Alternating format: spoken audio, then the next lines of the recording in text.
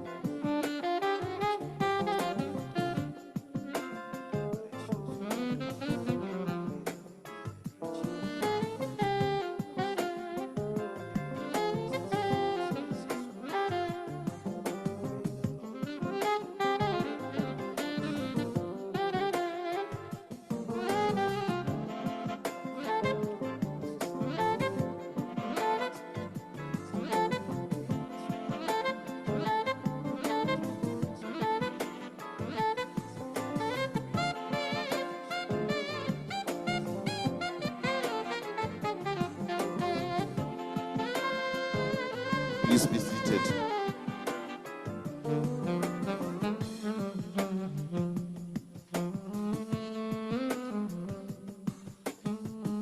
Honorable peers for Science, Research and Innovations,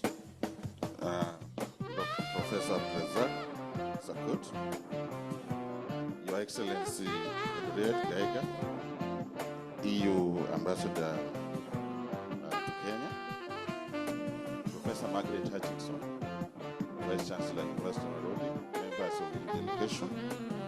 We want to take this opportunity to this very important workshop that is organized by the EU in partnership with the Ministry of Science, Research and Innovations and the University of Nairobi to train researchers, build their capacity on grant writing in order to help them identify opportunities for research funding, which is very important, and also how to build the bigger research ecosystem here in Kenya. We are very happy that our partners have seen it fit to support us in this endeavor. We have many partners here, research institutions. We have NACOSTI. I've seen the DG NACOSTI. Thank you very much. We have NRF, among us here. NRF, yes. We have partner universities. I'm not going to mention you by names, but also feel welcome. And we have many participants also online, including those who are here. We also have a number of participants online. So as we start, I want to wish you a very beautiful day. It's also an opportunity for you to, network, because we have partners who support research for impact here with us today. So even as you go through the training, it's also an opportunity for you to also network for future engagement. So feel free, make sure you make 1 or 2 or 3 friends here for future engagements and for impact. As I listen to the leadership of this country every day, I hear the president talking about increasing food security in this country, turning many acres of land into agricultural productivity, increasing manufacturing impact. I hear the president talking about climate issues, regaining regeneration of Nairobi River. All these things, I think they speak to research. What they are not saying is how to do it. They want to do it, they want to reach there, they want to build smart cities. But how to do it is your role as researchers, to support these grand ideas that the country is, dreaming about to turn this country to a fully developed nation. So you have a very important role to play as researchers, and you need to have that capacity, to work with the communities, work with the institutions that drive this research agenda in this country. So with those few remarks, I want to take, it's my single honor and pleasure to invite my boss, Professor Margaret Hutchinson, to make the opening remarks and welcome you officially to the University of Nairobi. Please welcome her. Thank you.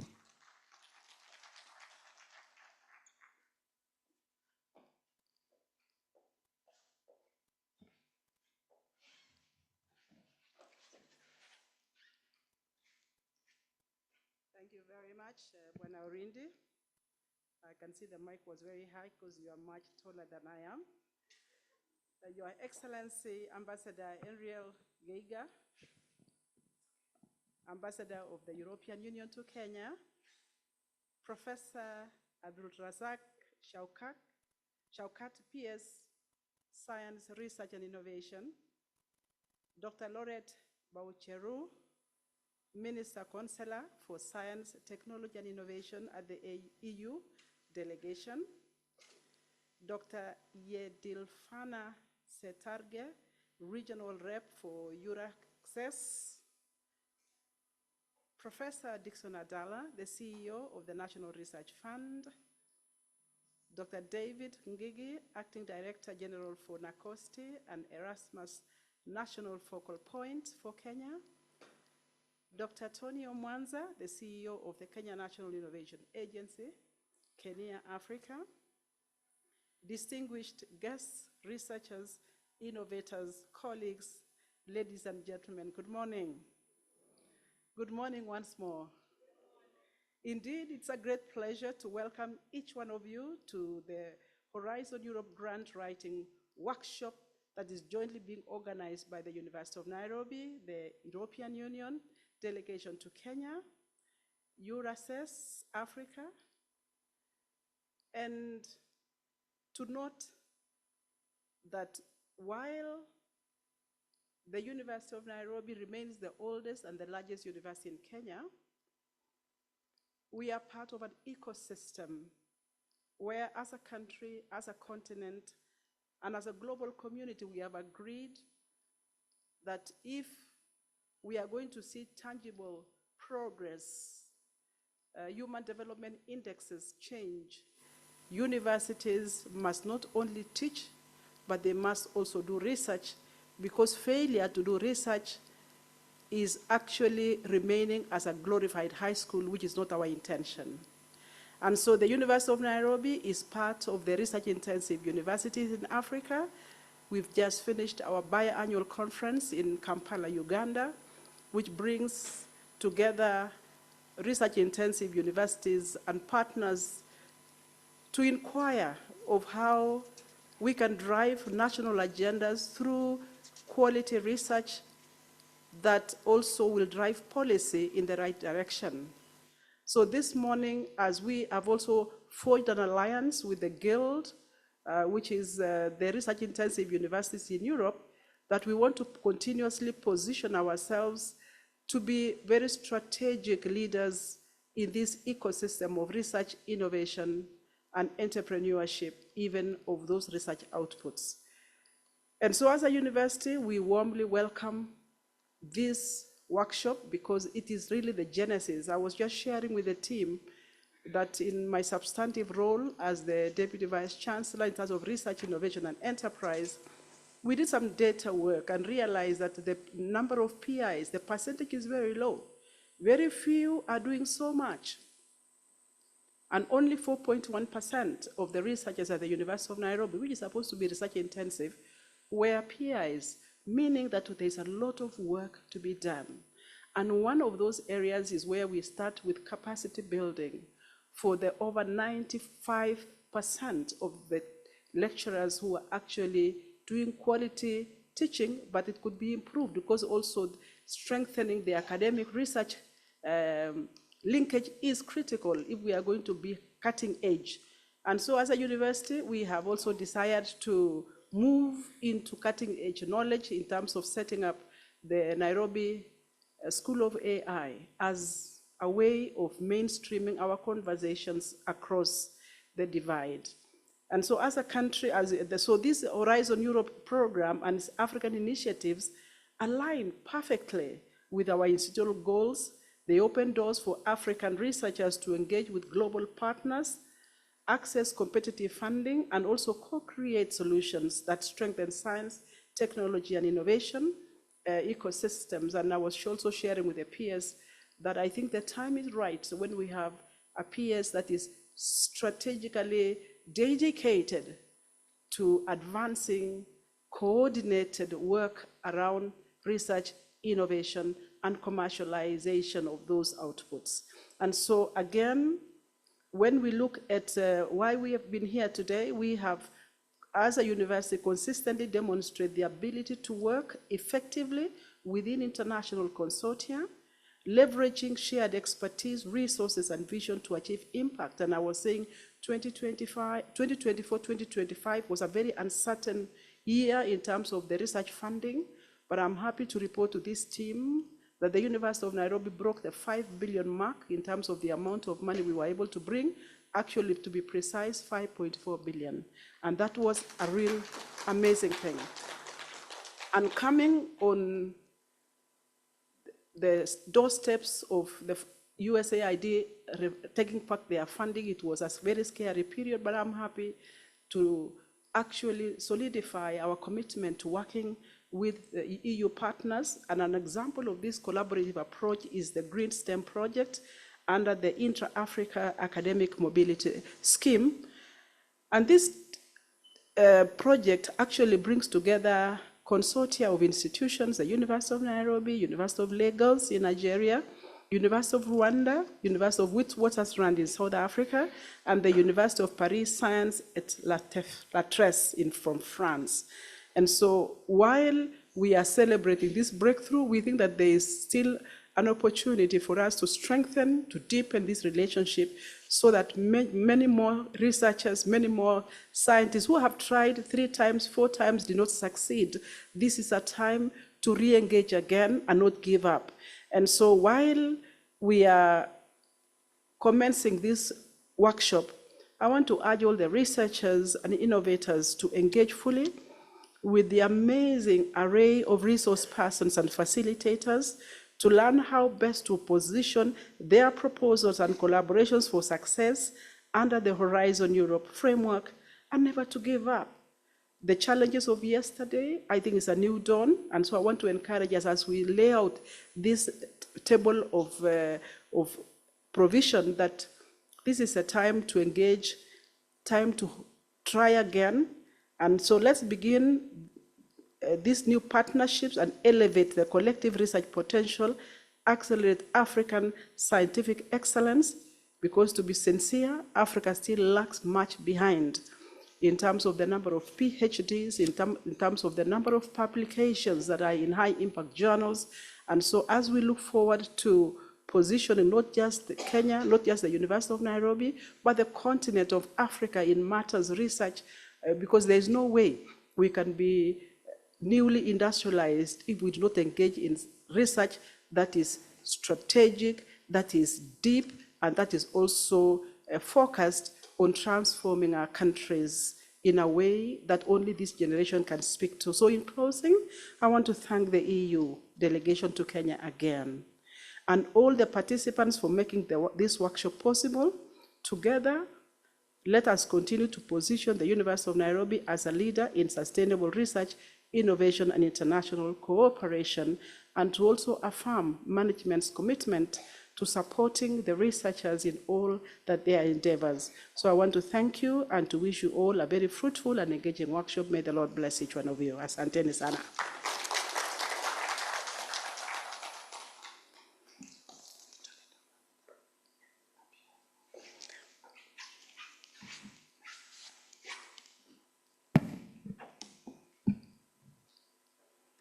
It's now my singular opportunity and privilege to invite Her Excellency Ambassador Henriette Geiger, the Ambassador of the EU to Kenya, to come and make her presentation. Put your hands together, please.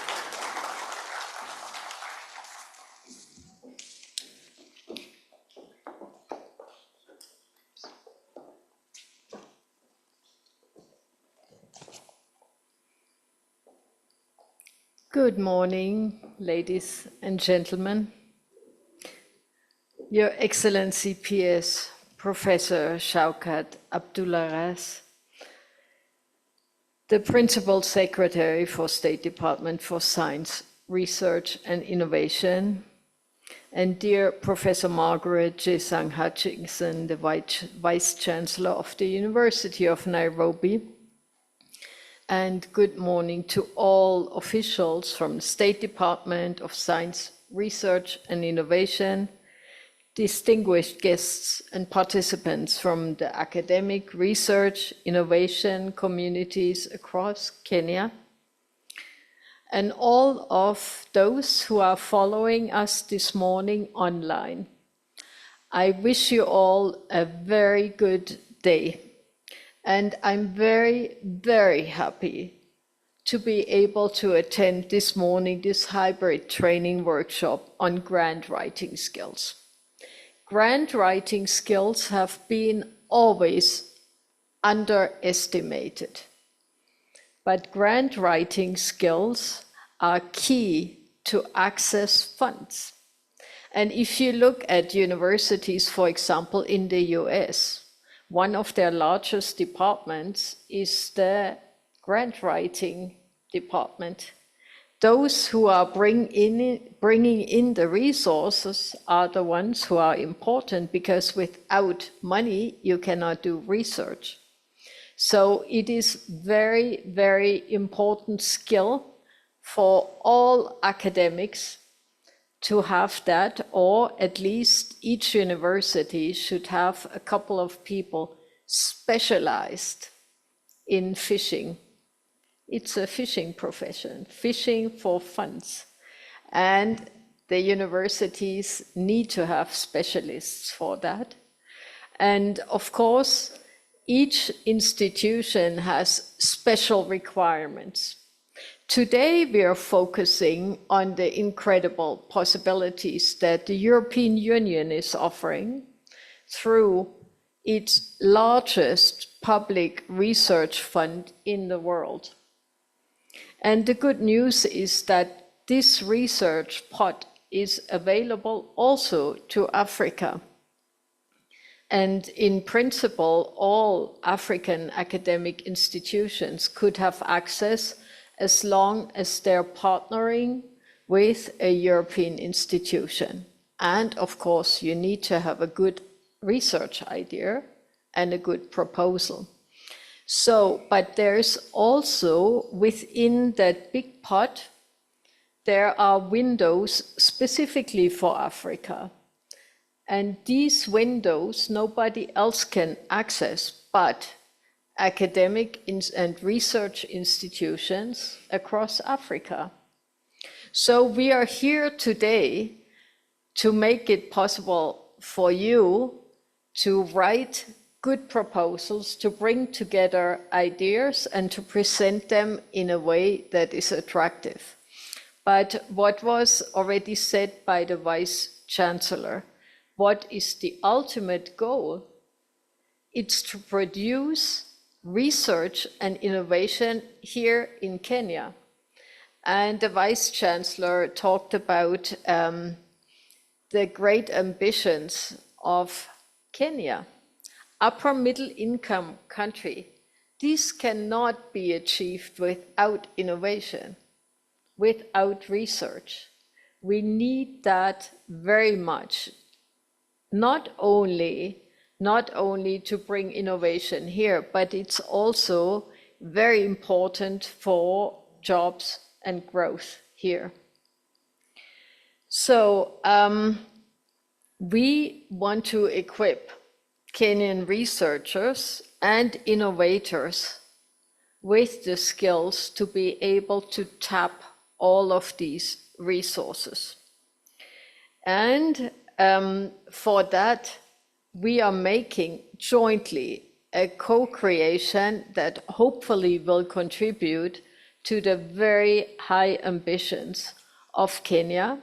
And as the Vice Chancellor said, the University of Kenya has very high ambitions as well. And it's still the flagship of academic research here in Kenya.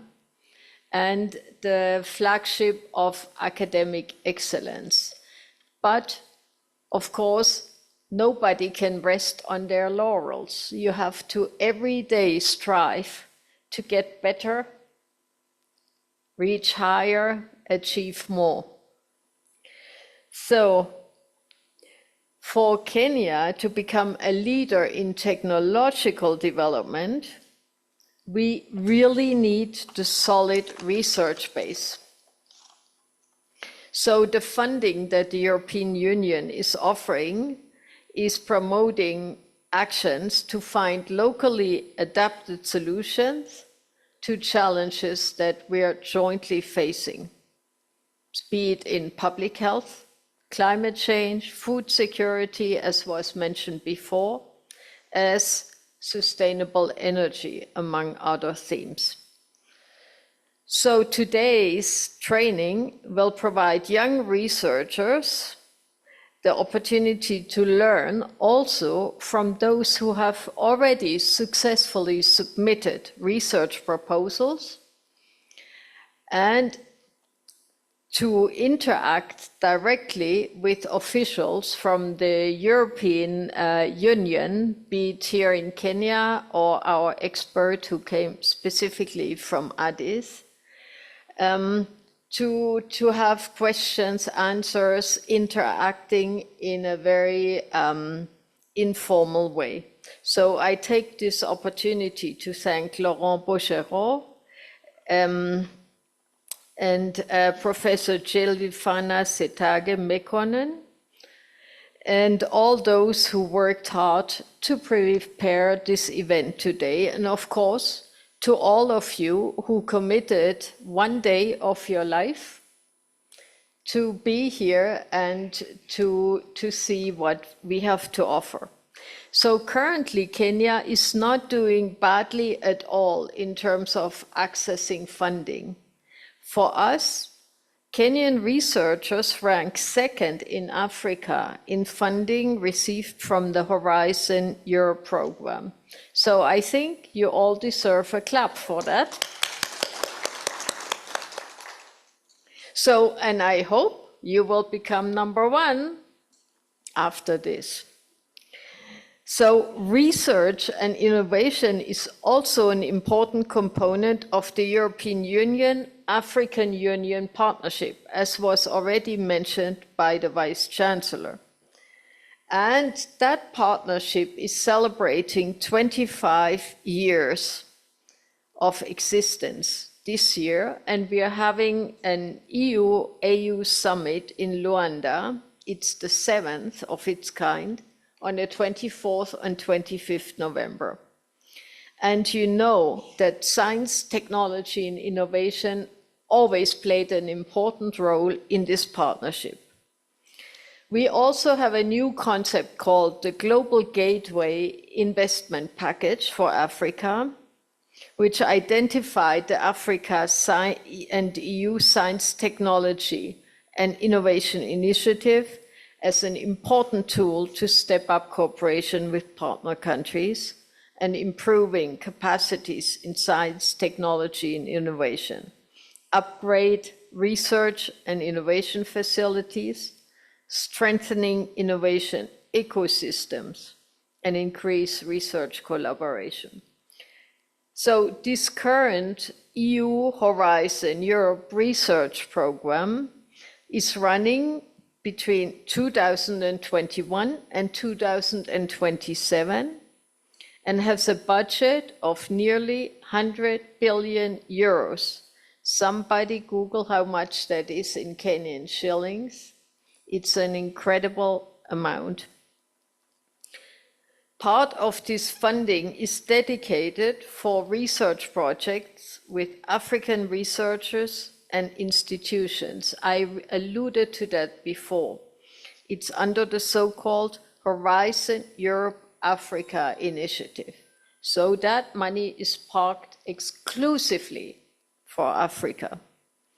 So 3 such initiatives have been launched in the past and attracted a lot of applicants. It started with African Initiative 1, African Initiative 2, And now African Initiative 3, this was launched only in May this year, and the budget is 500 million euros. Again, I need the translation in shillings, earmarked for 24 topics targeting cooperation with Africa. But already the African Initiative 4 is underway, and we will publish this before the end of this year. So get ready with your new skills. So I really hope that a lot of these research funds will land here in Kenya. As we continue our efforts to promote research and innovation, we are greatly encouraged that the Kenyan government, presented here by the PS, is keen to promote research and innovation and has recognized it as a key driver for jobs and growth. We are looking forward to work with the government institutions to support research, namely what is already ongoing with the National Commission for Science, Technology and Innovation, the National Research Fund, the Kenyan National Innovation Agency, as well as other research institutions such as KEMRI and others. Besides the Horizon Europe 21 to 27 program, I would also like to mention that Kenyan universities benefit from other education and research programs supported by both the European Union, but also our member states, through direct collaboration with universities and our member states' programs. The European member states also offer opportunities in research and innovation and education programs benefiting both students, researchers, and innovators. And I hope that during the day we'll get some more clarity about the different programs, but also we are next year celebrating 50 years of European Union-Kenya relations. And we want to focus that year on education and science, research, innovation. So hopefully we'll unpack much of that in the course of next year.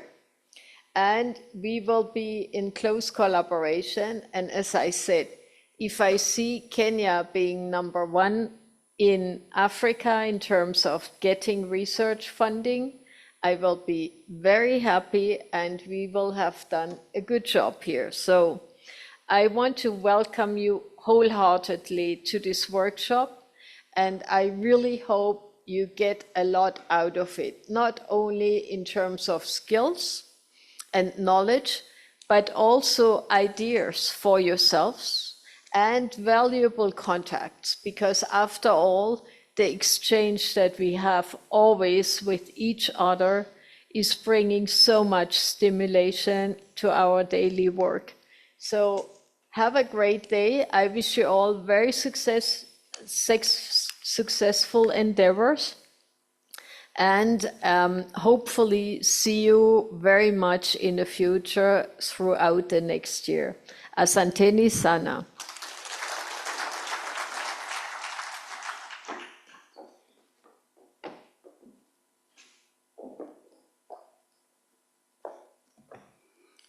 Thank you very much, Your Excellency.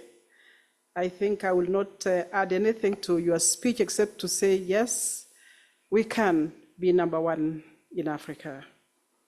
I don't hear anything. Yeah, we can. Yes, we can.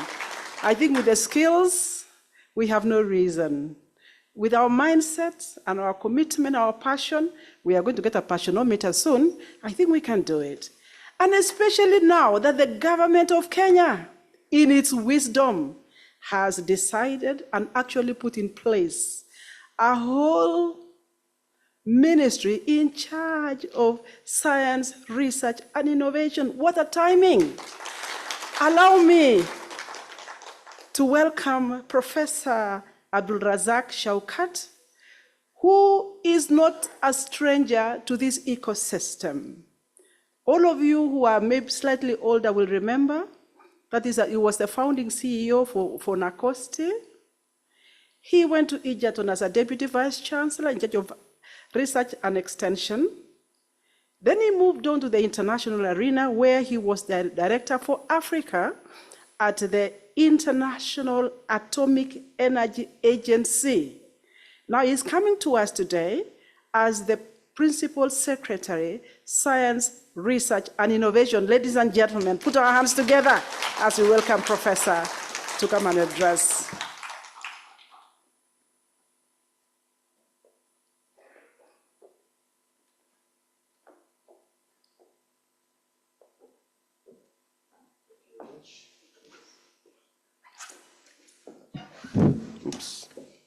Thank you very much, Vice Chancellor, for those very kind words. Your Excellency, Ambassador of European Union to Kenya, Excellency Henriette, and the entire delegation from the European Union. Also, we have, of course, our host, the Vice Chancellor, here with us. Many thanks. Colleagues, those who are going to facilitate this training today, this morning, we have various CEOs. I'm not going to mention names within the midst of this meeting, but most importantly, the participants that you're able to really get time to come so that we can be able to have this conversation together. And of course, those who have joined us online. I think VC, you're already thinking ahead of time. This is not a ministry, it's a State Department. State Department in charge of science, research and innovation. And because this is my first time to have this gathering, of course, first is to thank His Excellency the President, one for appointing me, and most importantly, appointing me on your behalf, because I am working on your behalf. And I think my recollection is when I was the Deputy Vice Chancellor at Egerton University in charge of research and extension, I used to write a lot of articles, and then later I became the CEO of the National Council for Science and Technology that transformed to Commission for Science, Technology and Innovation. And I wrote a very long article. It's a high time that Kenya has a Ministry of Science, Technology, and it happened. And then now coming back, the President appoints me in charge of science, research and innovation. I think this is a very clear testimony of the government commitment to embrace science, technology and innovation so that we can be able to propel the social economic space of this country. I have prepared a speech, but honestly, Ambassador, I feel like I shouldn't be reading this speech. I will just pick one or two things here and then speak from my heart. Whenever I meet researchers who remind me my story, I'm going to tell you. But this collaboration between us and the European Union, again, it's nice to go back into the history, 2008. Where we had the framework, Program 7, FP7, Horizon 2020, and now Horizon Europe. It was during that time, 2008, when I was appointed the CEO of the National Council for Science and Technology, and then later became a commission. So many thanks, Your Excellency, I really appreciate, and many thanks for letting us know that Kenya is in the right trajectory in terms of responding to the calls of the European Union. I'm fully aware, my friend from Addis is here, the partnership that we have, the EU Africa, because even when I was at the UN, these are the sort of discussions we used to have to see how Africa would be able to maximize its benefit from friends like the EU as well. So I also want to take the opportunity to thank the entities like NACOSTI, NRF, and Kenya that are here in continuing to spearhead the process of support in terms of innovations, in terms of research, and funding of the same. You're all aware that National Commission for Science, Technology and Innovation, NACOSTI, has several mandates looking at the advisory, looking at regulatory, looking at promoting, and looking at coordination. I was telling the Vice Chancellor, we've started the discussion. I've called the Vice Chancellors of public universities. I've been having a dialogue with them, trying to understand what is happening in our institutions of higher learning as far as the research is concerned. I stand to be contradicted, in spite that we are shining at the EU, but the research is still very low, and there's a room for improvement in our institutions. And the next meeting will be with the research institutions. At the moment, we've registered 46 in number, so I'm calling all of them again to have that discussion. Where are we? What are the indicators? What capacity do you have in terms of human resource? What financial gaps are there? What infrastructure is there? One of the things that I'm planning to do is to bring everybody in the ecosystem together, break the silo mentality, and build the synergies and collaboration. In my opinion, I stand to be contradicted. That is the elephant in the room. There's a lot of work going on, but sometimes the left does not know what the right does. And this is one of the responsibility that I have taken for. In spite of all that, I take note that there are quite a number of research that have been funded, almost 350 through a National Research Fund. We've had also the research infrastructure that have been put in place, such as the Center of Excellence of Biotechnology Research Institute at Cairo. We also have a center in regard to nuclear science technology, University of Nairobi, the African Center of Excellence in Sustainable Operations for Resource Management and Food Security, SORES, that is being hosted at JQAT, just to mention a few. And then, of course, we have the international collaboration, the LEAP Kenya, Renewable Energy, Enrich Africa, and the African Research Initiative for Scientific Excellence, ARISE, that we work very closely. In my own capacity, being a fellow of the International Science Council, the fellow of African Academy of Science and World Academy of Science Trust, I want to make sure that we can leverage on all these partnerships and the resources that are there for the benefit of Kenyans as well. As we go into this, and I can see here behind me the 95 billion that is being mentioned, I think, Ambassador, thank you for mentioning that. I think I can be able to say the same. I want to really ensure that we can be the top as Kenyans. So please, I have never known to be a second. So please help me so that we can be at the top. And that's really brings us to this very, very important thing. I recall during my earlier days, and that's why I'm saying I wouldn't want to continue reading this, because I was in your position. When I completed my PhD, I went to Egerton University as a lecturer, and I got stuck. There was no funding, there was nothing. So I had to go and look around. And the first place I saw was International Foundation for Science. I don't know if there's a fellow of IFS here. I got $10,000, but I can tell you, I really struggled to do that proposal. Writing a grant to get 10,000, then it was not that easy. There was any capacity to be able to help. And that really encouraged me. I wrote a second one, and I got the African Academy of Science award, and the rest is history. I went into doing all that. And I said in Egerton University that I must build capacity. And that's why under the my office, Research and Extension, we were able to have more of this capacity building program, writing or grant writing proposal. As the ambassador said, this is you're doing fishing literally. And I like this idea because I had to be given a fish and that's it. But I want to be taught how to fish. And this is exactly what we are doing here, trying to build capacity and capability so that we can be able to attract grants. The government of Kenya is trying its level best. The demands are huge, as you all know.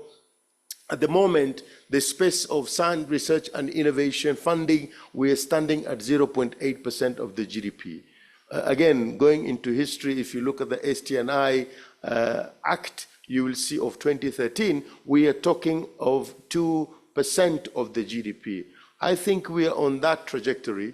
At the moment, 0.8%. I'm lobbying, and please, I need more voices from your side so that we can lobby for more resources. We need to allocate more funding, at least to reach 1% of the GDP. So in that case, at the moment, we are about 122 billion. And we are looking for another extra 30 billion so that we can be able to bridge the gap. But the government cannot do everything, as you all know. And that's why friends like EU are very, very vital, very important, and not just telling us their funding, but also coming forward to tell us how to get those funds. I mean, where else do you get this? You know, you're being told, colleagues, that here is opportunity. And there are what we call ring-fenced funding for Africa. And I can tell you, having spent 9.5 years in Vienna, managing 50 countries in Africa, I think Kenya, if we are not the top, then we are top 3. And so you have that capacity.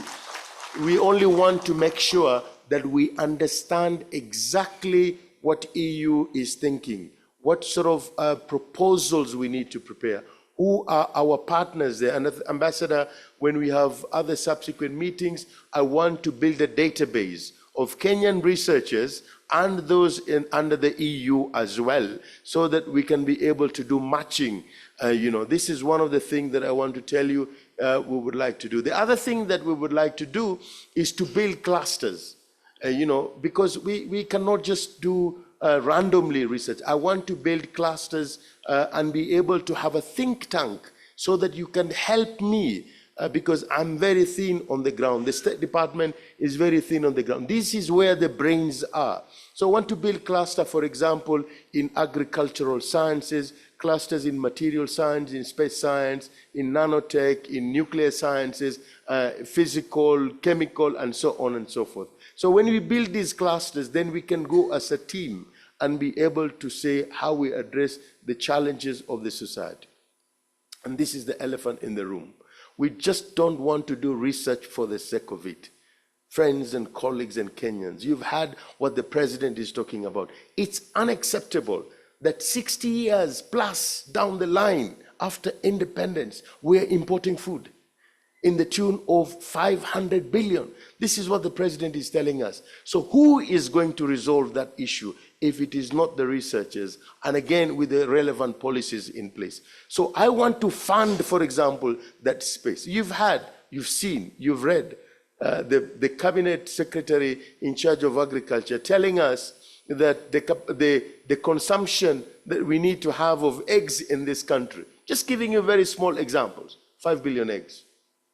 We are currently producing 4, importing 5 billion eggs. And this is supposed to be an agricultural-based country, right? It's unacceptable. The president is also telling us that if you want to move to the first world country, then we must be able to expand the space of the reliable sources of energy. At the moment, we are doing 2,300 megawatts. We are supposed to do 10,000 megawatts. Where is the technology? Where is the innovation that we can be able to look at all renewable energies here? Again, it is this space. You, as Kenyans, can be able to address those challenges. It is unacceptable that we have 43,000 cases of cancer on an annual basis. Where is the research on precision medicine? Where is the research on diagnosis and treatment of cancer in this country? Again, it is you. These are the societal issues. When you do this, that means you're addressing the societal issues. It is unacceptable that we have stunting in children under 5 in this country, 60 plus years after independence. It is you now, the nutritionist, that we can be able to tell us how we can produce produce and be able to do the fortification of the same to address the nutritional deficiencies in food. It is unacceptable that we have almost 30% loss in post-harvest losses. mycotoxins, aflatoxins, and so on and so forth. Yet we have the technology, we have innovation, we can do research in food safety, food security, and food sovereignty. It is you. That's why every time you lock yourself in a room and think about doing research, I know I'm a professor myself, you have to do research so that you can be able to publish, otherwise you perish. I know that you want to become a senior lecturer. I know you want to become a senior research officer. I know you want to become a full professor. You want to publish, but let's also blend it. Let's be a double sword. Let's publish, but at the same time, let's address the societal issues. This is the only way I can help you. You know, the head of public service challenged me the other day when we were in Mombasa, and he told me, Shaukat, I'm going to help you, but tell your constituents, you, my friends, you, my people, tell them whenever they are doing research, we should be able to see the impact of that research. Because then, you see, European Union, this is taxpayers' money. They have to go back and report. Ambassador, you have to go back and report, right? Look, as a result of this, we found Kenya importing food worth 50 billion. Because of the intervention of Horizon, now Kenya has reduced that importation by half. Because we have done research. We have produced the orphan crops, the sorghum, the millet, the sweet sorghum. We are blending, we are replacing the carbohydrate of maize with cassava, and. Hence, we have breached the gap of food insecurity. Wow. I can tell you, Ambassador will come back here and say, Shaukat, I'm going to give you more. Because the taxpayers on the other side are appreciating that their resources are being put into good use. Same with Kenya. If for us we are able to go outside there and have a big voice and say, fund the space of research, the big question is, what is there to see? So I want you also to bring to the surface, and this is what we are going to do next year, May, as we say, inshallah, next year, May, we want to have Science, Technology, Innovation for Society Week, where we can be able to bring what you've been able to do, have testimonies, bring the institutions together. We want to make sure that we break the silos. Universities, we must work with the research institutions. We have to work with the NGOs. We have to work with CGR centers. We have to work with the UN. Kenyan, we are so blessed. If you look around here, you see at least 8 UN entities around us here. You see all these CGR centers, including some of the headquarters here, like World Agroforestry Center, International Livestock Research Institute. We have to make sure that we work together. We want to make sure that we will be the country that we can be able to produce our own vaccines to be able to address the challenges of livestock. Can you imagine this country, the amount of leather that we produce, but we export most of it and not finished products? What sort of research do we need to do so that we can do value addition? I have my friend here, scientific attaché from Italy. He knows what I'm talking about. The beautiful leather shoes that we buy from Italy. I will not be surprised if the leather is coming from Kenya. We want to add value into this. So all this, we want to make sure that we can bring the technology, that we can recycle some of the waste products. For example, we can be able to address the challenges in the blue economy. 630 coast miles. What sort of research are you doing there? Are you looking at this seaweed that we can be able to use it for feed, fiber, and food? You know, so what I'm trying to tell you is please challenge yourself. Today is a beautiful day because we're going to build capacity in you. We will be shown how to navigate in terms of proposal writing and how to have punchable, bankable documents that will be able to attract more grants. When you attract more grants, it's good for me. Then I can be able to say, look, Kenyans, they need more funding because on their own, they have also tried to do their level best. So really, it's a very a nice thing, Your Excellency.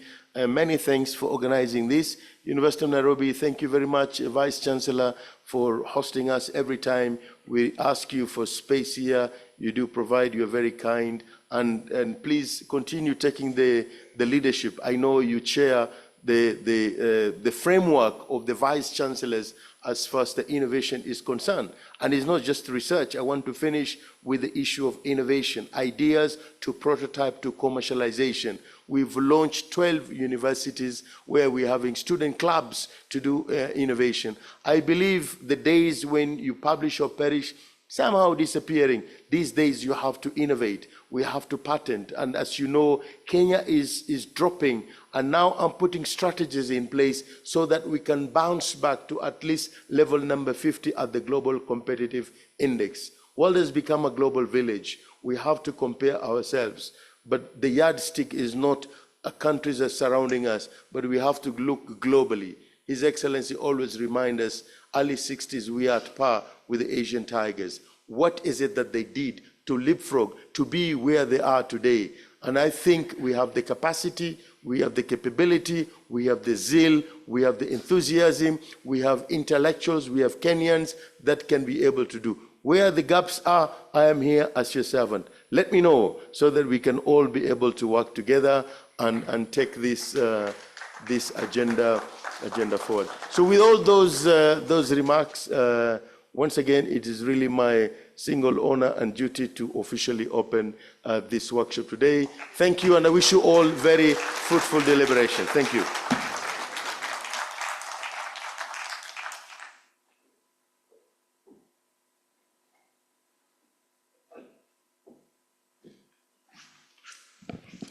Thank you very much. Give him a hearty clap.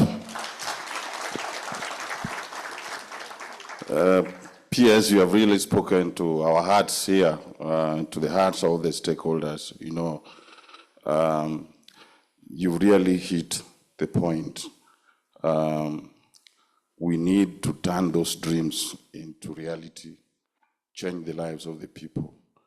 And to do that, we have to do applied research, impactful research. I don't know what help we can also give at low level here. We can only do advocacy. I know your ministries, your State Department is constrained. We need a lot of money also from our internal ecosystem. But I know you are constrained.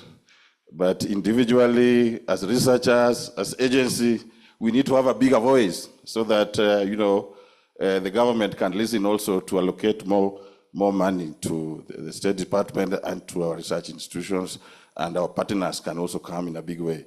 So advocacy, those who do advocacy, there's a lot of work for you here so that we can push this. This program was organized by different partners, and with my colleague here, I want to invite my colleague from EU, Mr. Kizito Ojamong, to now take us deep into the technical issues, technical part of the program. Kizito, please come and guide us into the second phase of this program. We are done with the speeches, now moving to the technical phase. Thank you very much. Welcome. Yeah, so thanks very much, all of you, for coming. Thanks, the Permanent Secretary for Science, Research and Innovation, for the good address you have given us, the EU Ambassador, the Vice Chancellor for the University of Nairobi, and distinguished guests. So I think we have finished with the opening section of the event. Now we are going to move on to STI Science, Technology and Innovation Development in Kenya. And this one, we are going to have 3 key speakers, and basically they are directors of agencies that are involved in research. So as the ambassador stated, that we are really happy that the Kenyan government in tandem is undertaking has budgeted a lot of funds for research, such that, and it's evident by the agencies we have for research and innovations. Because you know we have NACOSTI, we have Kenya, we have then also Kenya National Research Fund. So all these agencies, they play a very important role in promoting research and innovation. So I think with this, allow me to welcome the CEO for the National Research Fund, Professor Dickson Andala. So he will just give you us an overview about how the government is, because the National Research Fund, I think, is the key agency that supports research in the country using local resources. So allow me to welcome Professor Dickson to come and share his role in the role of National Research Fund in funding research in Kenya. Thank you.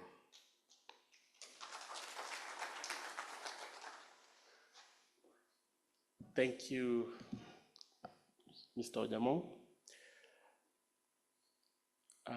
The PS, State Department for Research, Science Research and Innovation, the Ambassador to the EU, the VC UON, fellow CEOs present, as well as all the researchers in the House. I'm more than delighted to see young researchers who are keen to grow their portfolio in terms of attracting grants. And I must thank the University of Nairobi, as well as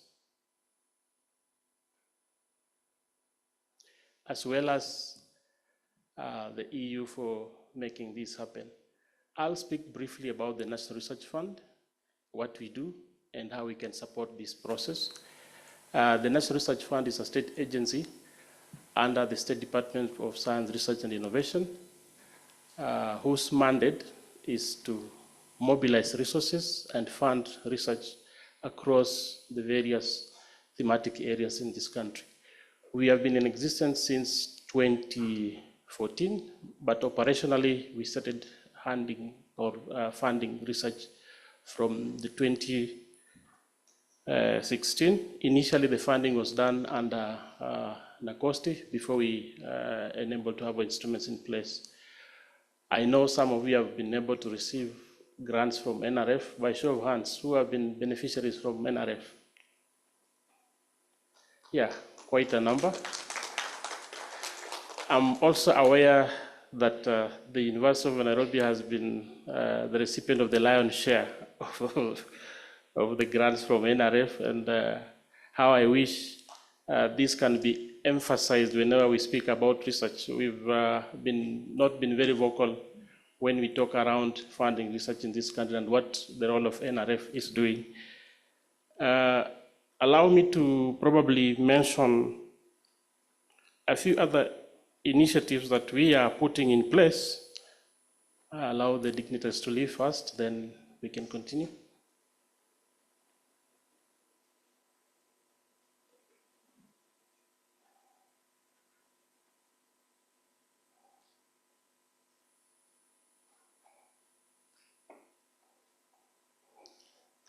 I thought there'll be a group photo. Okay, so as I was coming here today, I came here also to probably tell you my story, and then thereafter give in highlights on how NRF and EU have already done some partnerships that you can also be able to benefit in, and best mechanisms of you to be able to find your footing in the EU funded projects. One thing that I must mention is we've got what we call, the EU does not fund 100% of the calls that they make.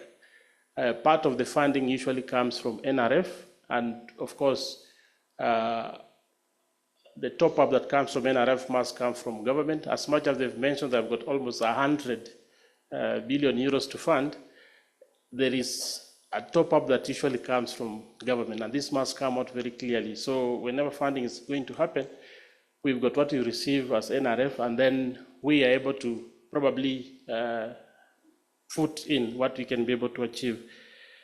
Key among examples of those projects that have been funded through EU, we've got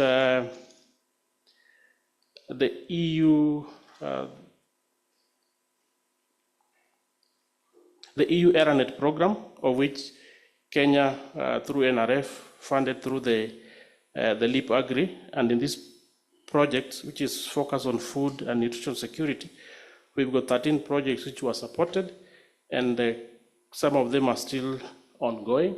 Anybody who received funding from the LEAP Agri? I know UN, we had some. There are 13 projects are still ongoing. Anybody who benefited? Okay, but I know majority are in Egerton University.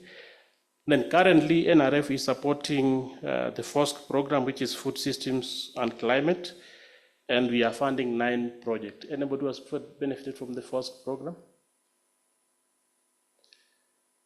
We are all beginners, yeah? Currently, we have got another project which is being rolled next month, and this project is on renewable energy. And please pay attention on our NRF website. This is going to be launched very soon. So that is in December, where we're going to fund more other projects depending on the availability of resources. So with those, maybe I need to speak to those who are beginning this journey. When I finished my PhD and came back to Kenya, that was in around 2012,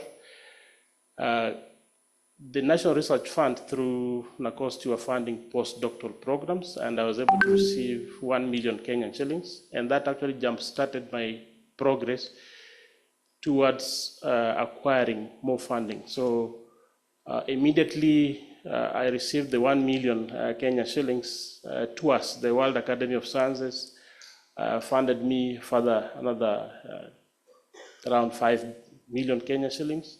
And then from there, that was in 2013, NRF also funded me another 5 million Kenyan shillings, partly because I benefited from this process of capacity strengthening. And as NRF, we are keen on ensuring that we capacity build both at individual and the ecosystem level. So part of what is happening currently is through the EU initiative and the University of Nairobi, we are strengthening the ecosystem. And we also have trainings which are organized by NRF to fund, to train more particularly young researchers on how to be able to write proposals that are able to be bankable. The other thing that we're also doing as NRF is we are also supporting institutions to come up with the research grant offices. And these research grant offices, what we've realized, most of the institutions, when you receive grants, they are pulled together. And you find when you pull together operational resources and research grants, most of the time when the university is at risk of defaulting, maybe KRA, all those funds are swept away. So I must applaud Egerton University, despite the financial struggle they've been going through. There are research grants that have been received from various funding agencies have never been touched. I know it's the same case with the University of Nairobi. So we encourage institutions to have a dedicated research grants office and a dedicated account where funds go to so that they're not pulled together with operational resources. The other thing that we are also doing is ensuring that through monitoring and evaluation, the funds that you receive are utilized for what they are meant for. We usually undertake this quarterly, and currently my team is on the ground visiting various institutions to ensure that funds are utilized for purposes that they are meant for. And more importantly, the Office of the Auditor General is also accompanying my staff to ensure that whatever we funded is bearing impact. I won't belabor so much, but allow me to stop there so that the next speaker can be able to give his insights. But I'm available for Q&A, and probably when you be developing your proposals, I can be party to the process so that I can be able to see the progress and also give you my thumbs up for the good work you're doing. Thank you.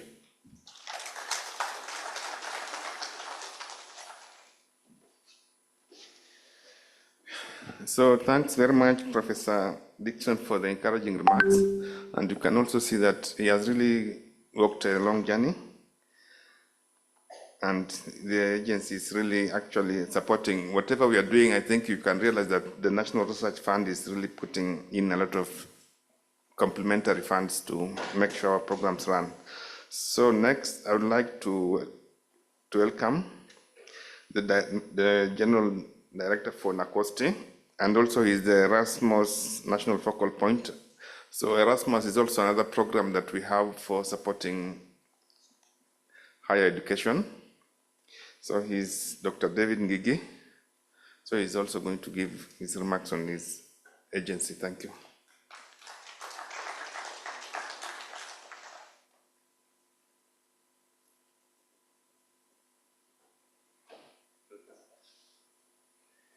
Thank you for the opportunity. Distinguished participants present here and those who are participating online, good morning. I want to really take this opportunity on behalf of NACOSTI to really appreciate this partnership with the EU, because indeed this speaks to the core of what NACOSTI exists to do. And when I'm here, I want to, from the very beginning, to really indicate this will be time well spent where we are here. Why? Because NACOSTI, or National Commission for Science, Technology and Innovation, as the PS was trying to articulate, this is one of the agencies under the Science, Technology and Innovation Act that the Kenyan community stakeholders saw it wise that we have three agencies. We've heard from the National Research Fund. NACOSTI comes in as a regulatory agencies, and we have Kenya. That thinking, it was to see how to build this ecosystem and how we're able to support our research system. Why? Because this is very key for us. So NACOSTI basically exists to do so many functions, but I just want to summarize them into 4 broad areas so that I'm able to speak to what we are doing here today. One of the key things that NACOSTI stands for is a regulatory agency. And I know the issues of regulations, the issues of licensing. I know you speaking to researchers, I'm very sure you must have interacted with this agency insofar as the licensing in the research is concerned. And it is key because here today we are speaking about the issues of how I able to build our capacity to attract more grants to do research. But we have to do ethical research. That's why the NACOSTI comes in the issues of licensing. We also do exist as an advisory agency because as a result of all this research funding, as the PS indicated, that we need to inform our policies. Because we are speaking of the evidence-based policy formulation. So NACOSTI also exists as an advisory agency. It matters science, technology, and innovation. It also exists to do promotion. And that's why I'm very happy we are here, because we want to promote matters research and innovation. And where do we start? We start with the building capacity. And I'm glad that this is a wise decision, this is a wise move, and thank you for the organizers, thank you for articulating this. Why? Because it is known out there. The EU grant, the Horizon Europe, the Erasmus, they are highly competitive. Highly competitive. But we also have to be competitive as well. And that's why the essence of this meeting is how are we able to increase our competitiveness in there. Because we have to measure ourselves against the best. But this is very important. So from the NACOSTI promotion point of view, this is one of our major milestones that we want to put into our record, that we are working in the right direction for us to be among the league, the best. And finally, we also are coordinating. So matter to do with the coordination. Because science, technology, and innovation sector, we have all these players in there. So that we also need to coordinate the sector in that manner. So in that perspective, just quickly put some few numbers so that we do appreciate as a regulatory agency. And then you tell me whether this is true or this is what we may need to agree. Today, NACOSTI is licensing about 12,000 research in this country. Are those the numbers we are doing, or we are more research intensive as a country? Because now we're looking at the global level, at the country level, licensing 12,000 research in this country, including the Horizon Europe, the Erasmus grantees, and all that. So these are the figures we are seeing as a regulatory agency. That's 12,000 research in Kenya, Maybe yes and maybe no. I want to believe no. So the issues of compliance, there is issues. And as we build our capacity, we also want to emphasize that we also need to do ethical research. We have to comply with the law and the likes. So we are licensed at 12,000, and we are looking forward to get more numbers. Because as we say here this morning, as a result of this engagement, we should be able to increase our capacity, our potential, and our ability and capability of getting more grants so that we can have more numbers into that pool. So that's very important. That when as a country, we know we are research intensive and we want to walk this journey together. NACOSTI is not a policing institution, but there's a reason as to why the government saw it, you have a regulatory agency. And to ensure that, we have also accredited 48 institutional scientific and ethical review committees, because the research, even money that we are looking forward to get from the EU, we still have to conduct our research within that. We have about 48 accredited committees. Why? This is a delegated mandate to this committee so that we ensure what we are doing. And any piece of research has ethical aspect in it. You know, initially people thought that research or the ethical clearance are only meant for biomedical research. No, any aspect of research has ethical issue, and that's why we have those kind of things we are talking about.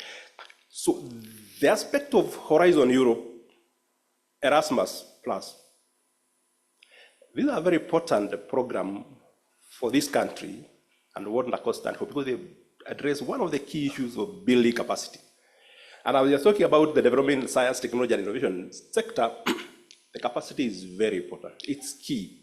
And this program speaks to what the government aspires to do. So this partnership to me is critical. Your involvement and your participation here as a clear testimony of commitment that we walk this journey. So this program speaks to the priority program for the government, because science, technology, and innovation sector, for it to thrive and attain its potential, we really need this capacity. So it is very, very, very critical. And particularly where NACOSTI is the focal point in the Erasmus Plus program, we really just also want to really appreciate the kind of the numbers we are seeing. For the current cycle, 21 up to 25, we have about 91 students, Kenyans, who have benefited for this. That one we can't say more than that. We are say this is great. This is the capacity we are building for the future, so that we can take our country where we belong. So this program speaks to what is really key for us. International mobility, that we're able to have our Kenyans move across the globe, interact through this Erasmus program. Almost 2,000 Kenyans have benefited in these.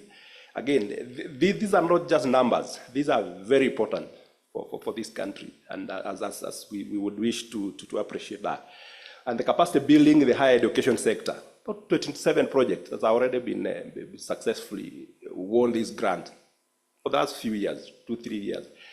So to us, when we say science, technology, and innovation sector, this is critical. This is very important, and you are the players, you are the drivers, and we have to ensure that the right capacity is in there. Of course, there are a few challenges here and there, and I want to say, as we come to the end of these few remarks, is that some of these challenges that we have in this country, and what the ambassador was speaking about, Kenya being the second, we're still seeing challenges of awareness creation. Still awareness creation is low, and I want to really appreciate this kind of initiative, because we want to take this process to the next level. More Kenyans to come on the stream. As competitive as they are, we still need more Kenyans to take part in this. So the issues of awareness creation, and that's where NACOSTI really want to commit to work with the EU so that we can continue with this campaign, so that we are able to tap into these great potentials that are in there. We really need to strengthen that capacity, and I agree, as we talked, grant writing is an art that really require all this professional input, technical input, and all that.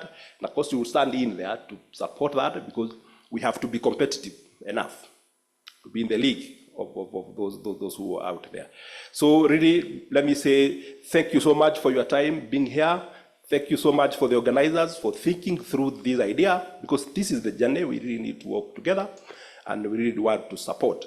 This is what NACOSTI exists to do, to promote matter science, technology, and innovation. So we are partners in this and we are going to work together. Thank you so much.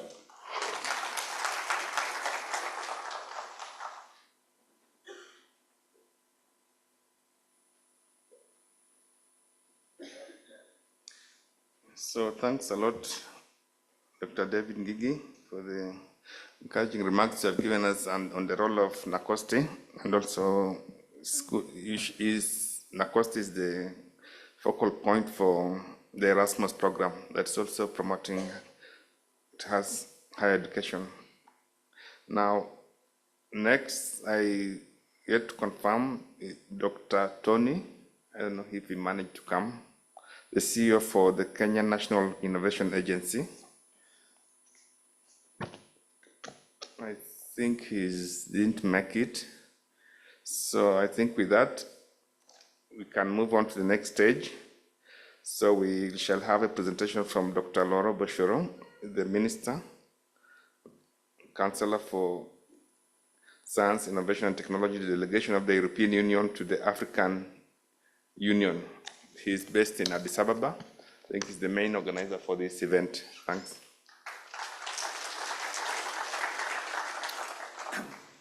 Thank you, Kizito, and good morning to everyone.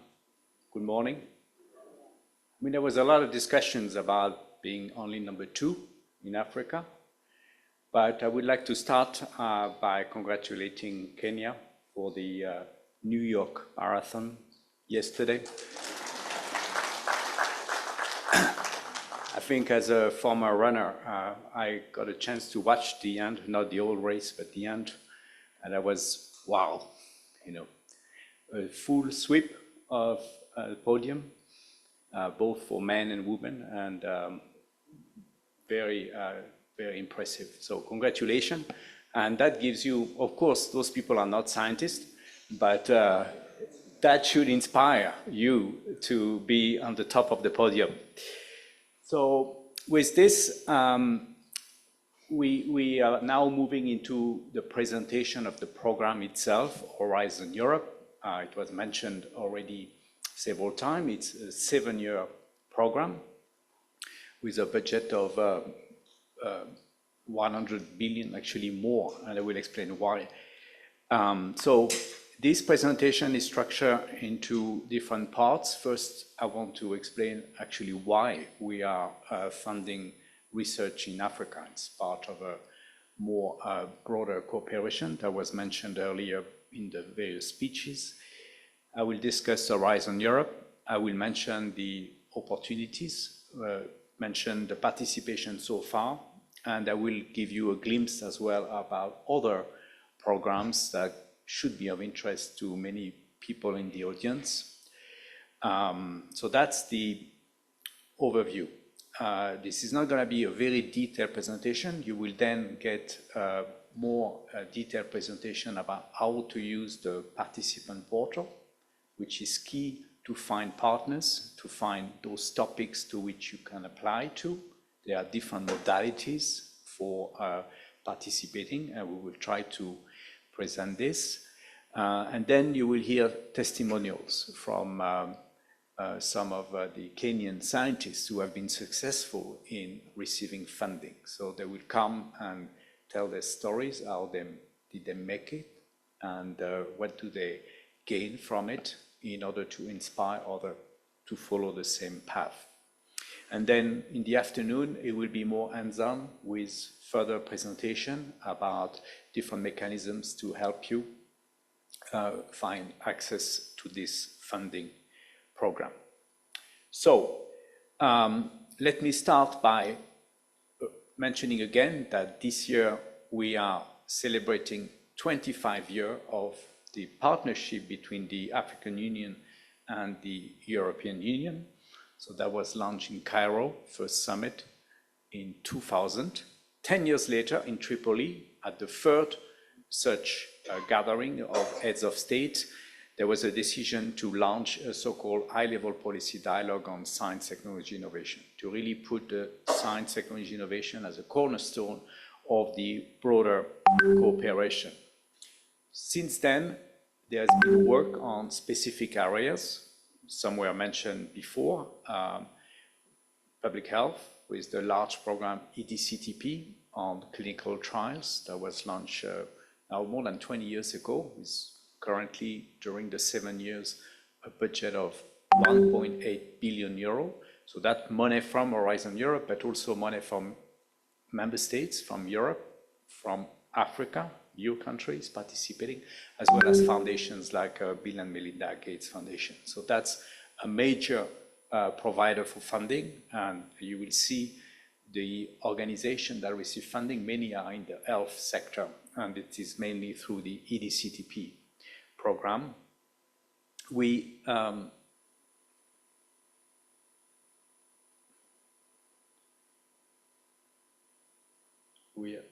There's one slide missing. Strange.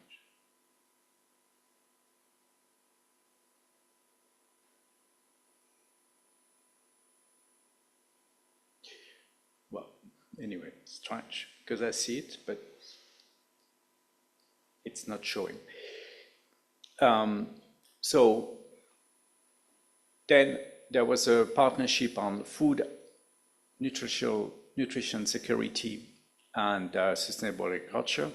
And Dr. Dickson mentioned LIPAGRI, which was funded, which is the long-term Europe-Africa partnership in the area of agriculture research in a broad sense, which has funded 1 billion euro of joint research over the past 10 years.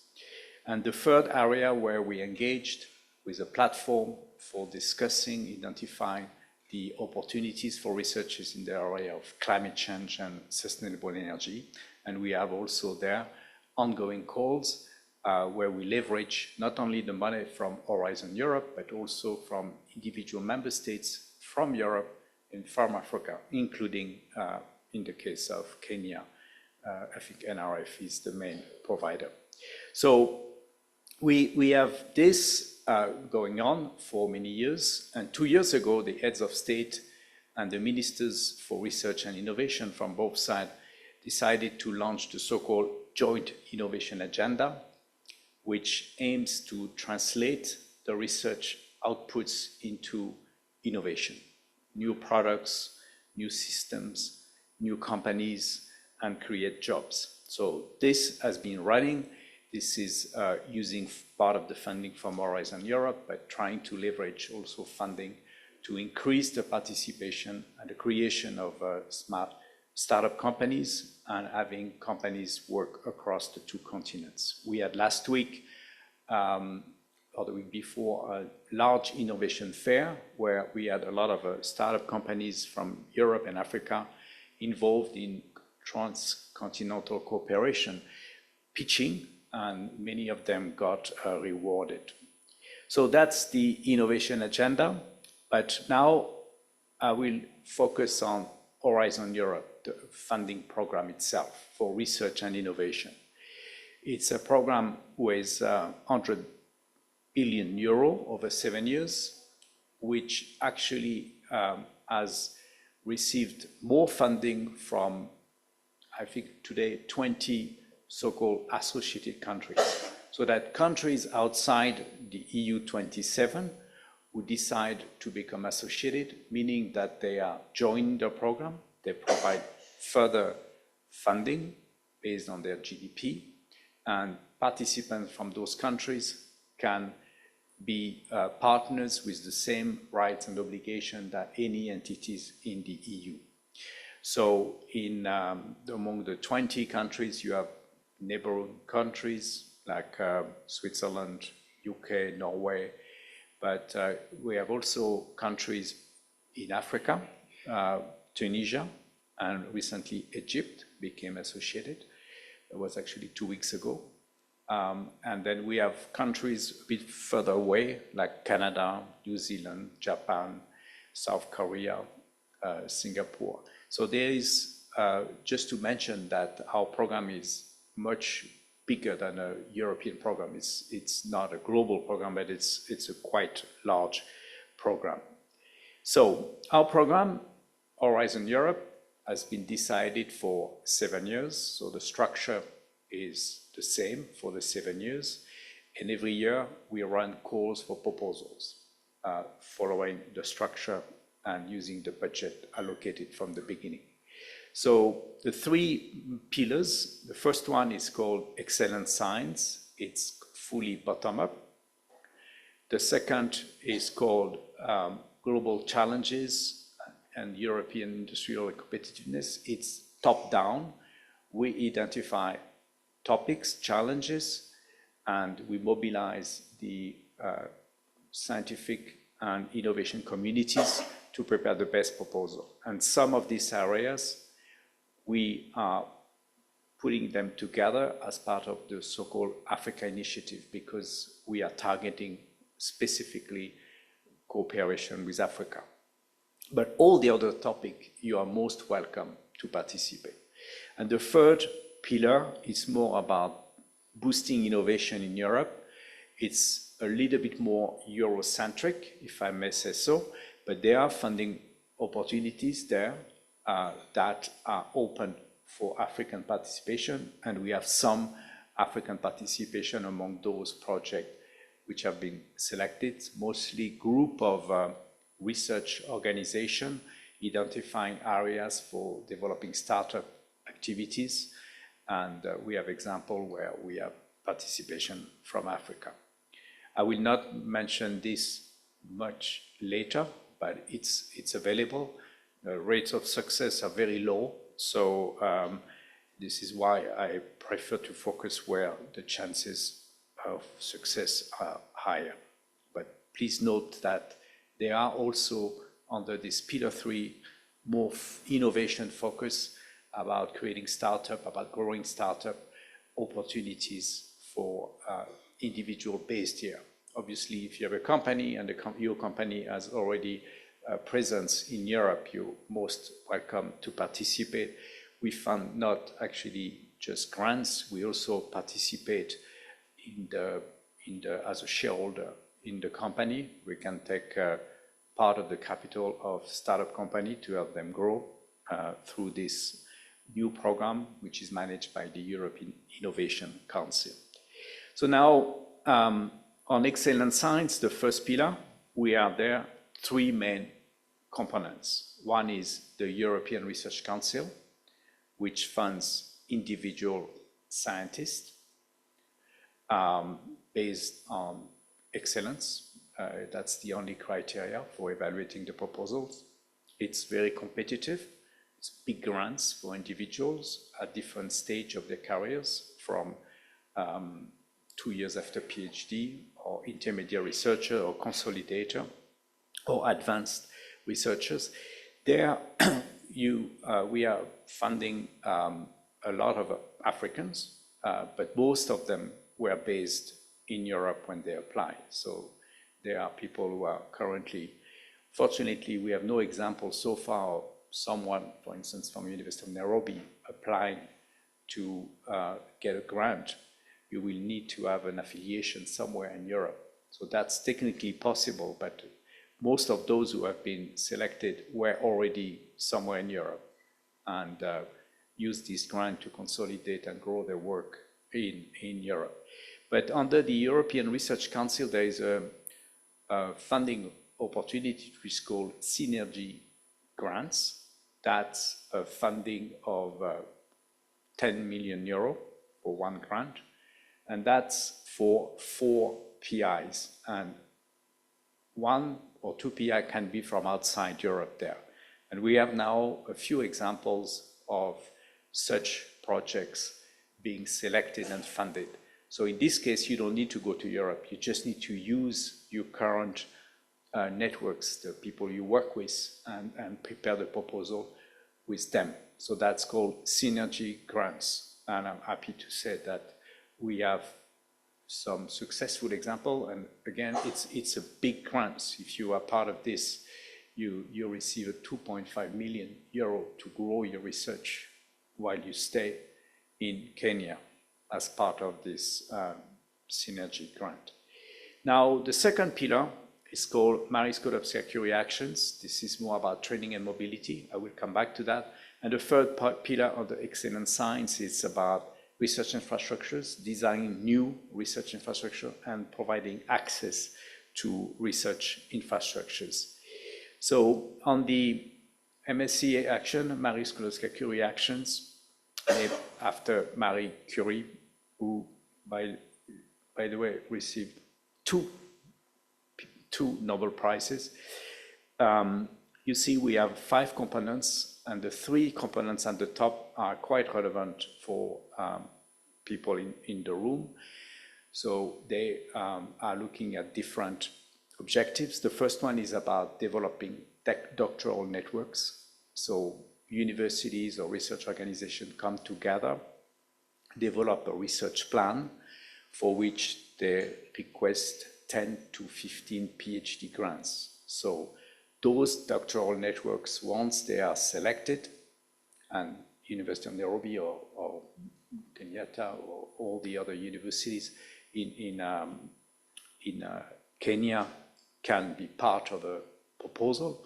When you receive the grant, you can select and recruit those 10 to 15 PhD who will work together as a cohort. So some work will be done jointly. There will be a number of modules where they will be trained together on patenting, for instance, or on science communication, ethical issues relevant to the work. So it's relevant for Kenya first as a member of the consortium building and developing the doctoral network, and bottom up, it's up to you to propose something new, innovative. And also your master students applying to receive one of the PhDs. In Kenya, actually not in Kenya, because there's a mobility component. So your master's graduating students can apply to receive a PhD grants in one of those doctoral networks once they are selected. And we will explain how you get information about these openings, this competition. It has to be an open competition to select the best PhD candidates to work on those. Then the second box here on postdoctoral fellowship is about one postdoc. So it's about someone graduating with a PhD, applying to spend 2 to 3 years as a postdoc. So it could be someone from Kenya applying to work somewhere in the EU or one of the associated countries, or vice versa. We also support Europeans coming to one of your universities of research centers for 2 years. So that's one individual, one hosting institution, and one program for the 2 to 3 years, on the basis of which we have this competition, this global, it's called global fellowship for postdoc, a global competition for the best proposal. And again, it's bottom up. You don't need to look at what are the priorities. And the third one, which is also bottom up, is called staff exchange. It's about a number of research organizations, universities, or industries or NGOs working together on a common research innovation theme, bottom up. And when you are selected, you receive funding not to pay the doctoral student or postdoc, but to do the mobility. So to spend 1 month to 1 year in another institution. So the cost of traveling and the cost of staying in a different place will be fully covered. There is money for the hosting institution, for hosting the fellows who are moving, and also funding for organizing workshops or conferences, developing newsletters, and so on. So those, the others are a bit less relevant for people in Africa or Kenya. So we will explain again, so there are different modalities. This is not what I will present after Africa Initiative. This is from the Pillar 1, and as I explained, excellence-driven and bottom-up. So you don't need to know whether your area of research is a priority or not. You have to make it appealing when the reviewers look at the proposal to show and demonstrate that it's good value for money. And by the way, we also invite you to work as experts and evaluators for proposals. We have a database. I think we will explain that later. For some of you, you're here to learn how to write a grant, but it's also useful to be experienced in reviewing grants, because when you do this, you see the weaknesses of some of the grants, the obvious mistakes they make, and what are the shortfall in the proposal, which are the reason why the proposal fall.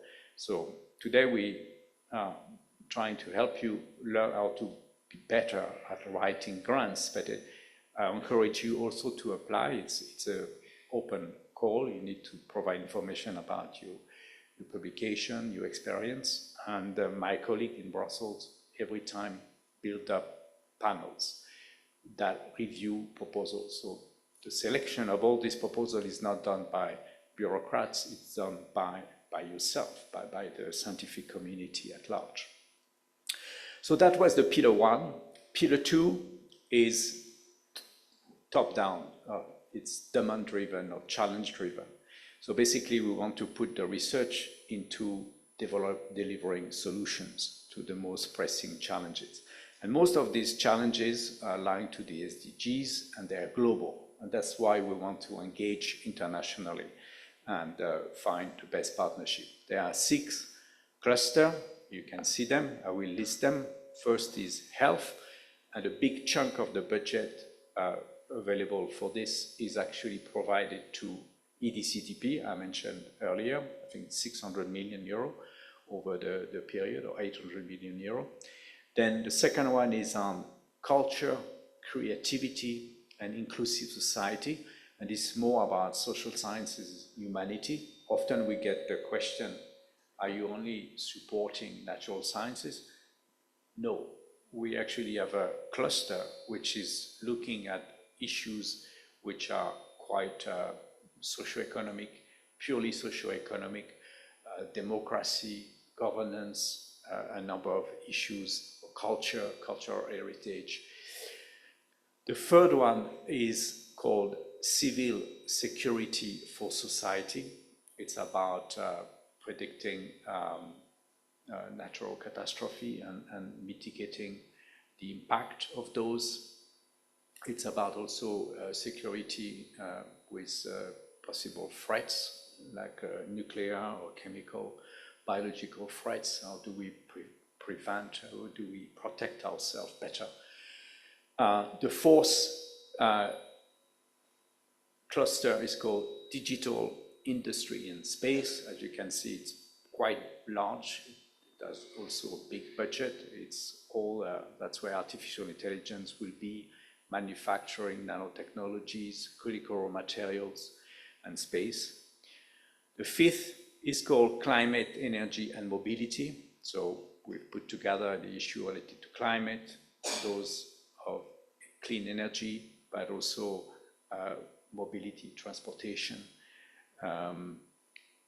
And six, it's a large cluster which brings together agriculture, life science, and environmental issues. So it's a long name. And this is an area where we have a lot of participation from Africa, because we have a lot of topics targeting Africa. So I mentioned for the first pillar, the main criteria during the evaluation is excellence. You need to show why your proposal is original, is novel, is promising. When we look at this pillar 2, where we are trying to develop large consortia, public, private, bringing the users, there are actually three criteria. Excellence, obviously, you need to show that there is something novel in what you propose, But impact, we discussed this earlier, impact is another very important. And impact is described in the call, so you don't have to invent the impact. The impact is clearly specified what type of results, what type of impact we expect from the work down the road. So you need to show how you are going to deliver on this. And the third important criteria is about the quality and efficiency of the implementation. So it's about the quality of the individual teams per se, but it's also how the consortia is going to work together. It's not enough to put 5 Nobel Prizes on the proposal. You need to explain how they're going to work together and how do they mitigate in case things don't go as expected. How do they protect the results? How do they bring them to the market? So keep that in mind, because it's part of understanding how to write a grant.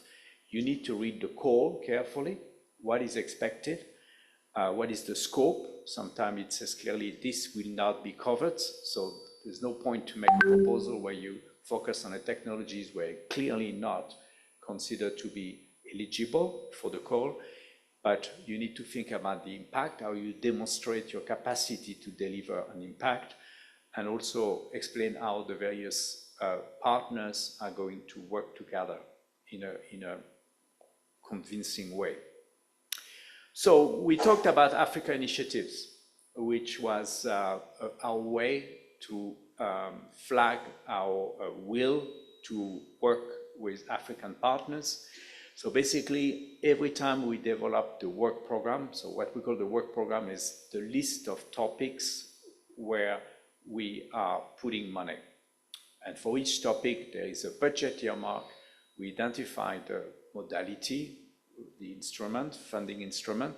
We also give specific recommendations in terms of participation, for instance, in the case of Africa. And each time we add a call, so the first, when we launched Horizon Europe, we prepared a call for 2 years, for the 2 first budget years.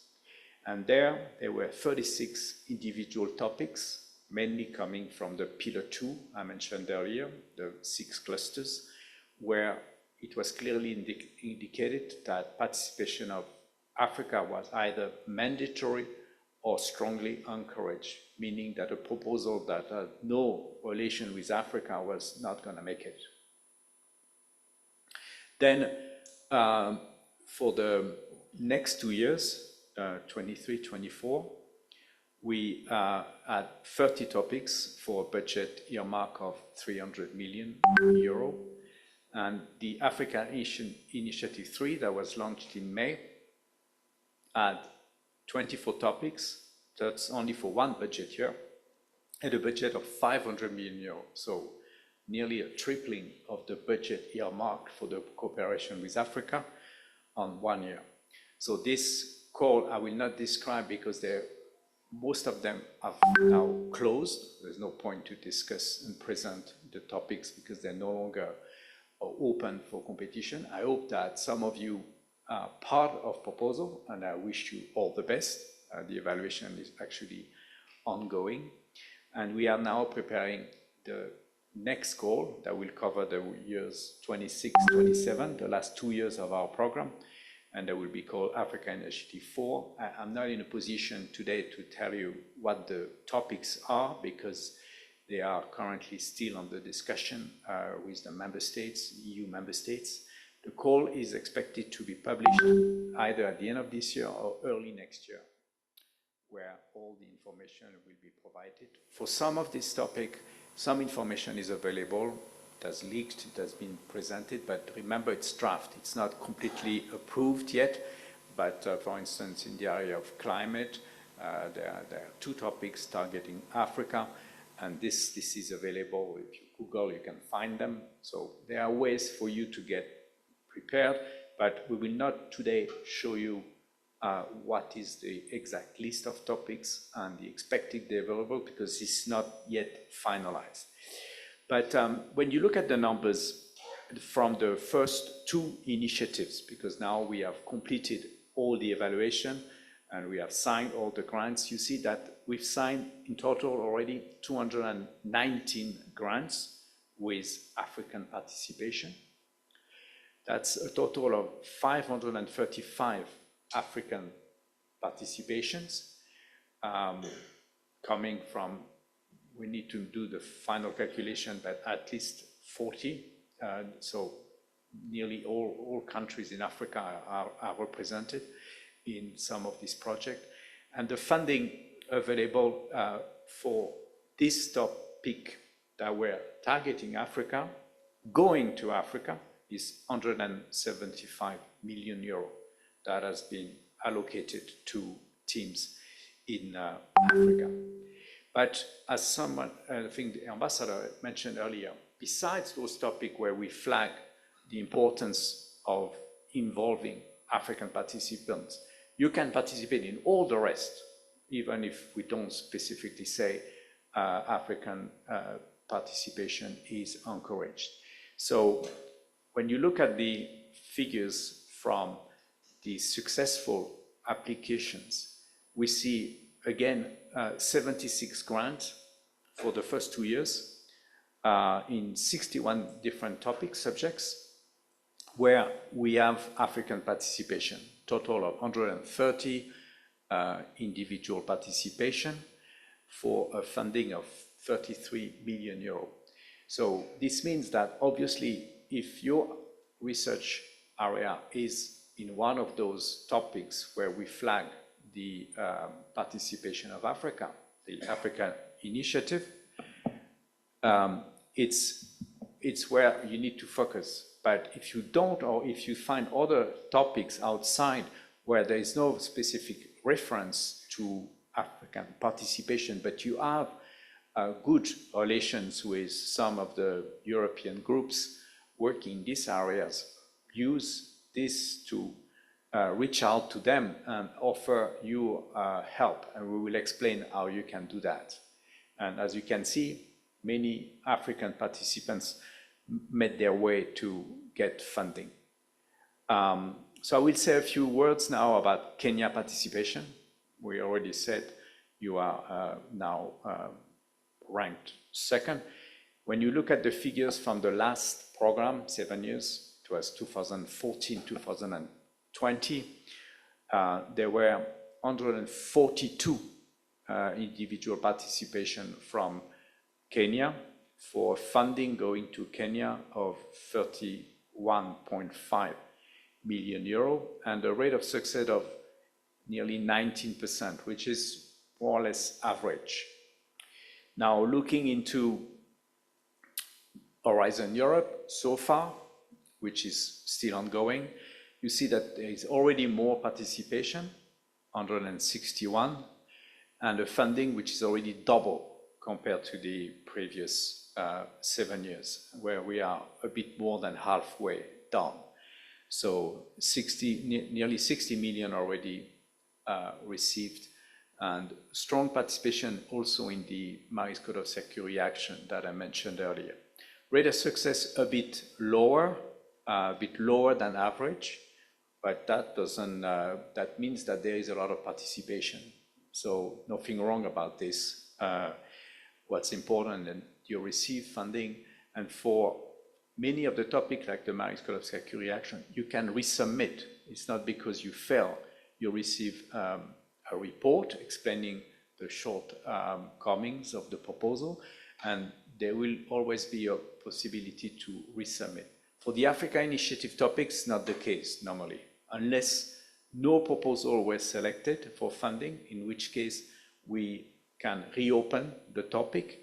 Normally, when this is done and you have not been selected, you need to find other ways to be funded. That either the one I mentioned, Maris Code of Security Action, staff exchange, or there is another program called COST, where we are encouraging also bottom-up cooperation between scientists all over the world.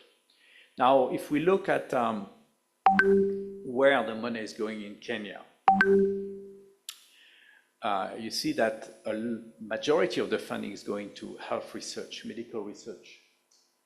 with, at the very top, the Kenyan Medical Research Institute, nearly 12 million received, followed by the Health Research Operation Kenya Limited, UNEP.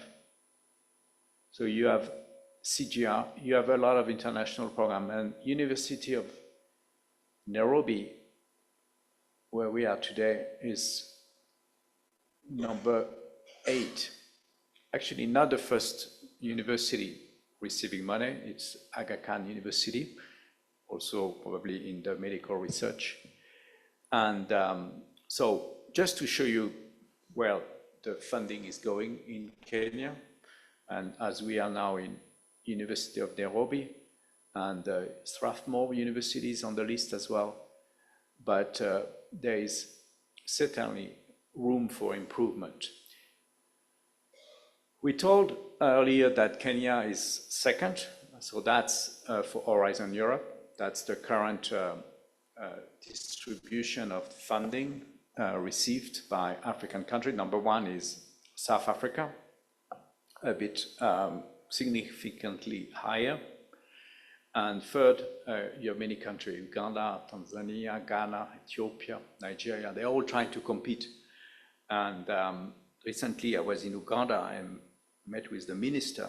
And I told her that Uganda was doing very well because they were top 3, they were on the podium. And she answered, that's not good enough. I want to be best. I want to be number 1.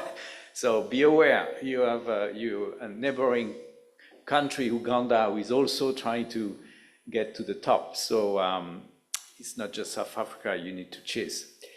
And you're very good at marathon, so you know it's the end. And we will see at the end of the race where you stand. And you are quite in advance to the third, but you can try to chase number 1 and win at the end. So we will have a presentation of projects later, testimonial, and I wanted to show you one example to be a bit more concrete. It's a project in the food area. It's called Afri-Food Links. It's about, we heard your PS saying that you're importing a lot of food in Kenya, where you are a very strong food producer, or you have a capacity to be. So it's a project about strengthening the links between the different actors locally around cities to develop a circular economy approach for food production distribution. And it's a project over 4 years, 12 million euro funding from the EU. You see here the partners. It's centered into bringing cities together. And there is one city, Kisumu, it's not Nairobi, it's Kisumu, who made it through the University Jaramogi. I'm not going to pronounce it correctly. But you see, I think there is name Odinga, I know this name. They are part of that. And there is also the African Population and Health Research Center, which is based in Nairobi, which is partner. But the reason why I mention it, it's because it's very concrete. Everybody can understand. Everybody's eating every day. Most people live in cities, and having access to food, sustainable food, is a challenge. So it's about also promoting healthy diets. We know that there are a number of issues for people not eating healthy. It's about also integrating food production within cities, encouraging multi-actor governance, those responsible, for instance, in the school, managing the diet of the children, because it's also very important to provide to the young kids healthy diets at school, and also to encourage innovative companies, particularly those involving women and youth in the field of agribusiness. So just an example, but another reason why I picked this one is that it's coordinated from Africa by the this local government for sustainability based in Cape Town. Because I often get the question, can we coordinate the proposal from Africa? And technically, yes, legally, yes. But in practice, we are few because of the bureaucracy, the complexity. We will try to make it simple to you when we present. But just so you know, you don't need to just wait to be called. You can, when you think that you have the expertise, you have the networks, you have the capacity, you can be supported by your organization. And maybe University of Nairobi should think about, just because we're here, but the other universities the same, to increase the capacity, institutional capacity to help the scientists improve their capacity to run, to prepare, and then run these projects. But it is possible, and this is why I picked that project. Now, we will hear today about how to search for the possibilities through the participant portal. It's extremely user-friendly, and we want you to navigate, so you've done it once, so you know you can do it again. It's easy to find partners, to find projects ongoing related to your areas of interest, to flag your interest for the calls which are open. There's a function that allows you to present yourself and to describe what you would be interested to do. And if you don't want to coordinate the whole proposal, you wait to be called and invited to join a proposal, and then you discuss how much money you will receive to do what, and you hear what the others are doing.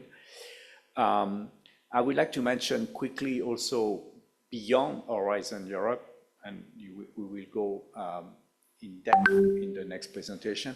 There are another of programs that EU supports, mostly in the area of higher education and youth engagement. I think the VC mentioned one of the projects funded under the Intra-Africa Academic Mobility Scheme. It's a program where we bring together, where we provide funding, it's about 4 million, to bring universities together to develop joint curricula, to exchange staff and students. There is the need to only have one European partner. There was an example given by UVC of a project recently selected. So there are calls every year. So this is funding. We have Erasmus Plus. You have your national representative who spoke earlier, who can provide more information. I will show you one slide on the Erasmus Plus because it's also our flagship for higher education with a lot of funding opportunities for Africans. And then we act on the youth leadership program for your information, for your students. And also we are supporting the program on African Continental Qualification Framework to harmonize the skills across the continent, skills framework, and also to a program called AQUA on the harmonization of quality assurance and accreditation between the countries. So when you spend part of your studies outside your own country, this can be recognized in your final degree. And if you want to get a job in another country, also your diploma will be recognized. And this contributes to create this African free trade continental market as we have in Europe. So we are bringing our expertise from Europe, building the European single market to help Africa increase this integration at continental level, including through skills development and higher education. So Erasmus Plus, there are different components where majority of the funding is for international credit mobility, is for your students to spend part of their curricula in another universities and be supported for the travel and subsistence. And this is based on agreements between universities. So only the universities with whom university, in the case of Nairobi, University of Nairobi has an agreement will allow this mobility and receiving the grants. Then there are funding for developing joint master's degree, a bit like the doctoral networks I mentioned earlier at PhD level. This is the same at master's level. So you can be part of the consortium developing an innovative joint master's with other universities, or you, undergraduate, can apply to be a fellow from this program, and they receive a scholarship, and they will be part of a cohort of students, international students, who will follow the funded Erasmus Mundus Joint Master. There are about 150 masters running. There's a catalog that describes the subjects and how you can apply. So that's master's level. And then we have funding on capacity building for higher education, vocational education and training, and also for youth activities. And this is about developing joint activities, modernizing curricula, making sure that the content fit what the market expects in terms of qualification and skills. So this is bottom up. There are lots of participation from Kenya for this. We have the Jean Monnet activities, which is about teaching or researching about European Union policies, integration. So we have a number of people funded in African universities. And we also promote virtual exchange since COVID. It has become easier to work virtually. So there are also funding available for virtual exchange, new ways to use this to engage. So there again, there is, as we have the participant portal for Horizon Europe, there is a database which is interactive where you can find information on all the projects which are currently funded. And I will stop here. There is a lot of website and addresses that you will find here where you can find more information about what I presented.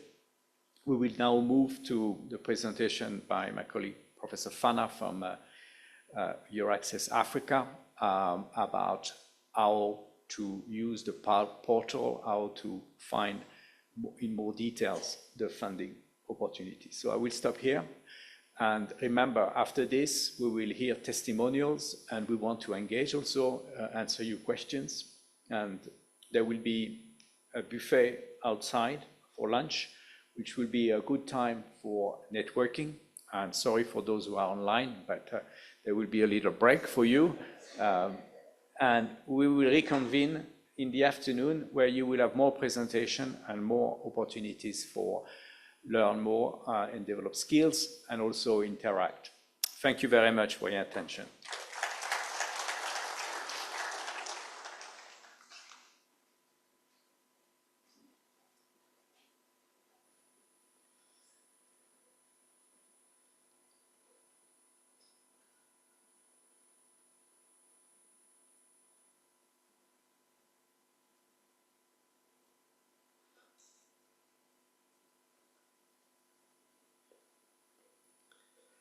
Good morning. Thank you. My name is Yedilfana Setarge Mekonnen. It's a very long name, so you can call me just Fana. I'm one of the regional representatives to EURAXESS Africa. I hope most of you know me in online meetings. I'm also an associate professor at Addis Ababa University Center for Environmental Science, working on various energy storage and conversion technologies. It's really nice to be here. Of course, it's not my first time. I have been here in the same university, the same building 2 years ago to attend a material science school, which is organized by JOAMI in collaboration with the Department of Physics here as a lecturer in different capacity. I'm really happy again to be in this auditorium. And it's really nice to see that we have more than 200 on-site participants. The turnout is amazing. And we have also around 1,000 researchers, innovators who are attending this event online. So I'm not going to present a new program, EU program. I'm just complementing what Dr. Laurent Bochereau was mentioning about Horizon Europe. I will give you some details on the mobility opportunities, as I have seen many youngsters here, and also the EURAXESS Africa services, support mechanisms for researchers and innovators in Africa to actively engage, participate in the available research fund, mobility, and networking opportunities through this largest funding and research funding and innovation program in the world, that's Horizon Europe. Yes. So he's my colleague, Dr. Ahmed. He is based in Tunisia. As I already told you, I'm based in Addis, but we work for the whole continent. We try to reach as much as we can to most institutions in Africa, researchers and innovators. And strategically, we use actually online workshops to reach out to many researchers and get informed and get a skill of to navigate through this participant portal, EURAXESS, as well as the EU funding and tender portal, which are very powerful participant portals that are very much relevant, informative, and powerful to researchers and innovators who would like to participate in many of these EU-funded projects. Just before I explain about EURAXESS Africa services, I would like to just quickly go through EURAXESS worldwide, as EURAXESS Africa is one of the hubs in EURAXESS worldwide. So this is an EU initiative established in 2013 by European Commission. It evolved over the years, and currently we have 9 hubs outside of Europe, including Africa. We have more than 130,000 researchers and innovators in our database. This is the largest researchers database in the world, who are regularly informed by EURAXESS worldwide dedicated teams about the funding opportunities through the Horizon Europe. So we have this EURAXESS platform, which is one-stop shop, or I can say it, all-in-one kind of platform. It has everything that are relevant, that are important to researchers or innovators, entrepreneurs. For talented researchers like you, not only who are based in Europe, but also researchers, innovators who would like to participate, who would like to collaborate in this collaborative research funding outside of Europe as well. So EURAXESS Worldwide is trying to connect researchers outside of Europe, including Africa, to their counterparts who are staying, who are doing the research in Europe and Horizon Europe associated countries. There are 20 associated countries to Horizon Europe. So we are trying our best to connect these researchers and to involve in this collaborative research and address these global issues. So what we provide to researchers in Africa, to organizations, institutions in Africa, as EURAXESS Africa, represented as the EURAXESS Africa team, is we provide free access to information about research in Europe, about the call for proposals in Horizon Europe, and we provide information about opportunities, not only for research funding, but also for networking, for collaboration, and also for the mobility and for the training. We also provide practical tips to pursue a scientific career in Europe. We also assist international collaboration and transnational mobilities. This network is actually open to all nationalities, including nationalities in Africa. It includes all research fields. All disciplines are also included. There is no any discrimination of fields here. And it's also for all career stages, from master to PhD, from junior to senior, from leading researchers can participate in the Horizon Europe at different schemes. And we have more than 600 EURAXESS centers in Europe, in different countries, in different institutions. And as already told you, we have also 9 hubs outside of Europe. So this all will help researchers to make a connection, to make a collaboration with European counterparts.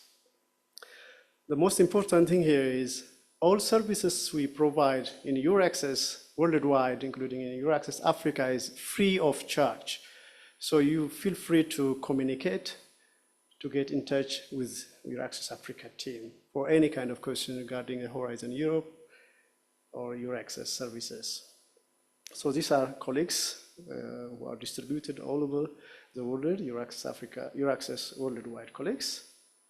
Of course, I should also mention that in EURAXESS Africa, we have more than 20,000 researchers in our database.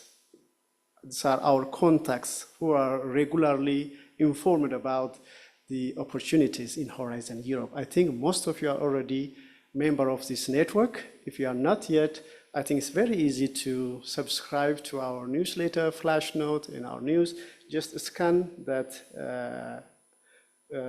barcode and you'll fill a couple of questions and you can easily register and get information. You don't need to write maybe an email. You just will come to your computer very easily and you'll be informed about all the opportunities we tell. So these are the main tasks as EURAXESS Africa, as already mentioned, and I will skip for the interest of time. It's not our first time for EURAXESS Africa to be here. We have been here in 2022 when this hub is established. My colleague, Dr. Hamad, was here and he attended a similar event. We have been in Ethiopia for a similar workshop in different universities since 2022. We have been in Senegal, just very quickly, I show this picture. We have been in Cameroon, we have been in Morocco, we have been in Tunisia, in Egypt several times, in Rwanda, in Ghana very recently with Dr. Laurent, and we have been in South Africa a couple of times. I have been also a chance to visit some institutions. So these are actually just the physical events, but as I already told you, we have to reach to many institutions, but that's due to capacity, due to resource limitation, we cannot do that, so we use these online meetings. So we organize a lot of webinars. If you are interested in different thematic areas, different training, capacity building webinars, I recommend you to visit, again, the EURAXESS Africa YouTube account, so that you can get informed and get skill. So we organize these webinars, we invite the government officials, we invite experts from the university on grant writing, we invite testimonials, fellows of the Marius Collaborative Actions, so that actually the participant will get good information, relevant information from the right people. So for 2025, we are trying to, we are organizing webinars, both in English and in French. And in every of our online meetings, surprisingly, we get thousands of participants. It's really quite a large number of participants in all of our previous meetings, and I hope it will continue like this. So this is just already the structure, nicely presented by Dr. Laurent. I will not go into the details, but just maybe focus on the mobility aspects and that are also currently available calls. I can assure you that everybody in this room or any of the EURAXESS Africa contacts will get all these presentations. Previous presentation by Dr. Laurent, my presentation, and also testimonial presentation from EURAXESS website. So you don't need to take a picture of this presentation. So I can make sure that is done. So who are the beneficiaries for Horizon Europe? You may think that it's only European, but as you already heard from previous presentation, researchers, institutions in Africa also get benefited as an opportunity, as low and middle income countries, we are direct eligible or direct beneficiary of the Horizon Europe. So Kenyan researchers and universities are eligible or direct beneficiaries of the EU. And we have 20 countries which are associated who financially support this program. From Africa, we have Tunisia, and as we heard, recently Egypt also joined this. But for the participation, anyone from middle and low income countries can directly benefit from the Horizon. So you shouldn't be worried about the association, be a member of the association for that. So how African researchers and institutions can participate in this very large funding program? There are three ways that we identified. The first one is as individual researchers, you who are a member of the university or research institution or industry or small and medium enterprises, as individual, you can apply for the doctoral network to study your PhD or for the postdoctoral fellowship after your PhD. And also as an individual researcher in ERC. ERC is the European Research Council grants. So as individual researcher, you can apply to these schemes that are also under the Horizon Europe. The other way to participate is to involve in this collaborative research. As Dr. Laurent was mentioning, in the Pillar 2, it's a global challenge, right? It's competitiveness. So they need all this, to address these global issues, it needs collaborative work. So you can involve here as an institution or as a leading researcher to participate in this collaborative research, as we mentioned, in 6 clusters, right? So there is a minimum requirement for that. As you can see from this slide, at least 3 entities from 3 different countries of the European Union member states or the Horizon Europe associated countries to the, and at least 1 should be from Europe. So 3 from EU or associated country, and from these 3, 1 should be from Europe, 2 could be from associated country, that means. So once this minimum requirement is satisfied, so the consortium is free to add any number of participants from any country, including from the 3rd country, from Africa, let's say. But this is just 3 countries, 3 institutions from Europe or from the Horizon Europe Associated. That is a minimum requirement. Is that clear? Yes. So this includes not only in the Pillar 2, but also in a Pillar 1, in Excellence of Science, we have these MSA doctoral networks to train a PhD students. You can build a consortium and apply to train a PhD from 10 to 15 PhD students, and at least 1 PhD candidate can train from the participating institution. Let's say if the University of Nairobi is participating, at least 1 PhD student from the University of Nairobi will be participating in that training program. The other is in postdoctoral fellowship, and the other one is in the staff exchange. This is a short-term visit for the faculties and also people who are involving in research and innovation activities. Not only professors, but also administrative, technical people can also participate in this staff exchange or these mobility projects. So for this, again, it needs to be part of the consortium so that the team or the consortium will have a chance to train 10 to 15 candidates during the project period. So this is the same thing, goes to Pillar 2. Pillar 2, this collaborative research with the 6 clusters. Again, that also requires you to be involved in the consortium. Another requirement is, as already mentioned, there is Africa initiatives, right, under Horizon.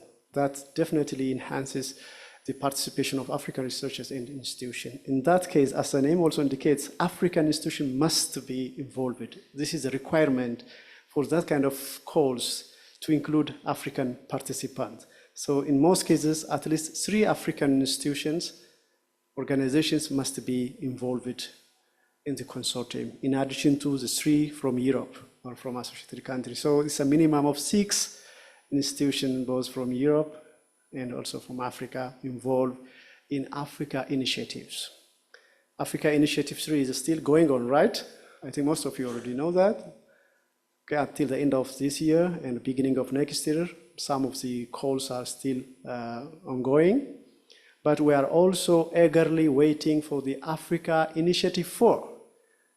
That includes not only for 2026, but also for 2027 until the end of this program. So are you ready for that? So you should be ready to organize, to write a persuasive proposal, a successful proposal. You should start from right now, isn't it? Because it is very competitive, so we have to start. You have a good time, you have enough time if you really start now, at least establish a consortium, work on the ideas, work on the proposal, then definitely the success rate will be high for you. That's why actually we organize this event ahead of the launch of the Africa Initiative 4. So if you are actually subscribed to EURAXESS Africa, you will also get informed immediately when the call is announced from the European Commission. So I can make sure that you will get this information at the right time. So the third, but not the least, way for researchers to involve, to participate in the Horizon Europe is just visit our portal, EURAXESS portal. Any EU-funded projects, they should post their vacancies. It's a must. They announce their vacancies, including the PhD vacancies, postdoctoral vacancies, research positions through our portal. If you visit now, right now, you get more than 6,000 vacancies. So that is the right place for researchers, innovators to visit frequently and see the opportunities. For youngsters, you can study your PhD or postdoc in Europe or in associated countries, as I did for myself. I studied my PhD in Denmark, and after my PhD, I returned back to Addis and joined Addis Ababa University. And now still I'm continuing collaborating with my EU counterparts, and I'm also associated to one of the institutions in Italy as a postdoctoral research, and I frequently travel to Italy to do some research, not for the whole year, but just a short stay. So I think we should do something like this. And you can get a lot of opportunities if you frequently visit this EURAXESS job and funding portal. There are a lot of opportunities. As this is really big data, you have to systematically filter, itemize, minimize the items that comes out of the search. So maybe if you join me in the afternoon hands-on training, I will try to navigate through this participant portal, both the EURAXESS and EU funding and tender portal, where you find all the call for the proposals, including the upcoming ones, also the closed ones. And that is also the place where you submit your proposal. So I think that's very important. And if you really stay until the end of this event, you'll definitely know about it. So let's directly go through this pillar 1, the doctoral networks. As an organization that is represented by the university professors, right? Faculties represent the universities. It's not the top management who submit the proposal, right? So for the organization, we expect that professors, faculty members will be will establish or be part of the consortium with European counterparts and apply for this doctoral network codes. So as I already mentioned, this international consortium of the universities, research institutions, business, small, medium enterprises, and non-academic organizations can participate. So you need to think of also including other partners, other sectors outside of university. I can see that most of you are from the university, but you need also think of incorporating, including other sectors to have really real impact of that project. So applicants are submitted by international consortium consisting of at least 3 organizations in 3 different EU member states or associated countries. At least 1 must be in EU member state. So that's why I'm repeating, it comes to it should be remember all the time when you establish a consortium. The minimum must be satisfied, but there is no limit with the maximum. I know one project with LIPRI or LIPC, if you know it, they have more than 64 institutions in that single consortium, that project. That's very big. 30 are from Europe, 30 are from Africa. So you may need to think big consortium because you get big money from 1 million to 10 million per project, depending on the project. So you need to think big, not only for 1 or 2 or 3, not only for the minimum 1 as well. So depending on the scope of the project, the coverage, many other things, you need to incorporate many stakeholders from different sectors, from different regions. I think you know what to do in this case. So for the doctoral networks, there are 2 types of doctoral networks. The industrial doctorates, so you recruit students from industry in this case, and the other is joint doctorate programs. And this call, interestingly, is still open until 25th of November. The others, staff exchange, postdoctoral fellowships, COFENs, citizens are closed at the moment, but every of these schemes will repeat every year.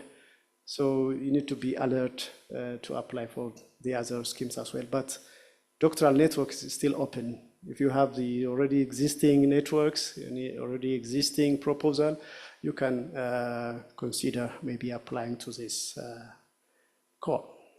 What does the funding cover? It's already mentioned by Laurent. Just it covers all the expenses, the living expenses, expenses related to research, expenses related to mobility will be covered from the project as a low and middle income countries. But if participants are coming from the highly income countries, they are actually expecting to cover from their national funds or maybe from their own institutions. But for us, from developing country, the project is allowed to cover all the expenses related to this project. So for researchers who are participating in these doctoral networks, actually as a third country, we can host. We can also train researchers who are coming from Europe, who are coming from associated countries for maybe 1/3 of period of the project. If the project is 3 years, we can train them at least for 1 year here in the third countries, let's say in the University of Nairobi. But they have to return back to Europe at least 1 year before the project ends.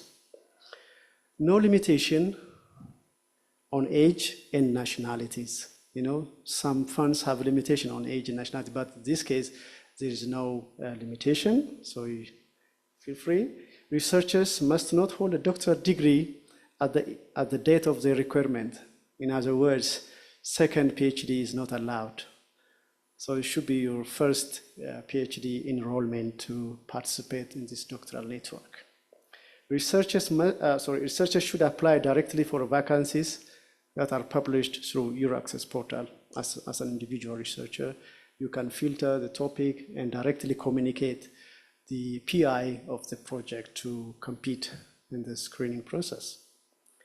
For postdoctoral fellowship, again, there are 2 types.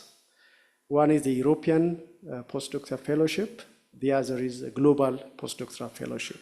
For European, in this case, for applicants, for researchers who would like to travel to Europe or associated country and study their postdoctoral research, this is what we call it European postdoctoral fellowship. It should be in Europe. The other is for global postdoctoral fellowship. In this case, European researchers or researchers from the Horizon associated countries come to Africa, let's say, and do part of their research for some time. So similarly, it also funds all expenses of the researcher and also the project. Third countries organization can host researchers for the period between 1 and 2 years. According to the applicable rules, return organization in EU member states 1 year before the completion of the project.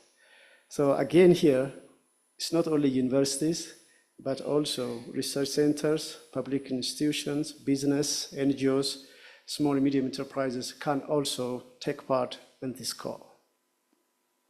You need to keep this in mind. The staff exchange for organizations, this is, as I already said, it's a short-term international and intersectoral exchange of staff, faculty member of the universities and other institutions can visit Europe or associated countries for a short period of time.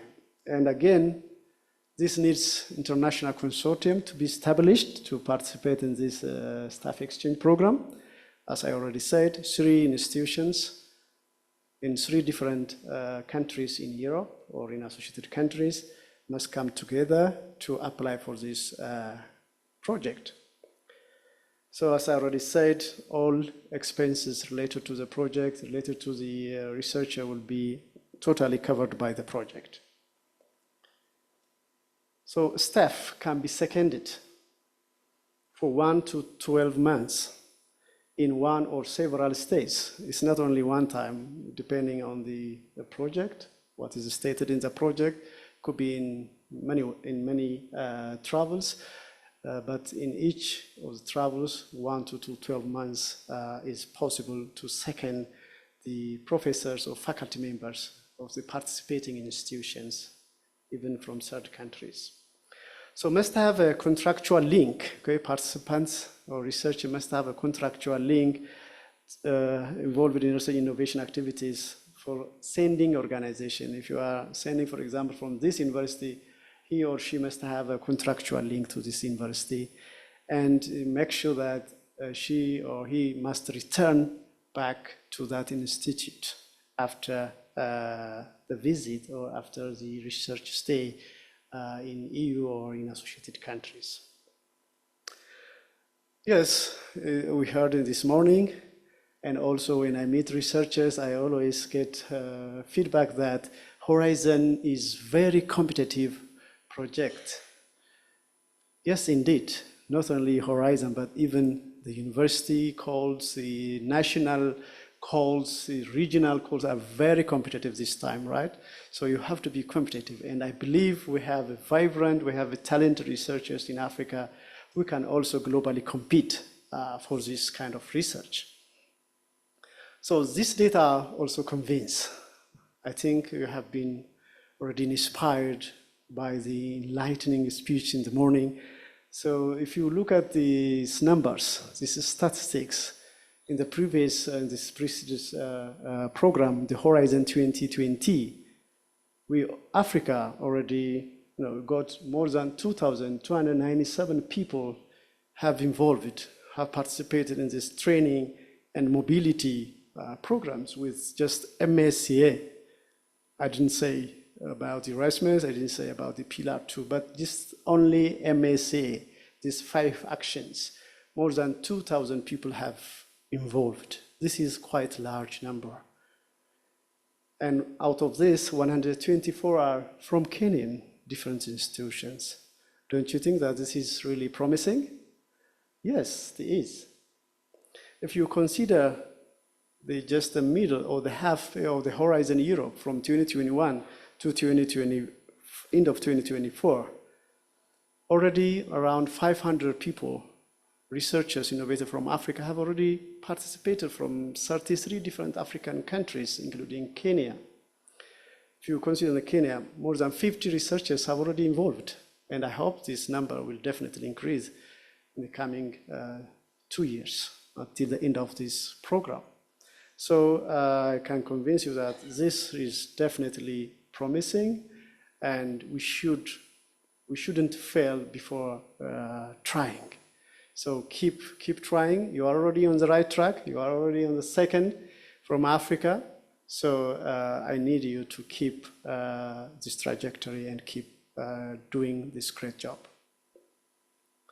So these are the calendar for 2025. As I already said, only the doctor networks are currently open, but every year it will come. So just keep your eyes on EURAXESS and also EU Funding and Tender Portal so that you can be informed. The other very important one that we can also consider applying as individual researchers is the ERC, European Research Council. Inside, it has 5 schemes for the starting grant. You can earn up to 1.5 million for the duration of 5 years. You can, the requirement here is just you need to have a research experience, 2 to 7 years of research experience after the completion of your PhD. That's it. Nationality, age, there is no requirement here. You can apply as an individual researcher. And the good thing that I also mentioned here is that all of the works in this project is not doing in the Europe. At least 50, you can do it in your institution. But the minimum requirement here is at least 50% must be done in Europe or in an associated country, but the rest, you can do it here with your country, in your institutions. So this is also an opportunity that you need to consider. The other grant scheme under ERC is consolidated grant. In this case, you can earn up to 2 million for the same 5 years period. And the requirement here is 7 to 12 years of experience after the completion of your PhD. After your PhD, you need to have this scientific record. Advanced grant, as the name also indicates, this is very competitive and it requires at least 10 years of research experience after you get your PhD. But you can earn up to 2.5 million per project. And again, here also in ERC, you can train also doctoral students. You can also recruit postdoctorals. It's just not done by one single PI. You can recruit as clearly specified in the call for the proposal in this ERC. The other one is synergy grant. What makes a special synergy grant is it's not only one PI.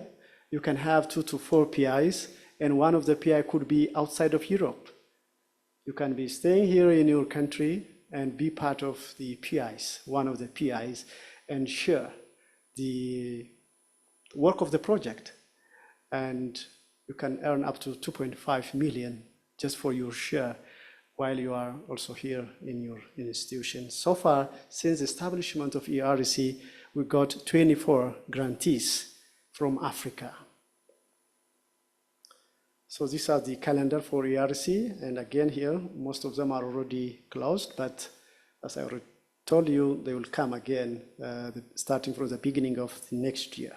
So just again, keep your eyes on this course. So in EURAXESS, we have the portal. Myself and my colleague Ahmed manage this portal. We publish news, information that we directly got from the European Commission, directly we got from Dr. Laurent and EU Delegation in different countries. We publish this news on our portal. We also send out a flash note to our contacts. We have also actively present in the social medias, in LinkedIn, Facebook, X, name them. And we organize or participate in this kind of capacity building events in Africa. Yes, so it's very easy to subscribe to EURAXESS Africa network. So when you Google in any of the browsers, this is a landing page for EURAXESS Africa. This is where you can sign up for free membership. Or you can scan just the barcode. So I think I will not go in detail about the other participant reporters. That is in the afternoon. So in the afternoon, in hands-on practical session, we'll navigate through the EURAXESS portal.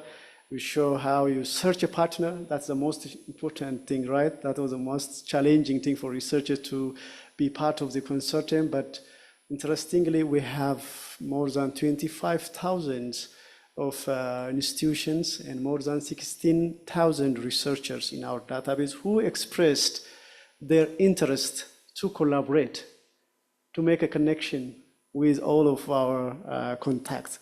So I will show you how you make a connection just from the website. Right? We have many researchers and organizations who have already expressed their interest to collaborate.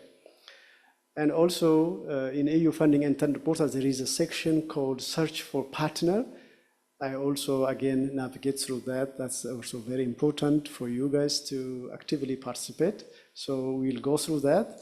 If your organization is not registered for the Horizon Europe participation, I will tell you how you can register your organization. If you have your company, for sure, University of Nairobi is already registered, but if you have other institutions or if you have your own company, you can, I will show you how you easily register your company and participate. That is actually the requirement to participate. Your organization must register. And I will also show how access all the available call for the proposals. You don't imagine how many are there at the moment. More than 3,400 calls for proposal are still available in the EU funding and the tender portal. So it's quite large number of call for proposals. So I will show you how you systematically filter and get more information about each of these call proposals. And definitely we'll have also time to go through the application process in the EU funding tender portal again this afternoon. So there are many things remain to do this afternoon, so I hope we'll meet again. Thank you very much. I think I'll stop here.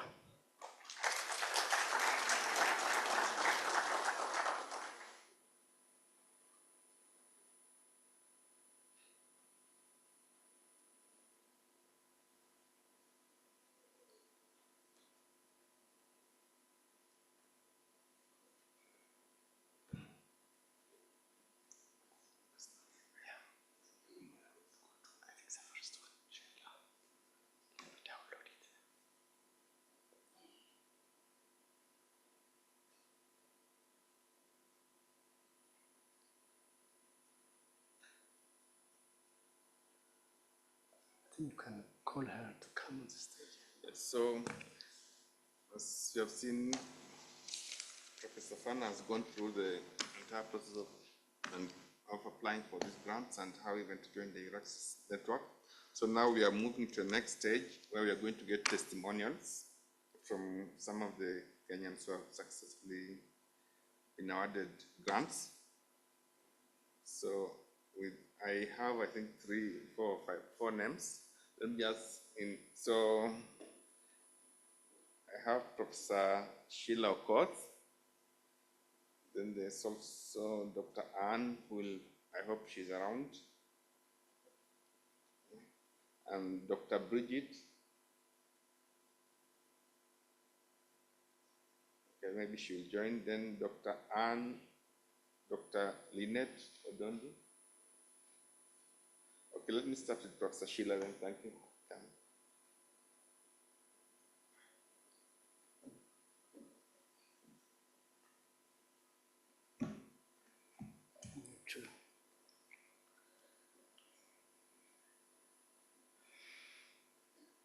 So good afternoon to you all. So my talk will be on just insights, my experience with the proposal development, and then I was also asked to share with you outcomes of the 2 EU projects that I've been involved in.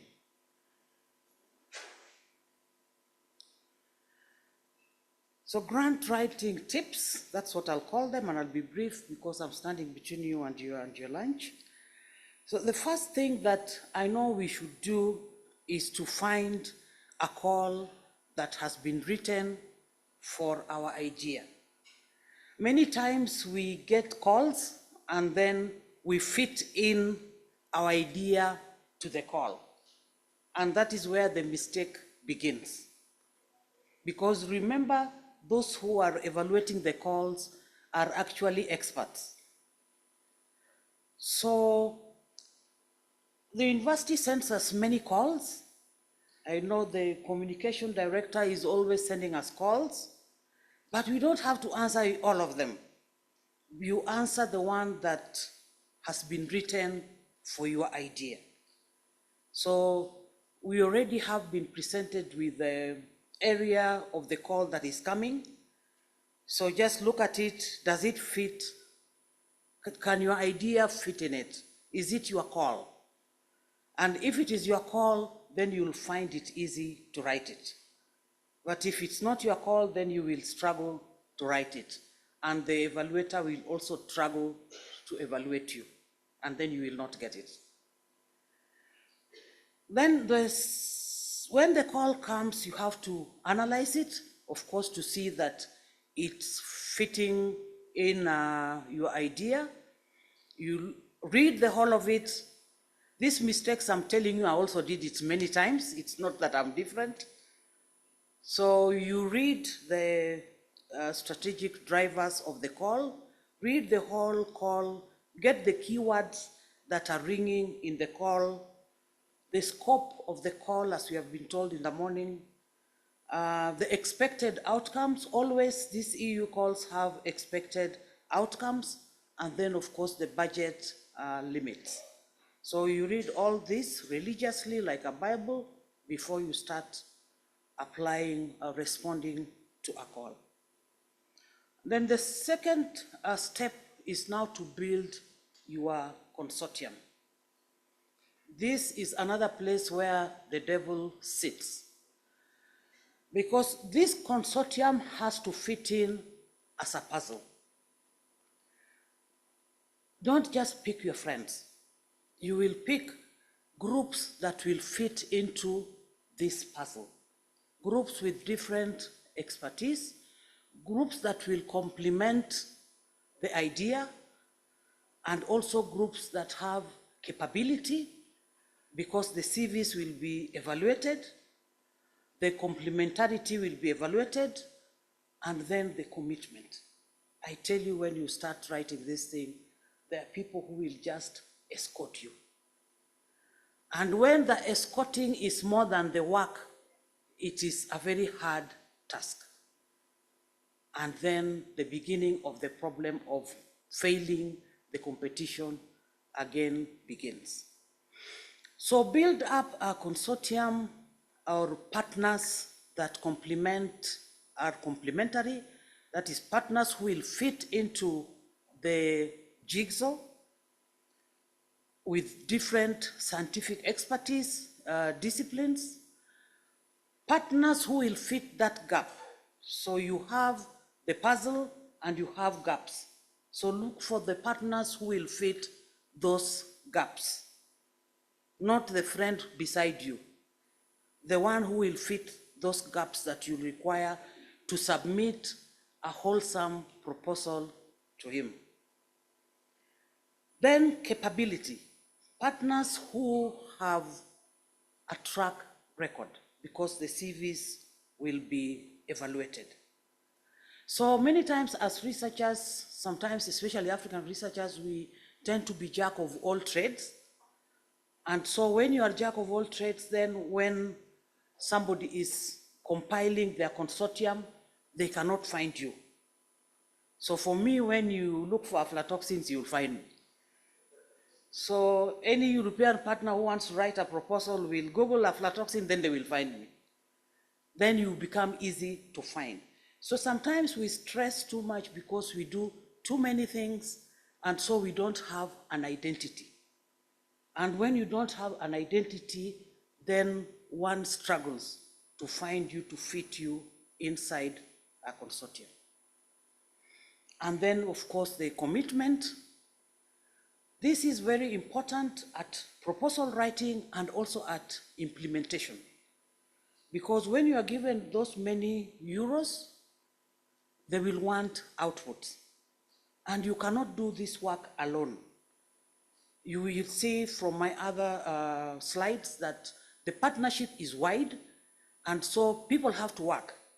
Everybody has to take up their role and do the work.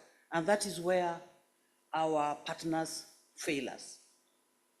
And then you have problem with giving out your outputs. So you must, from the beginning of writing the proposal, do away with those who will escort you. Just tell them you can go without escorting, and you find partners who are committed and form that consortium. Then you refer to the call, as you have been told, 3 from EU, 3 from Africa. Select those to make up your beautiful consortium. So just the diversity of the consortium as required from the call, the geographical spread, as has been mentioned, and then you assign a strong coordinator. You can begin the work, but you can decide you want someone else to lead the consortium. And as you have heard from the presentation before, sometimes it's easier for an EU partner to lead the call because of those many regulations that come in that you will see as you go. He will take you through in the afternoon. So you may have the idea, start the call, but maybe you might want to give the coordination role to an EU partner. It will make your life easy, even during the reporting period. Yeah, as much as it's very competitive to get it, it also takes a lot of energy to be in these projects. I used to be very fat, now I've lost so many kilograms.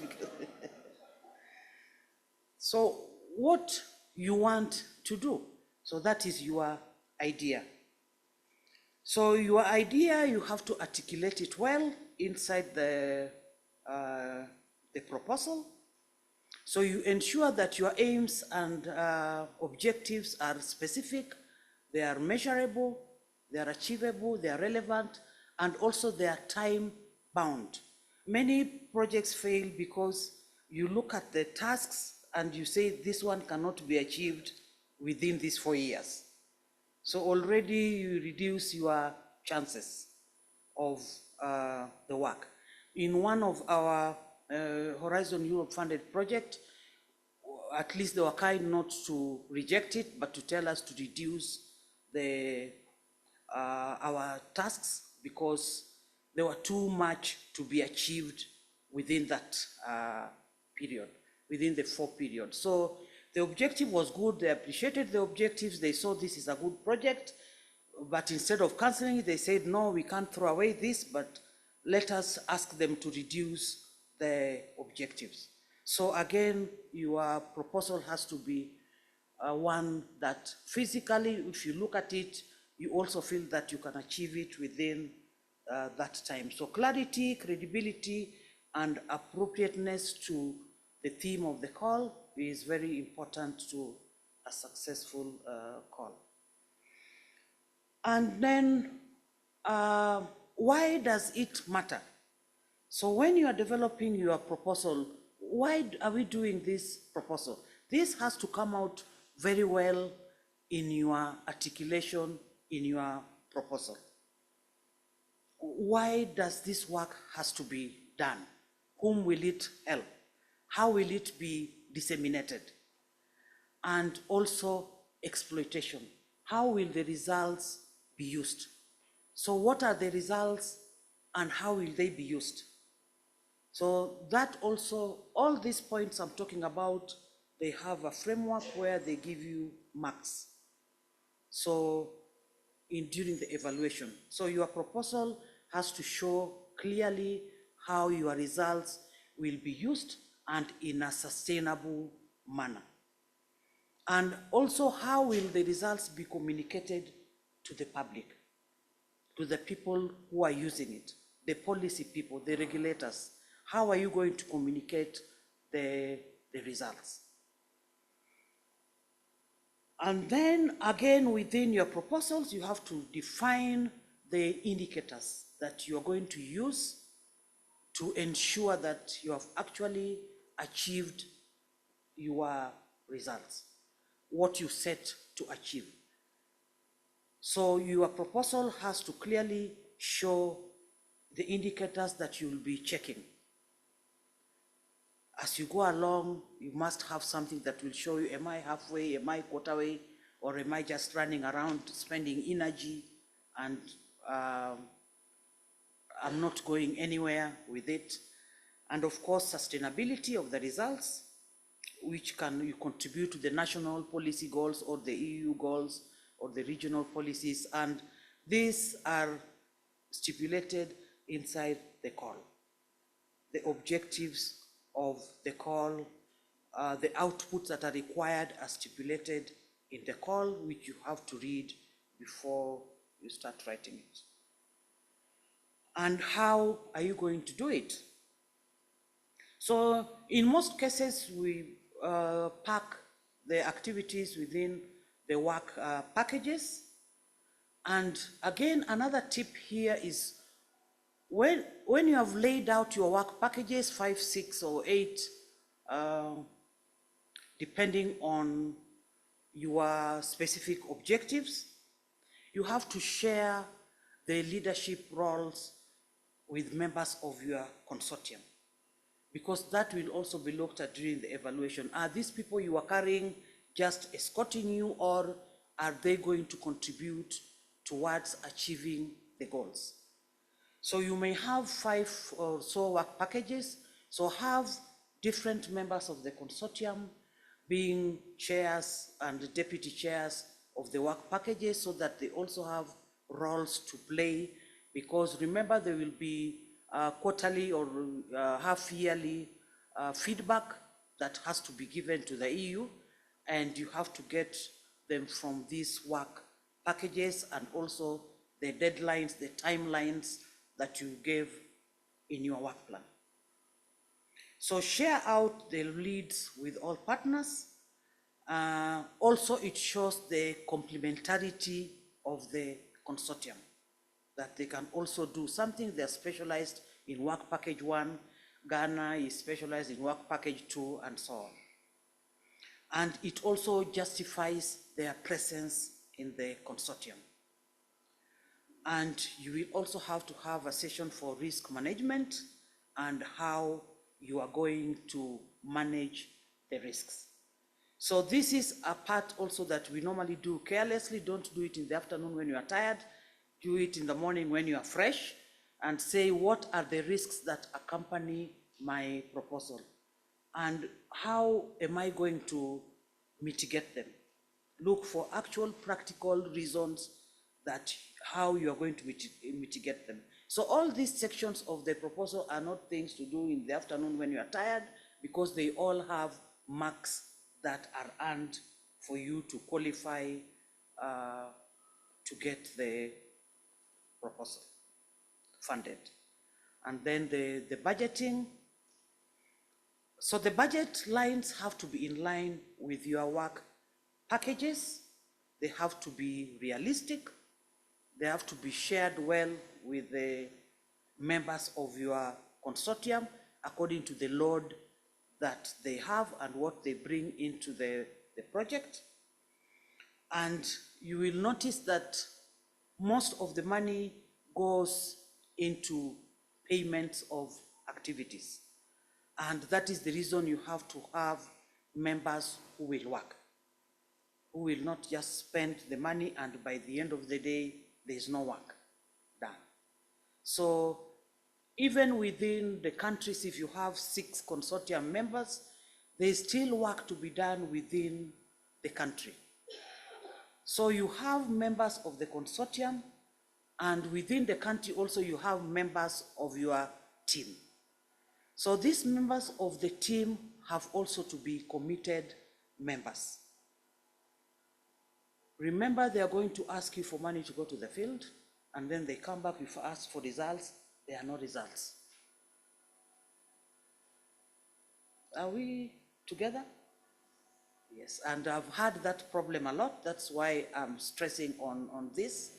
So when you see those red flags, then you have to wake up and do some replacements here and there, because by the end of the day, you want outputs.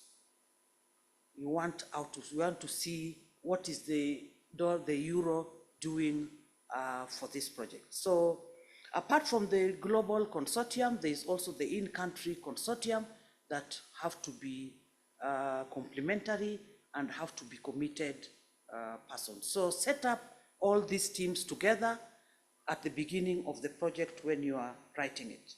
When you have strong consortium members, then you succeed throughout your project.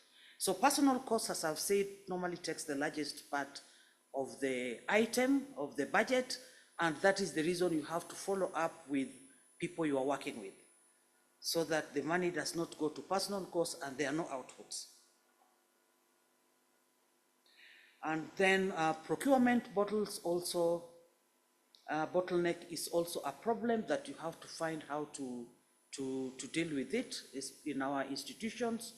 You know how procurement system is a little, the red carpets are so many, so you have to plan in advance. Otherwise, your activities stall, and when your activities stall, then the outputs stall, and then you have a problem during reviewing. So this is a serious matter. In one of the EU projects that we have right now, some Nigeria and Ghana have really delayed in their procurement of kits, and now we have a big problem with the reviewer, because it means we will not be able to achieve some of our tasks on time. And this can lead also to revocation of the grant. But don't revocate ours, we are working on it. Yeah, so all these things have to be put in place when you have to think about them when you are writing your proposal. So in other words, don't get involved with institutions that have problems with finance, because you will not make it. University of Nairobi is very well equipped. Our grant, we have a whole grant office that just deals with grants, and our grant officer, Elizabeth, you can even call her at midnight and she will sort you out. So it makes our work very easy, and we are always on time with our activities. And then another thing that we have to know is that the EU does not buy equipment, but they charge the depreciation value on the equipment. That is also something that surprised me, but something that we have to know. So they charge what they contribute on the depreciation of the equipment. In other words, it's like co-funding with your institution. Yeah, so when you budget, don't think of that. Sorry? I should finish.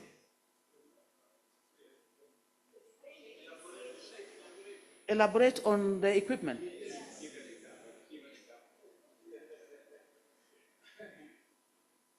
I think you'll do that in the afternoon.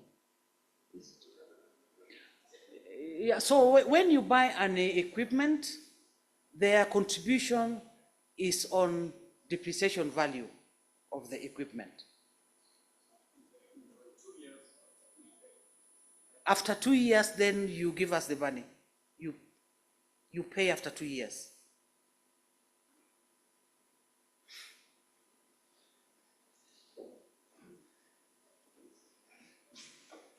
Just to complete, depreciation means if the equipment is, you can use it for 10 years, and the project is 5 years, we will only pay for half, basically. But if the equipment has a life duration of 2 years, and your contract is 3 years, you'll be fully paid. Okay, that's the idea.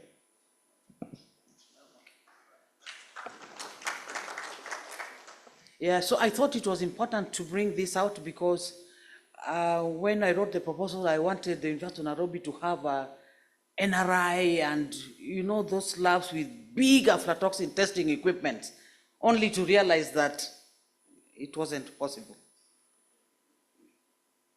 So take care of that as you write your proposals.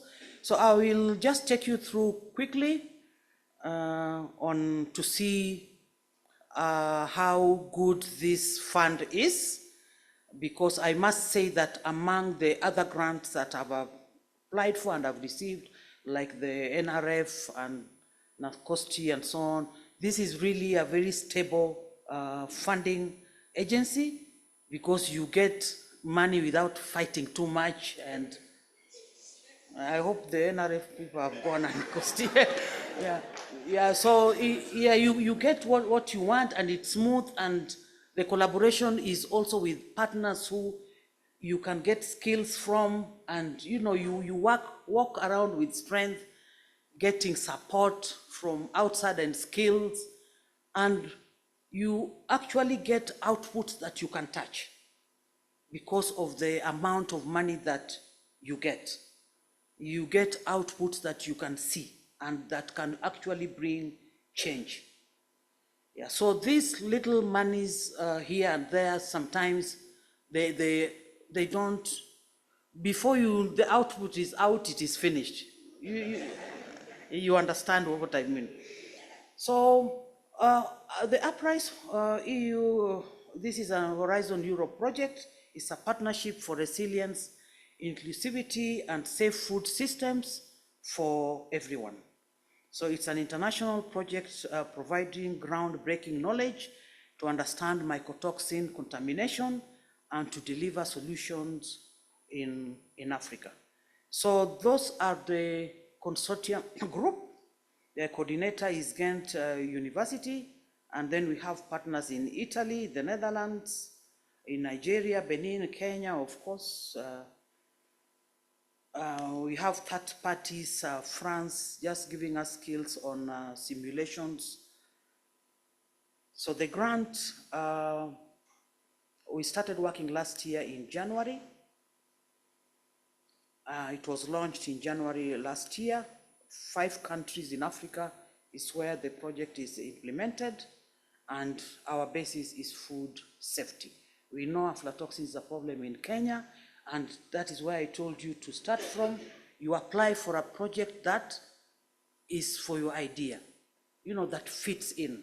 You don't fit your idea into a call.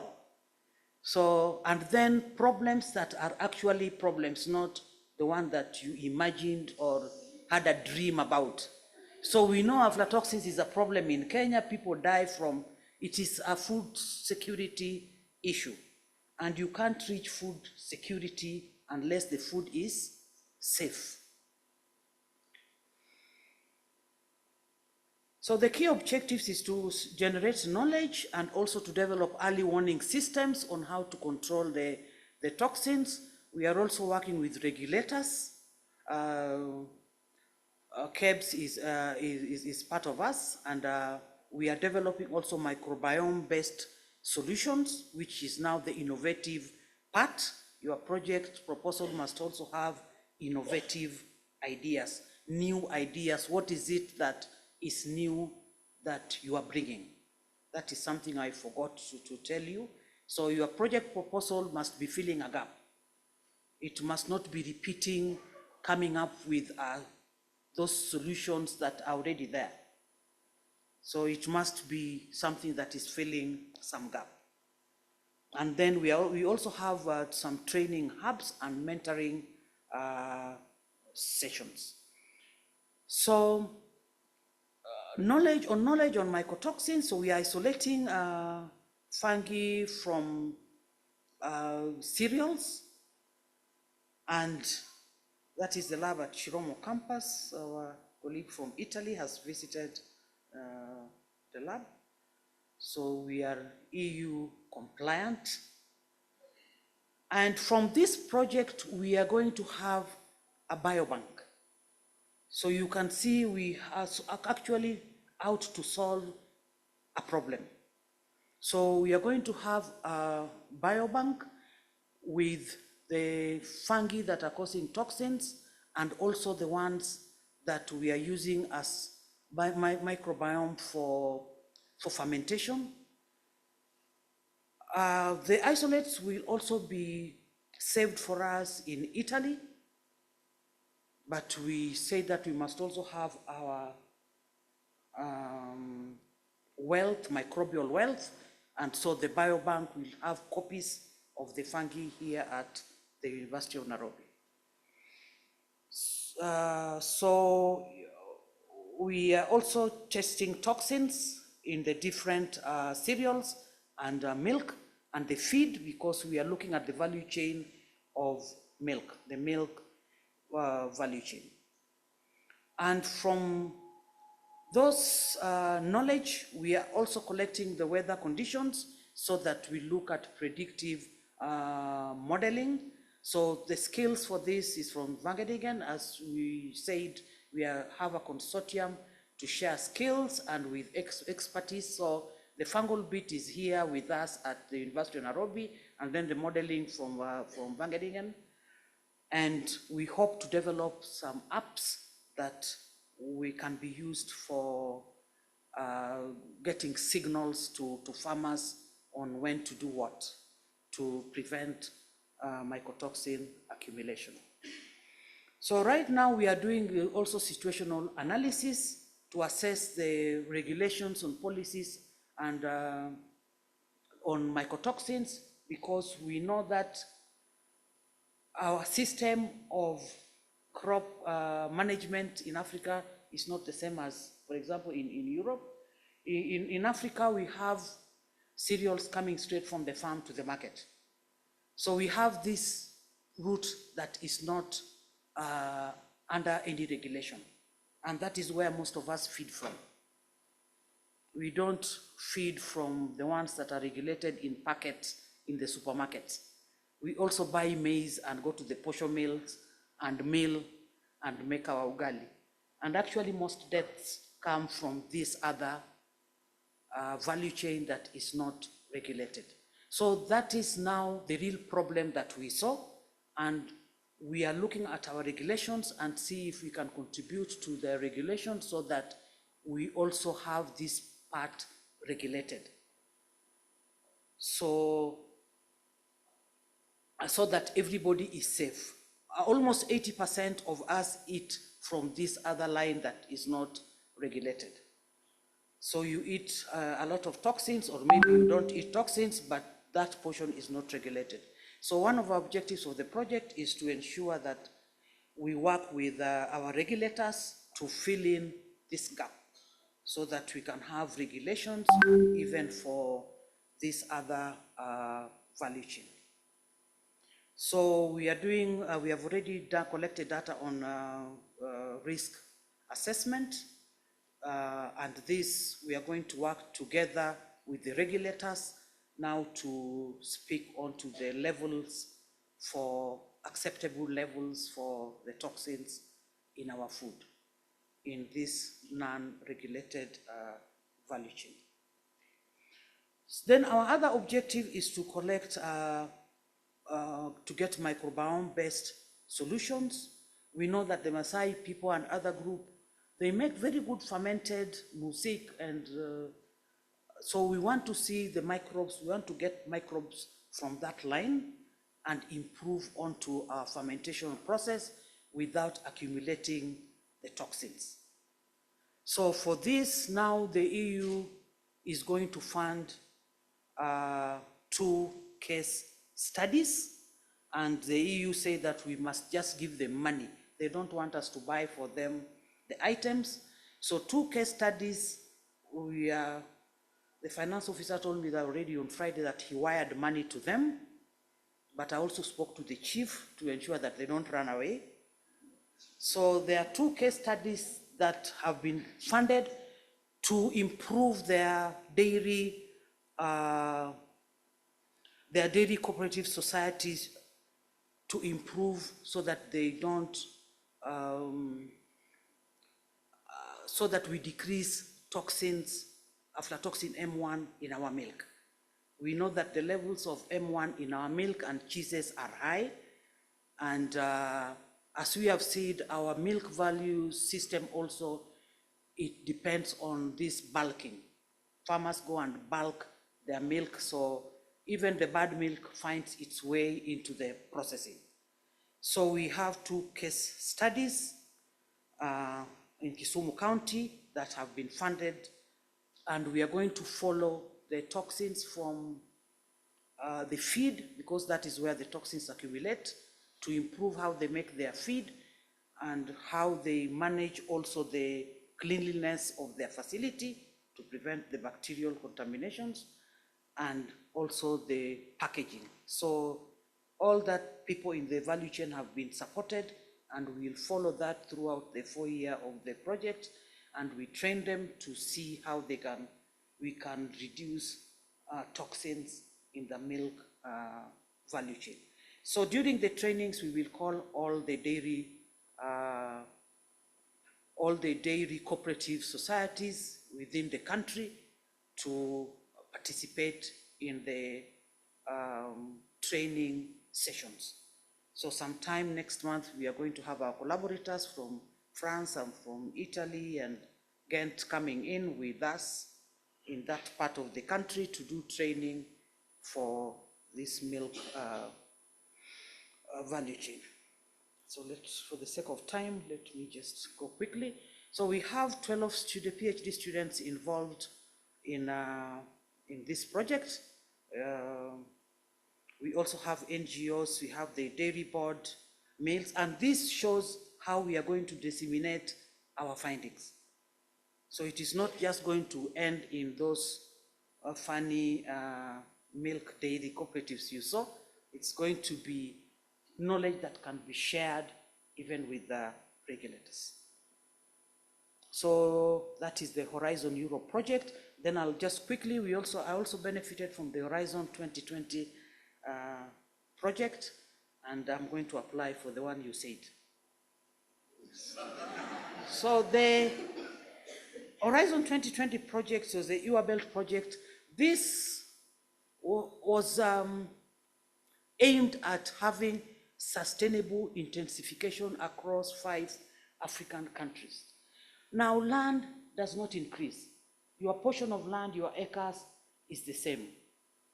That is for farmers at home. Of course, for you elite, you can buy 20 acres in Athi River and 50 elsewhere. But most of our farmers, stakeholders, the small-scale farmers, their farm size is the same.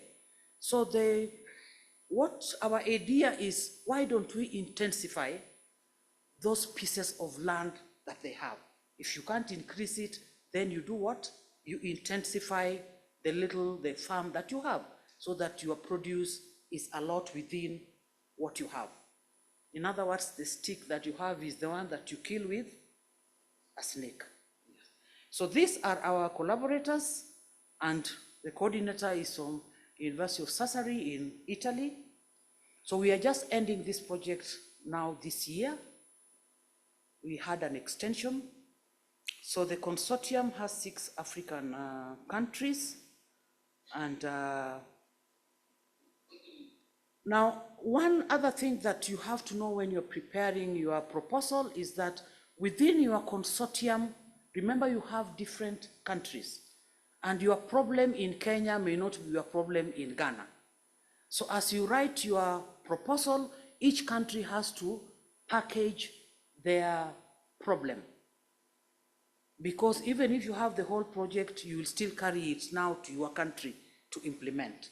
So to contribution of the methods and so on, you have to have a team that can now break down this global project and translate it to the African situation. So for us in Kenya, of course, the Nigerians were doing fufu and the others, but for us, we selected groundnuts in Kenya and finger millet, because these are crops that were initially cash crops in Western Kenya. Remember, Western Kenya is the second poorest.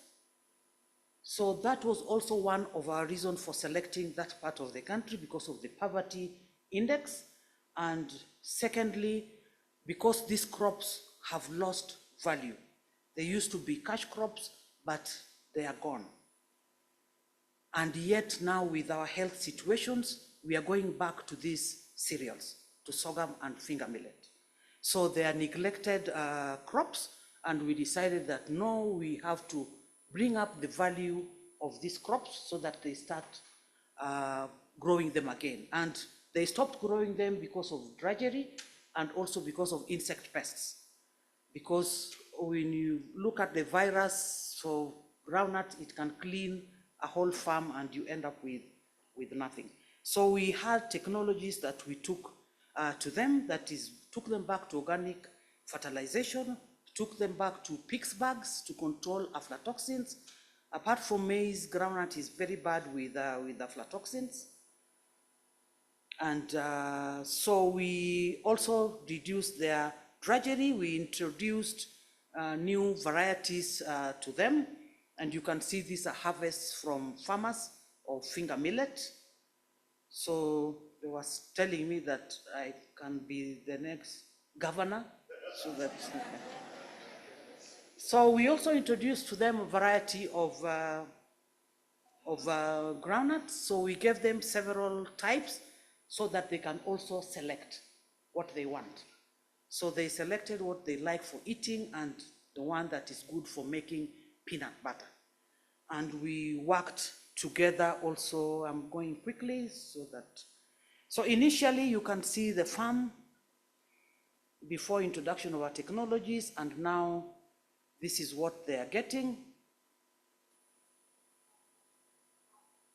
with artificial fertilization. And also University of Sassari has expertise with online platforms. So they generated an AI-powered platform. So we trained farmers. This is one farmer now training the other farmers.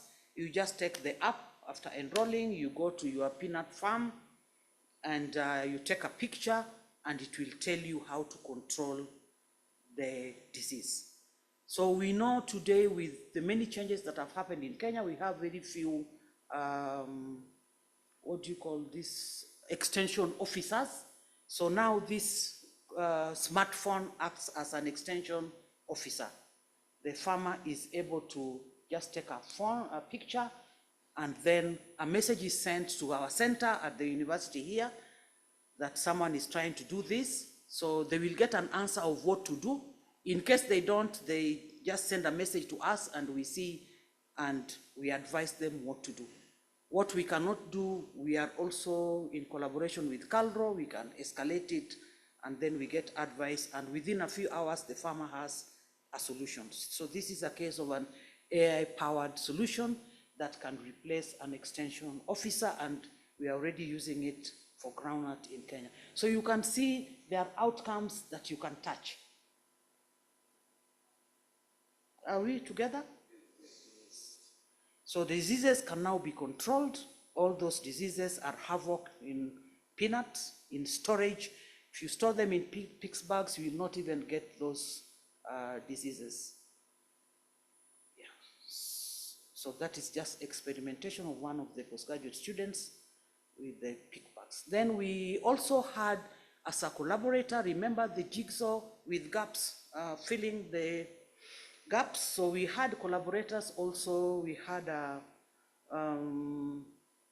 someone who does mechanization. Of course, they cannot afford those ones of Indians, but we had a local fabricator. I was looking for that word. Now, this fabricator can mix this for shelling the peanuts.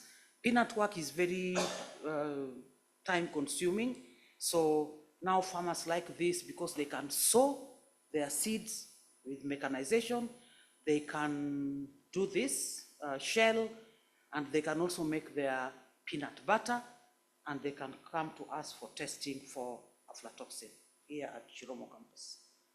Yeah, so we did this work also with the county government, and by the time we are living now, the two county governments of Kakamega and Kisumu and Siaya have already started, they call it peanut value chain platforms within the counties, so that now it remains a sustainable endeavor. So thank you very much, and thank you very much. It's okay. I hope I did not bore you.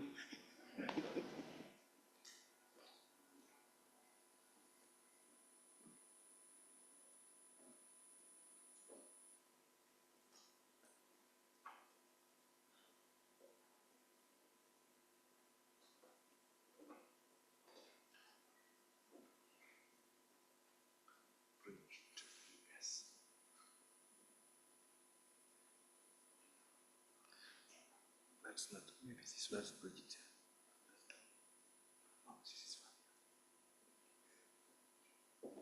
Okay, sorry. Present, yes, yes. Okay, Bridget. Yeah, perfect.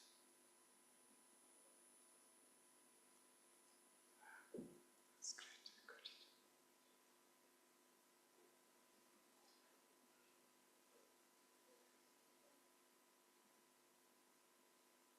Where is it?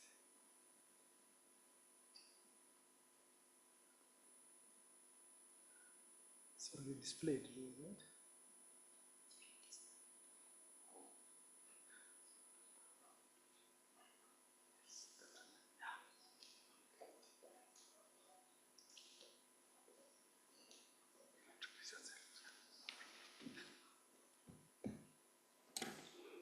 Good afternoon, ladies and gentlemen. My name is Bridget Mutuma. I'm a research associate in the Department of Chemistry, University of Nairobi. I'm an ARISE grantee. So I'm going to share with you my journey with ARISE and what I've achieved so far. So the title is on Capacities for Science through the ARISE program. So I'll just introduce the program. This is a program by the Africa Academy of Sciences, which is funded by the European Union in partnership with the African Union. And the goal of this program was actually to build on AU-EU high-level policy dialogue on science, technology, and innovation. So the idea was to mimic what is in the European Research Council, especially when it comes to starting grants. How does a postdoc move from being a postdoc to an independent researcher?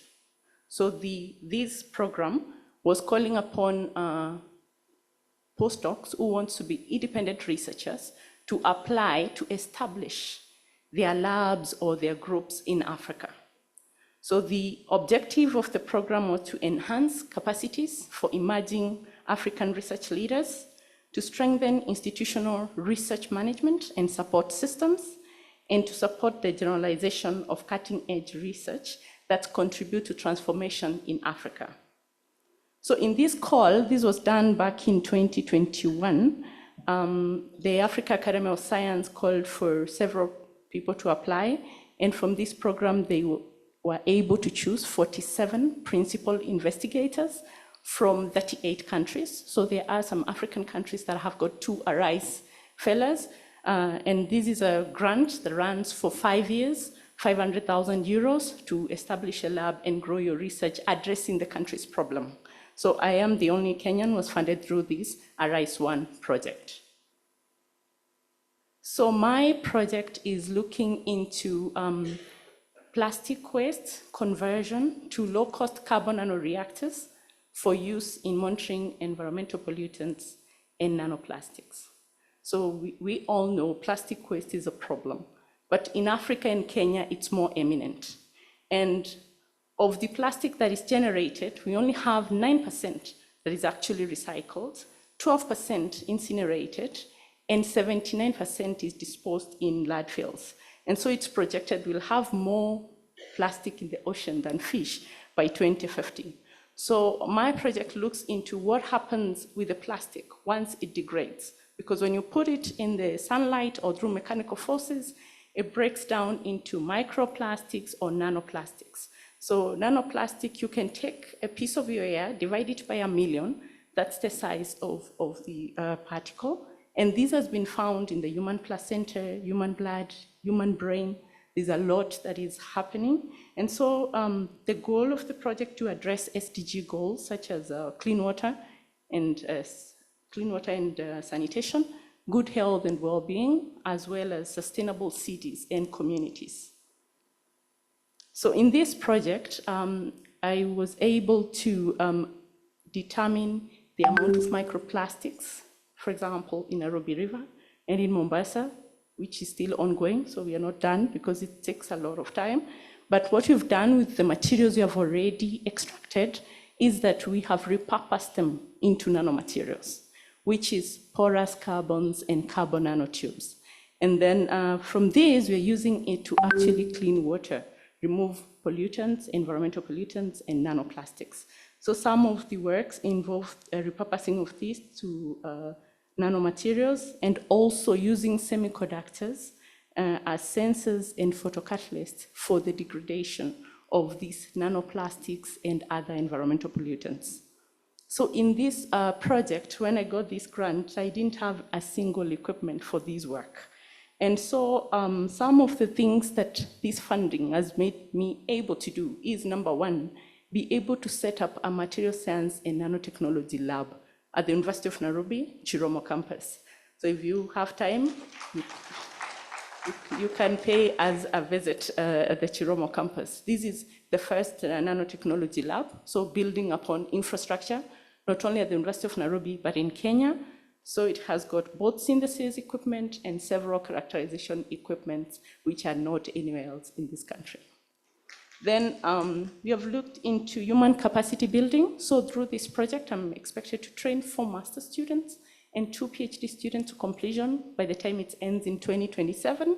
But so far, I've had 2 of the master's students who have graduated, and the other 2 master's students ongoing and 3 PhD students ongoing.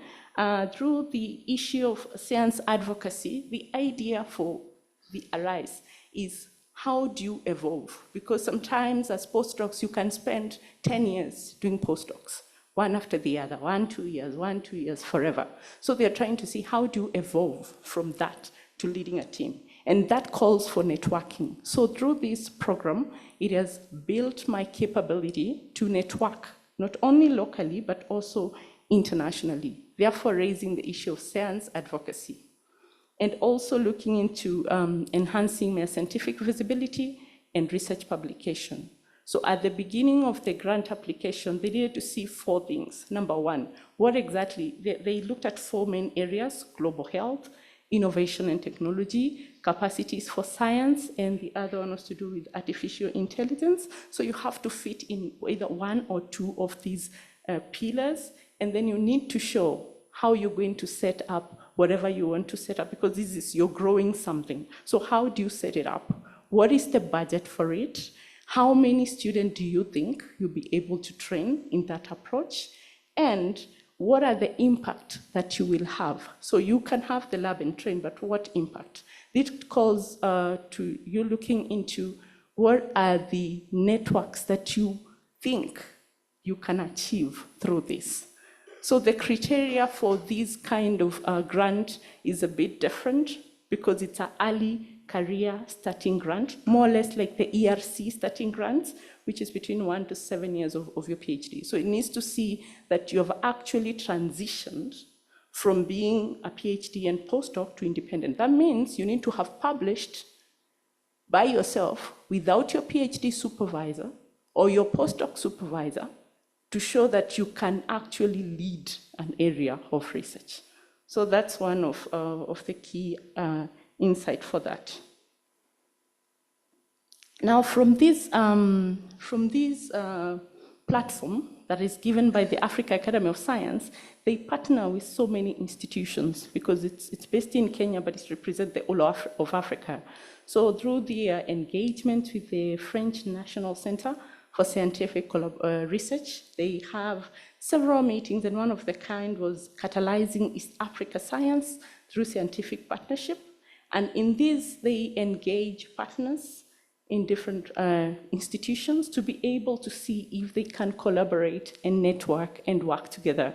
And through this meeting, they then, there are calls that are made towards, if you want to collaborate, can you then see if you're able to actually build a proposal and work towards that.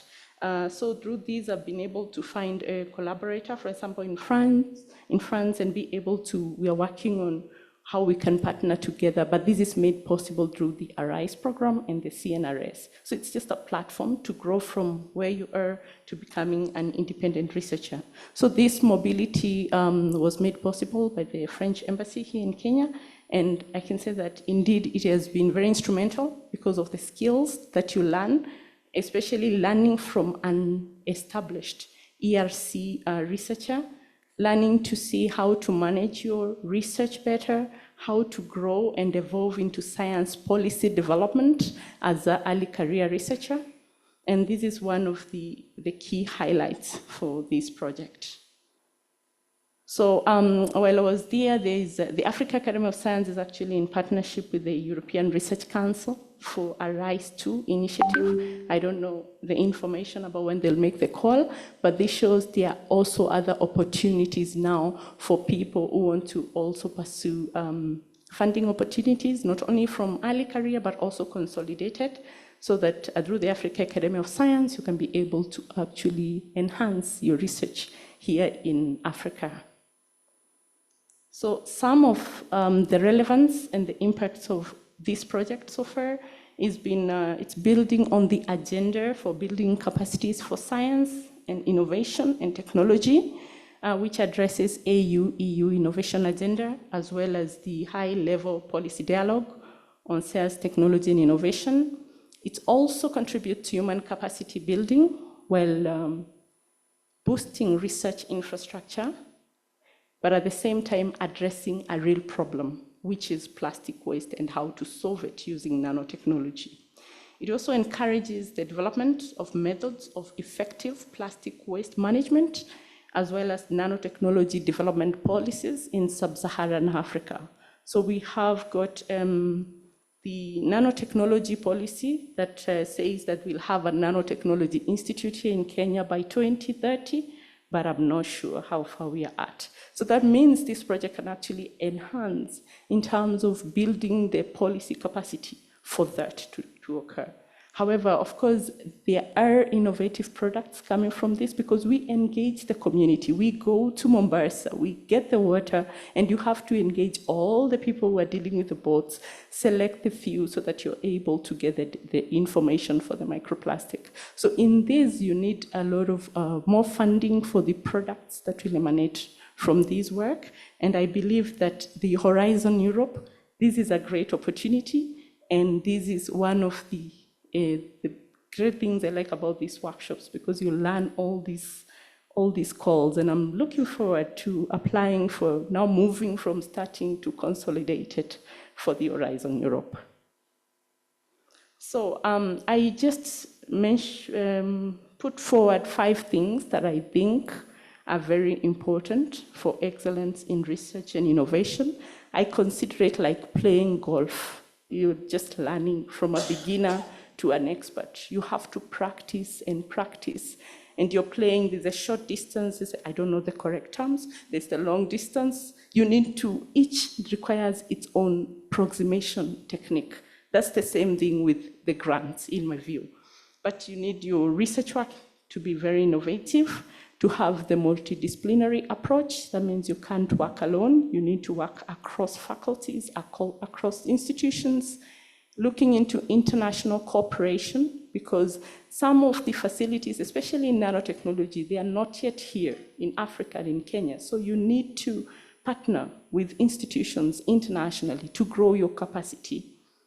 Then you have to engage the community, because whatever you develop will be used in the society. It will not be used in the lab only.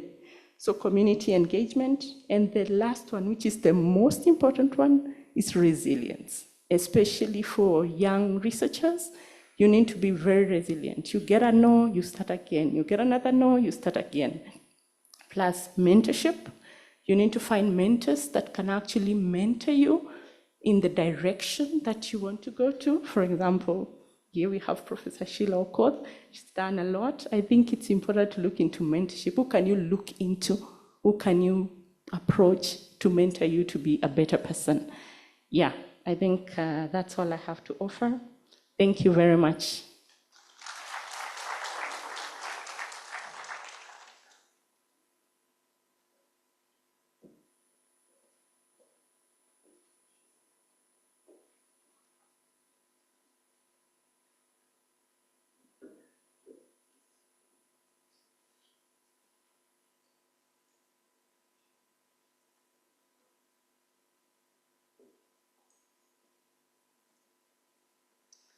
Okay, thanks very much, Anna Shira. Now, Bridget Mutuma. So we are still moving on, almost there. I think I would like to welcome Dr. Anne.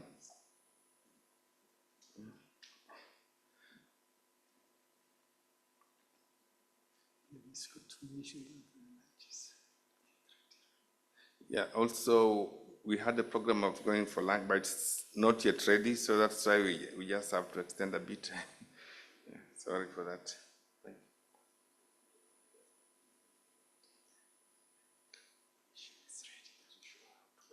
Yeah, just use this. Okay. Hi everyone. So my name is Anne Washera. I work in the Strathmore University School of Computing and Engineering Sciences. I'm actually a University of Nairobi alumni. That's what I did my undergrad. I did my undergrad here. So I'm an engineer and I do research on electricity systems. I'll speak a bit about the work that we've done and the projects that we've run. Yep. So this is our Horizon Europe footprint. It's, when I say our, this is the School of Engineering rather than the entire university. The entire university has a lot of sub-departments, research on healthcare and different things, and there's different people working on that. So we have projects on renewable energy, systems and hydrogen, green hydrogen. There's a bit of focus that we've been going into, which is tech in energy and digitalization. And then there is electric cooking. That's a huge focus of ours, and there's open source energy modeling. So there is our experience from participation. So there is, we've been able to,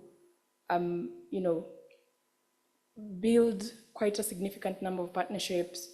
For example, we have had work package leaderships, co-coordination, and coordination of a project. I think you've had the project called LIPRI mentioned, long-term EU-AU partnership in renewable energy. We've been participants from 2017. So under that, the project it's a program actually with projects inside, and we've led one project on electric cooking. It's called Purams, which we were developing a solar electric cooker. And then we've also done a bit of work on, it's called Zetadisma. I'm going to speak a bit about it later. And then there is coordination. We've been part of the coordination organization, like the management board of the program. And then finally,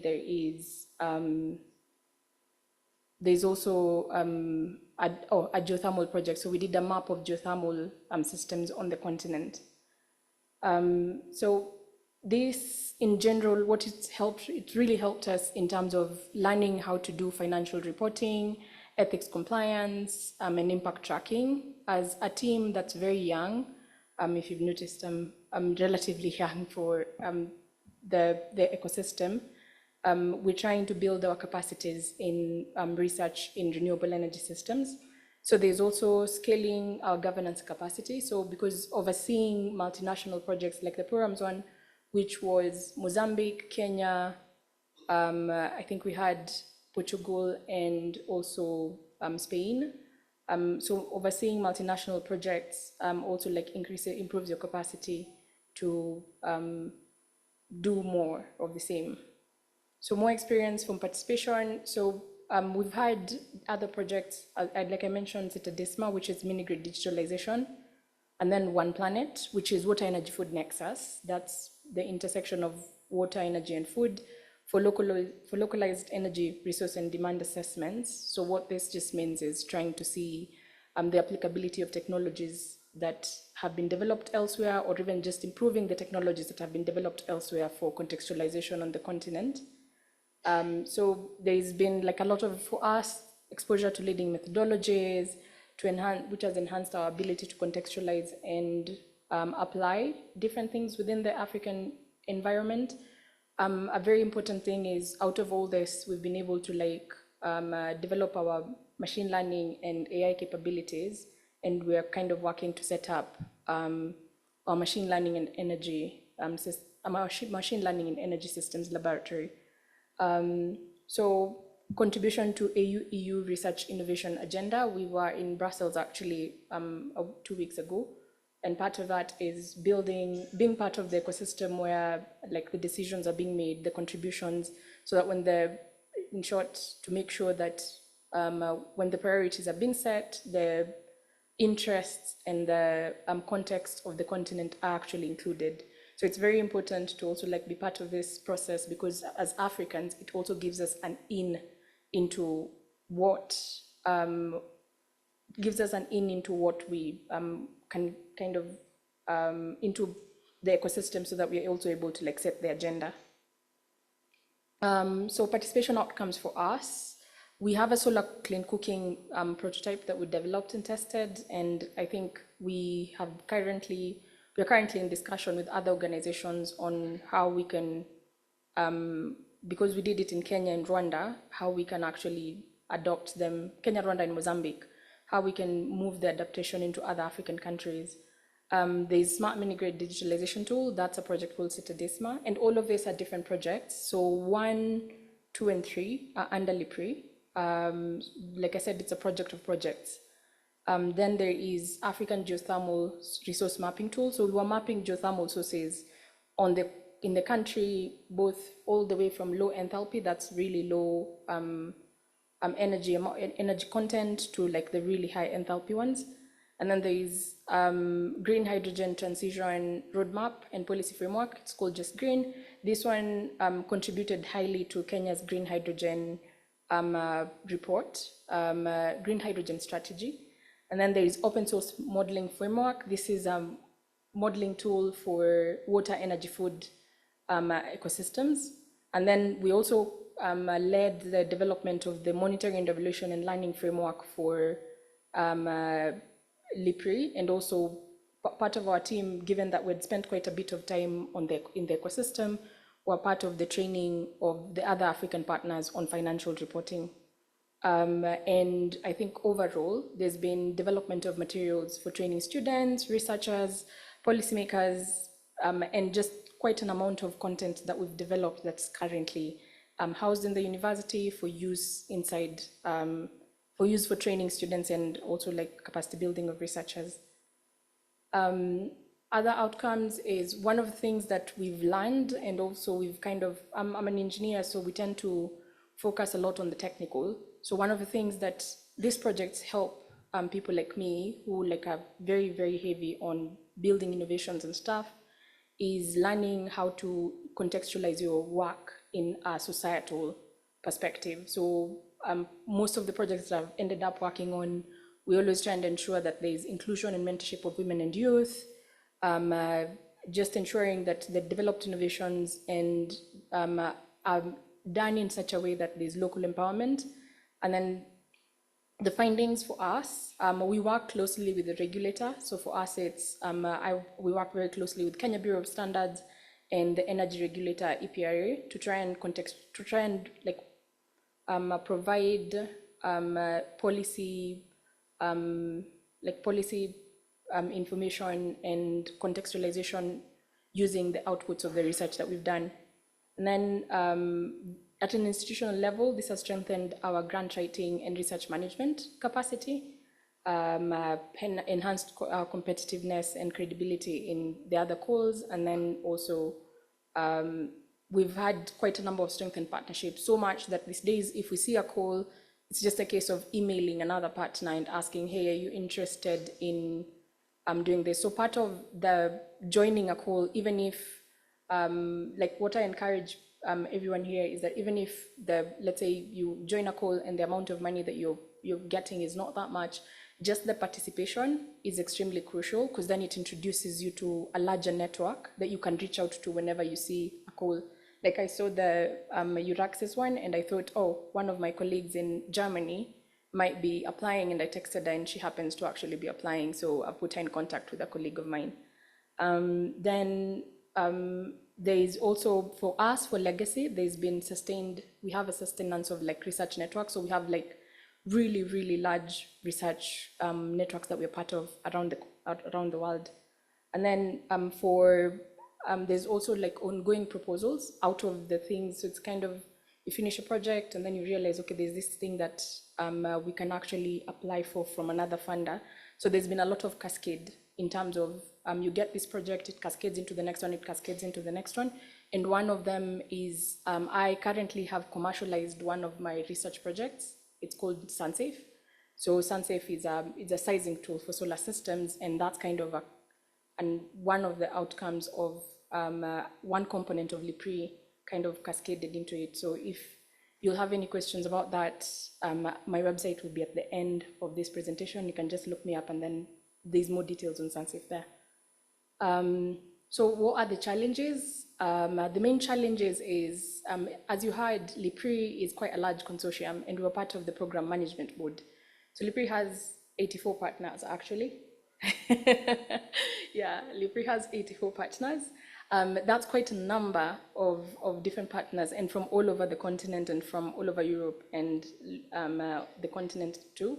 So there is managing and coordinating large multicultural consortia comes with its own challenges.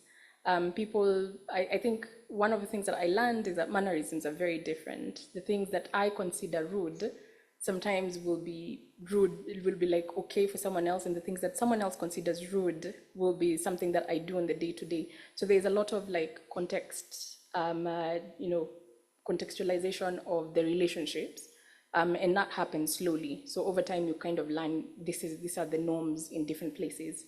So there's adaptation to evolving core priorities. So there's someone who said, I think the professor here said, you need to not dream up some of your problems. So sometimes you will have the right problem, but you need to find the point where your problem and the call intersect. So you might want to do something, it's extremely amazing, but then there's like one line somewhere in the call which tweaks your idea in a certain way. You should be quite flexible in being able to do that. Otherwise, there'll be sometimes you'll have, for example, the example I'd give is policy impact. A lot of times, the kind of policy impact you might want to look for might not be the exact one that the call is asking for. So crafting competitive proposals under tight deadlines, it tends to be that people will form consortia way in advance. This is why reaching out through the platforms that the EURAXESS system is giving you is important, because then you kind of form the consortia way in advance the moment you see the call. If you're looking for a partner 2 months to go, a lot of times for Horizon projects, the people who are already applying have been doing that for the last, 5 months or so. So it's important for you to start looking for partners quite early. Then competing priorities given budgetary constraints, balancing scientific outcomes and policy impact, and I'd even say innovation can sometimes be competing. So you need to be willing to figure out which component of your proposal you're willing to, let's say, reduce, and so that you improve another one or something like that, or what you're willing to co-finance. So co-financing is a very, very important component in the event that you think there's something extremely important, but you don't think you'll be able to cover it under the budget. So we normally try and co-finance whatever it is that falls under that category. And then there's navigating complex structures in the digital platforms. It takes quite a bit of getting used to. So if you get in there and you're not quite sure where you're clicking and all this different stuff, please note that it takes time. It took me like 2 years to finally be comfortable with the platform. And one very, very crucial thing is sometimes I'm having a conversation with someone and they tell me something about the Horizon calls, and sometimes I'm like, that's not true. So I would say, please use the EU platforms as your core source of information, because I have been told by people things here and then. I'm like, have you checked the platform to actually, because I think all the information is there, if I'm not wrong. Yes, because there's a lot of misinformation sometimes when you're working with people in networks. Oh no, this is how you do it. Just feel free, always make sure that you check online to make sure that what you're being told is actually accurate. So best practices, you should align, don't just apply. Map your idea to the Horizon Europe Work Program priorities. Read destinations policy intents, not just the topic. And read continental roadmaps like Agenda 2063. For us, for climate change and sustainable energy, there's something called the CCSE roadmap. There's outputs of documents from something called the HLPD, High Level Policy Dialogue, it's important that you know, and the call text will tend to have the links that you should look at. It's extremely important that you actually look at the links that are inside the call text for contextualized documents, but it's also important that you find out something like Agenda 2063, if you're in the climate change space, it just makes sense. You should actually look at it whether or not the call, because that's like the African Union priority document. And then there is right for the reviewers, not just for yourself. Follow the official structure, that's extremely important. Use plain language and visuals to show system logic and quantify your outcomes. This is extremely important because you can write a very, very good document, but your outcomes are not properly quantified. I've had a call that we applied for where we got feedback that they could not really tell what the gender component was. Meanwhile, we had like a massive gender component on training women, but because we didn't include that in the outcomes, it ended up not counting when the reviewers were working on it. And then build a smart consortium, diversify in function, that's extremely important, and geography.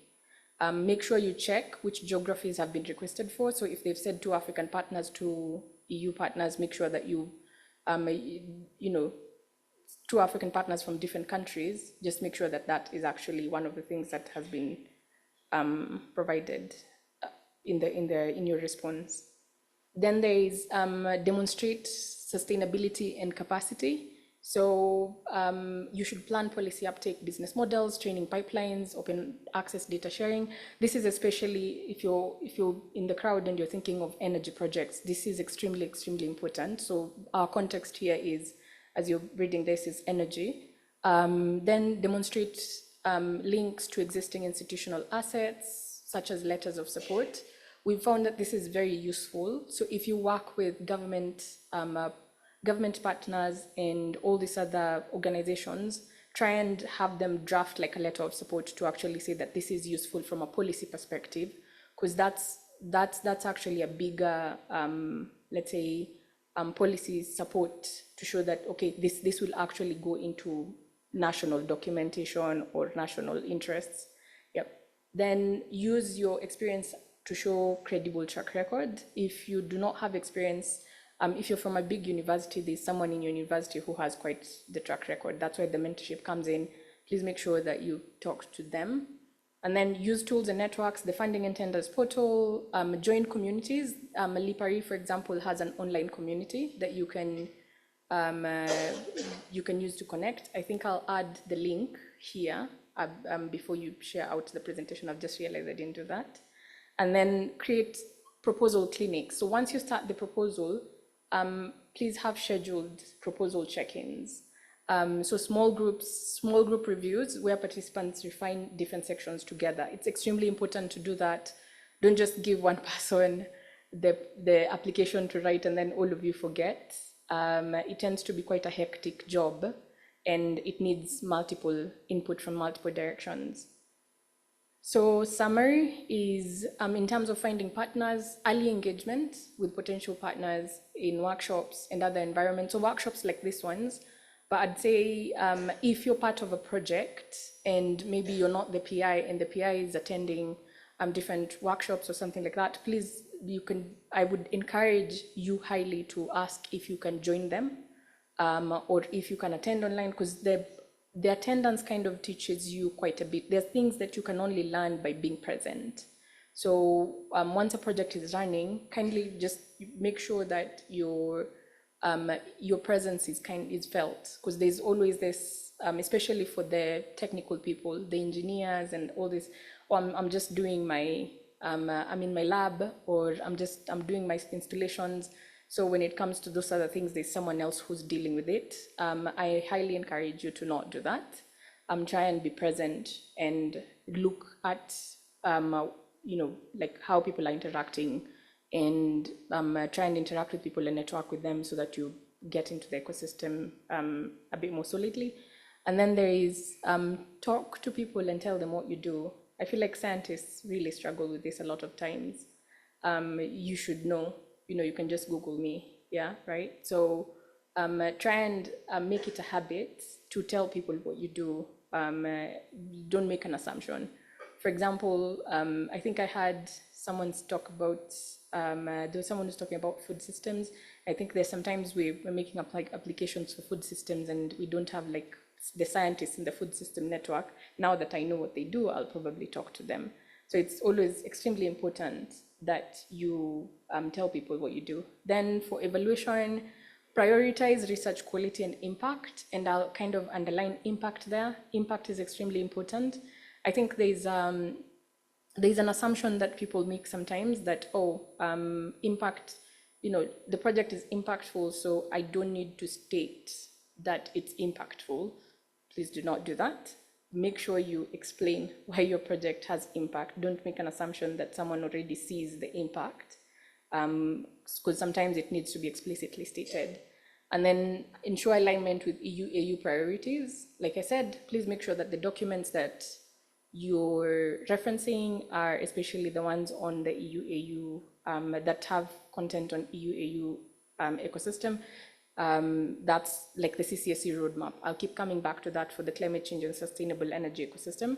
And then ensure implementation capacity is evident. Again, leave nothing unsaid. If you can say something in one line, make sure you say it. So don't leave things unsaid, they'll just see.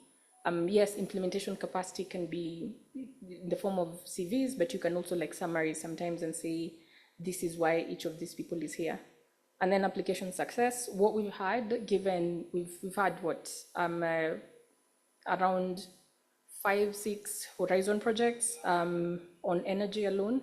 So successful applications for us were the ones that were able to link science to society. So energy access, that's now the technical staff, and then gender equality and social inclusion, and then policy improvement. So we always make sure that for all our projects, all those three things make an appearance. And then and include sustainability. So sustainability is not in the format sustainable energy. It's to say what happens after the project is done. Are you just asking for money and then the project closes and you're off to do something else? Or do you have a plan for after the project? Or what do you think? Maybe an example would be we launch a training course with this, and the training course will probably give us, I don't know, 50,000 shillings per trainee or something. It's very, very important that you try and think about sustainability of what you're proposing beyond the grant application duration, and make sure to include it in your proposal. That's it for me. The department I work for, that I manage, is called UNESCO Chair in Strathmore, and that's my personal website if you want to learn a bit more about me.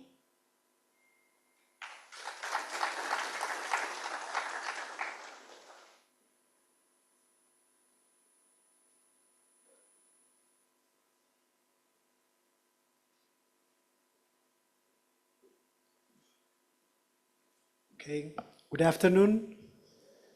The lunch is ready, but I think before lunch, if you have, I think, a couple of questions would be okay to entertain.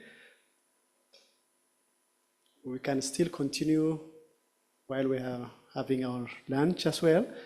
But if you have any burning questions to Dr. Laurent or all of previous presenters, you are welcome.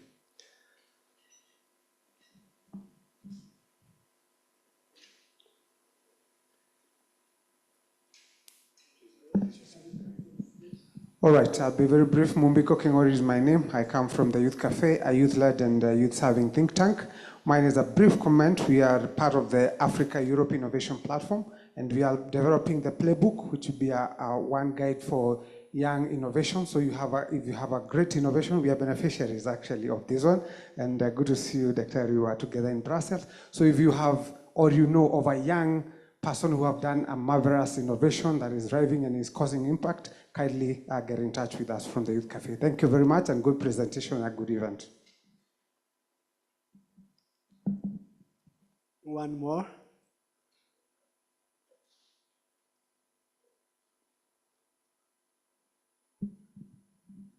It's very difficult just in between lunch. Okay.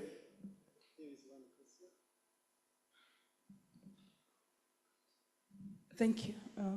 My name is Dr. Caroline Kabaria with the African Population and Health Research Center. For the Africa Initiative 4, what will be the limits per grant? What will be the timelines? How long are the grants? And is there a limit per institution in terms of the grant funding? And can you give us hints on the topic?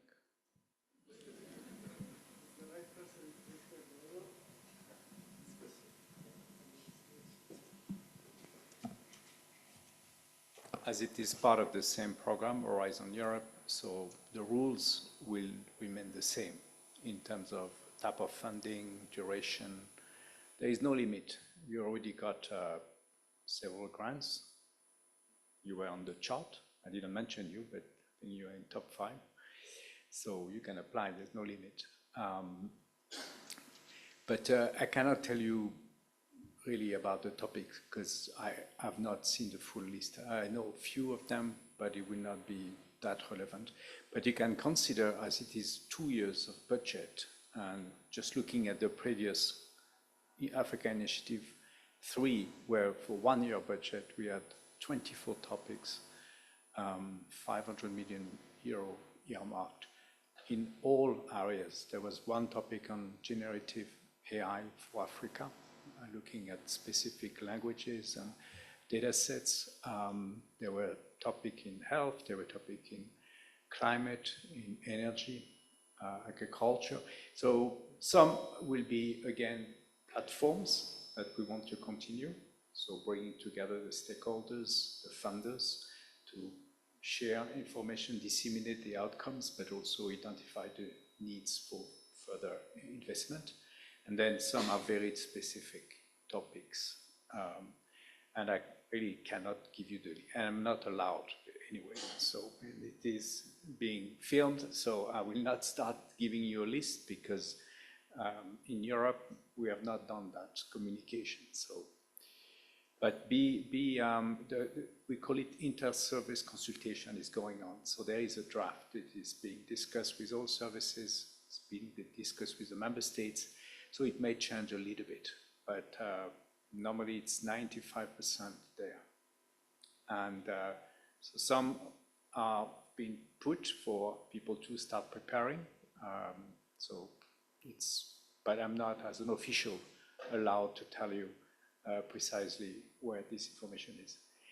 And stay tuned. I think we don't know exactly when is the publication date officially. It will be either towards the end of the year or early next year, very early next year. And it will be for 2 years budget. So the deadlines will be spread. Some will be by the summer, some will be the year after.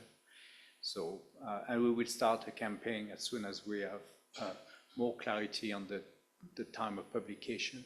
We will do online, as we have done for Africa Initiative 3, in English, in French, different languages.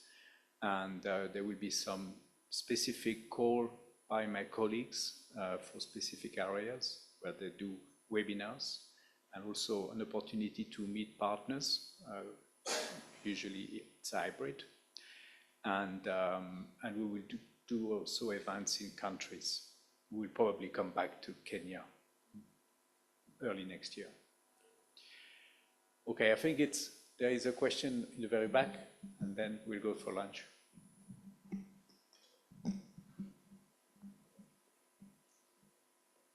Very back. Oh, yeah, go ahead. And then in the very back, and then we go for lunch. Oh, thank you, Laurent. It was nice meeting you in Kampala last week on our AI meeting for Arua Centers of Excellence. My name is Fred Bukachi from University of Nairobi College of Health Sciences, also director of Arua Center of Excellence for Non-Communicable Diseases. A quick question. I lead a consortium of large number of universities here on the continent, and now more recently with the Guild universities, almost 23 of them. And so getting partners for us is very easy for most applications. Most of my partners have participated in these applications before, Erasmus Plus, and more recently, the Horizon. But we have a new problem in the last 2 years. Most universities in Europe are unwilling to take leadership in the applications and preferring to use consultants to write applications, which we find very strange. Is there something that is going on that we need to know if you're aware? That's my question. Thank you. Maybe we'll take the last question. And well, we want the funding to go to the research, right? That's now because of the consortia. Please go ahead. I would like to thank very much the Horizon Europe for organizing for this workshop. And I think I'm one of those people who is really benefited from this workshop and the presentations we have had this morning. Now, from the 2 or 3 beneficiaries of these grants, most of them are technological, science-oriented, and energy innovation and plastic waste and all that.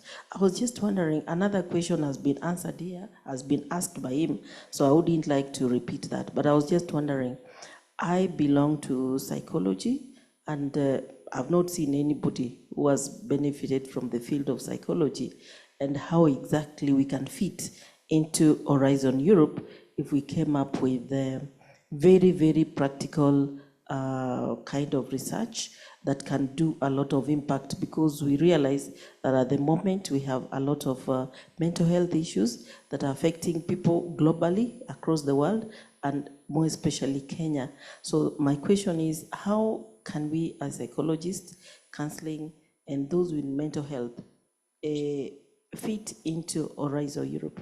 Thank you. Sister Dr. Anne Lucy from the Cooperative University of Kenya.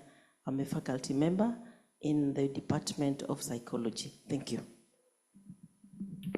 Okay, maybe I can ask also the people who give testimonials if they want to help me answer that last question. But I will answer and I will come back to the one before. We say that because those consortia are multidisciplinary, multi-country, we want to involve the social sciences and humanities. So for many topics, it will be even stated in the core that expertise on psychology or other broader social sciences and humanities will be required to.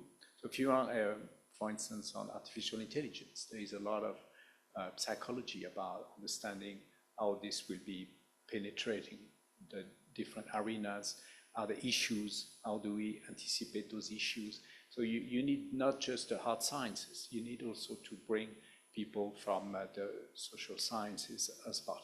So that's one, and I'm sure the project we heard before, it's not just hard science, technology engineers. There are people, if you look at the different ways of slow cooking. Help me. I'm sure in some of your projects you will have expertise from other disciplines. And then we have special clusters, which is mentioned on the creative industries and cultural aspects and governance and democracy. And there, most of the funding goes to social science and humanities researchers. Plus, in the Pillar 1, which is fully open, I mean, you can apply with either for the doctoral networks or for the staff exchange, and you can apply in people working in similar fields. You don't need to cooperate with the engineers. But maybe give an example, if any of this project you also have participation from other disciplines. Yes, so all our projects actually have participation from other disciplines. We, like I said, gender studies people especially, we have a lot of work that we do with them. We also extensively work with our humanities department, because for example, if you're doing anything that requires design thinking, they tend to have like the professionals, the sociologists, I forget their name. So if you're doing an electric cooker, I know how to develop the cooker. I don't know how to make sure that the woman in the in the market actually finds it useful. So we normally we'll develop it, then it will be piloted by the sociology team, and then they'll kind of give us feedback, and it's a feedback loop like that. So you don't really have to just participate in the core ones, the ones that are just humanities-centric or social-centric. You can also look for the engineers, because we always need the, let's say, non-technical ecosystem to actually join us in calls. Yeah. Thank you, Anna. Now going back to the question, because those projects are large, complex to set up, and the proposal require mentioning a number of different components, there are people who have specialized and companies who have specialized in writing. But we don't really encourage the scientists to use their services. Most of them actually are paid on success, so you don't have to pay them if the proposal doesn't go through. And we don't, the funding is not normally clearly allocated to them, because it's a service for helping in the preparation. So on this, we don't recommend using those services, but we cannot forbid you. You mentioned the conference in Kampala. I met another Center of Excellence and cluster leader who wrote himself the application. He's from Europe, to one of the topics that is now closed. So it's obviously still possible, for scientists, even if you're busy with many responsibilities, if you have the idea of what would be a good proposal, you can at least make a first go and get some other people to help you. I think there was a good recommendation to have people reading the proposal in order to improve it, and putting themselves in the evaluator position, looking at whether you really looking at the call description and the proposal, and looking whether you are trying to address all the criteria in a very convincing way.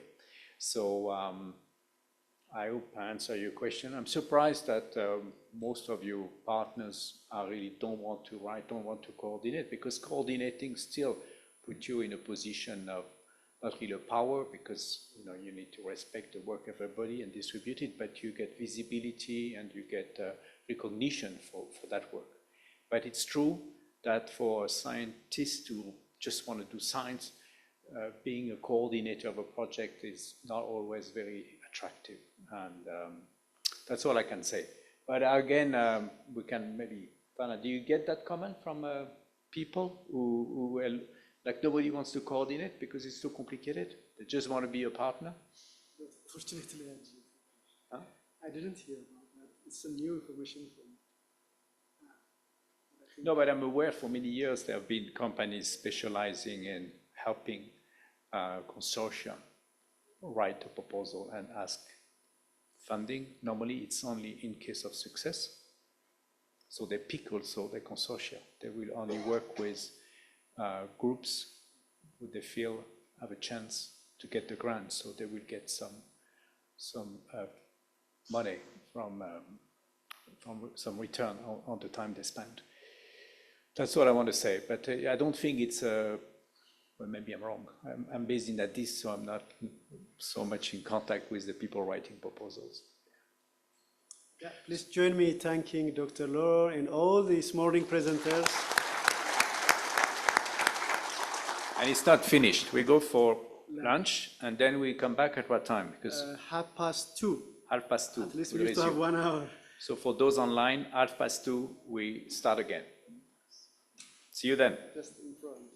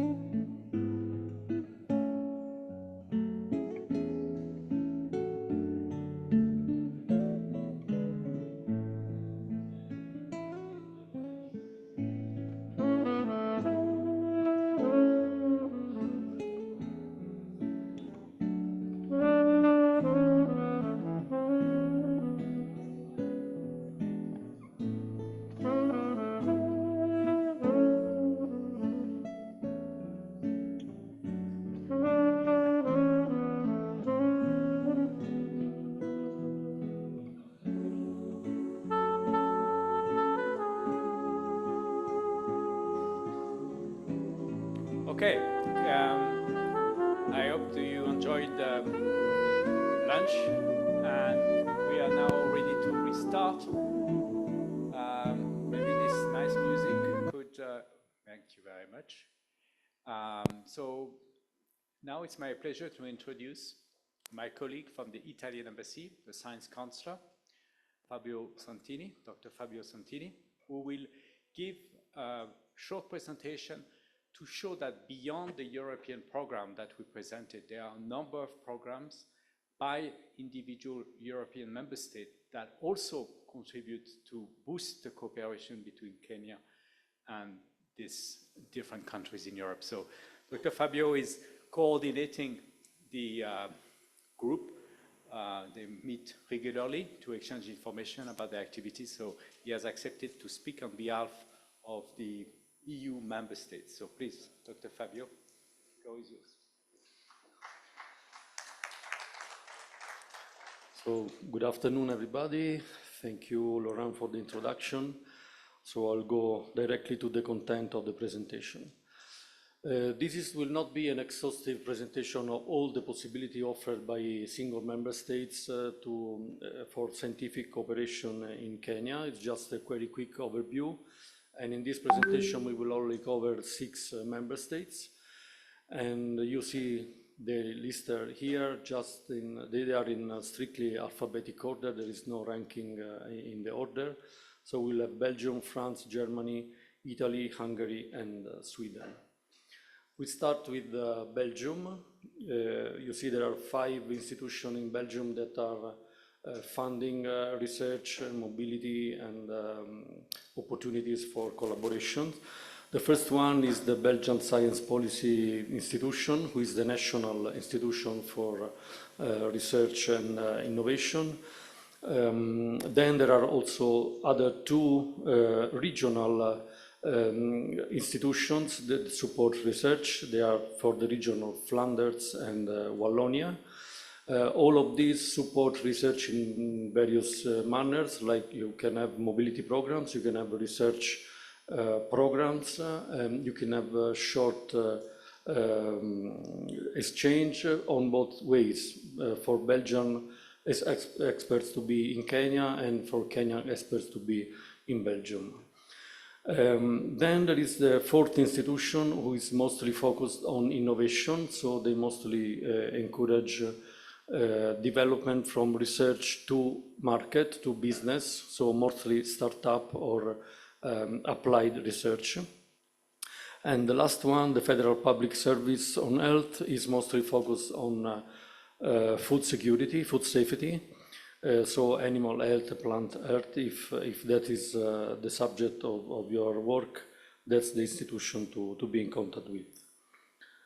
Then we go to France. Sorry, this will be just a very quick overview, as was said, so I encourage you to take note and then go and see the details, either you contact the embassies or you look at the websites.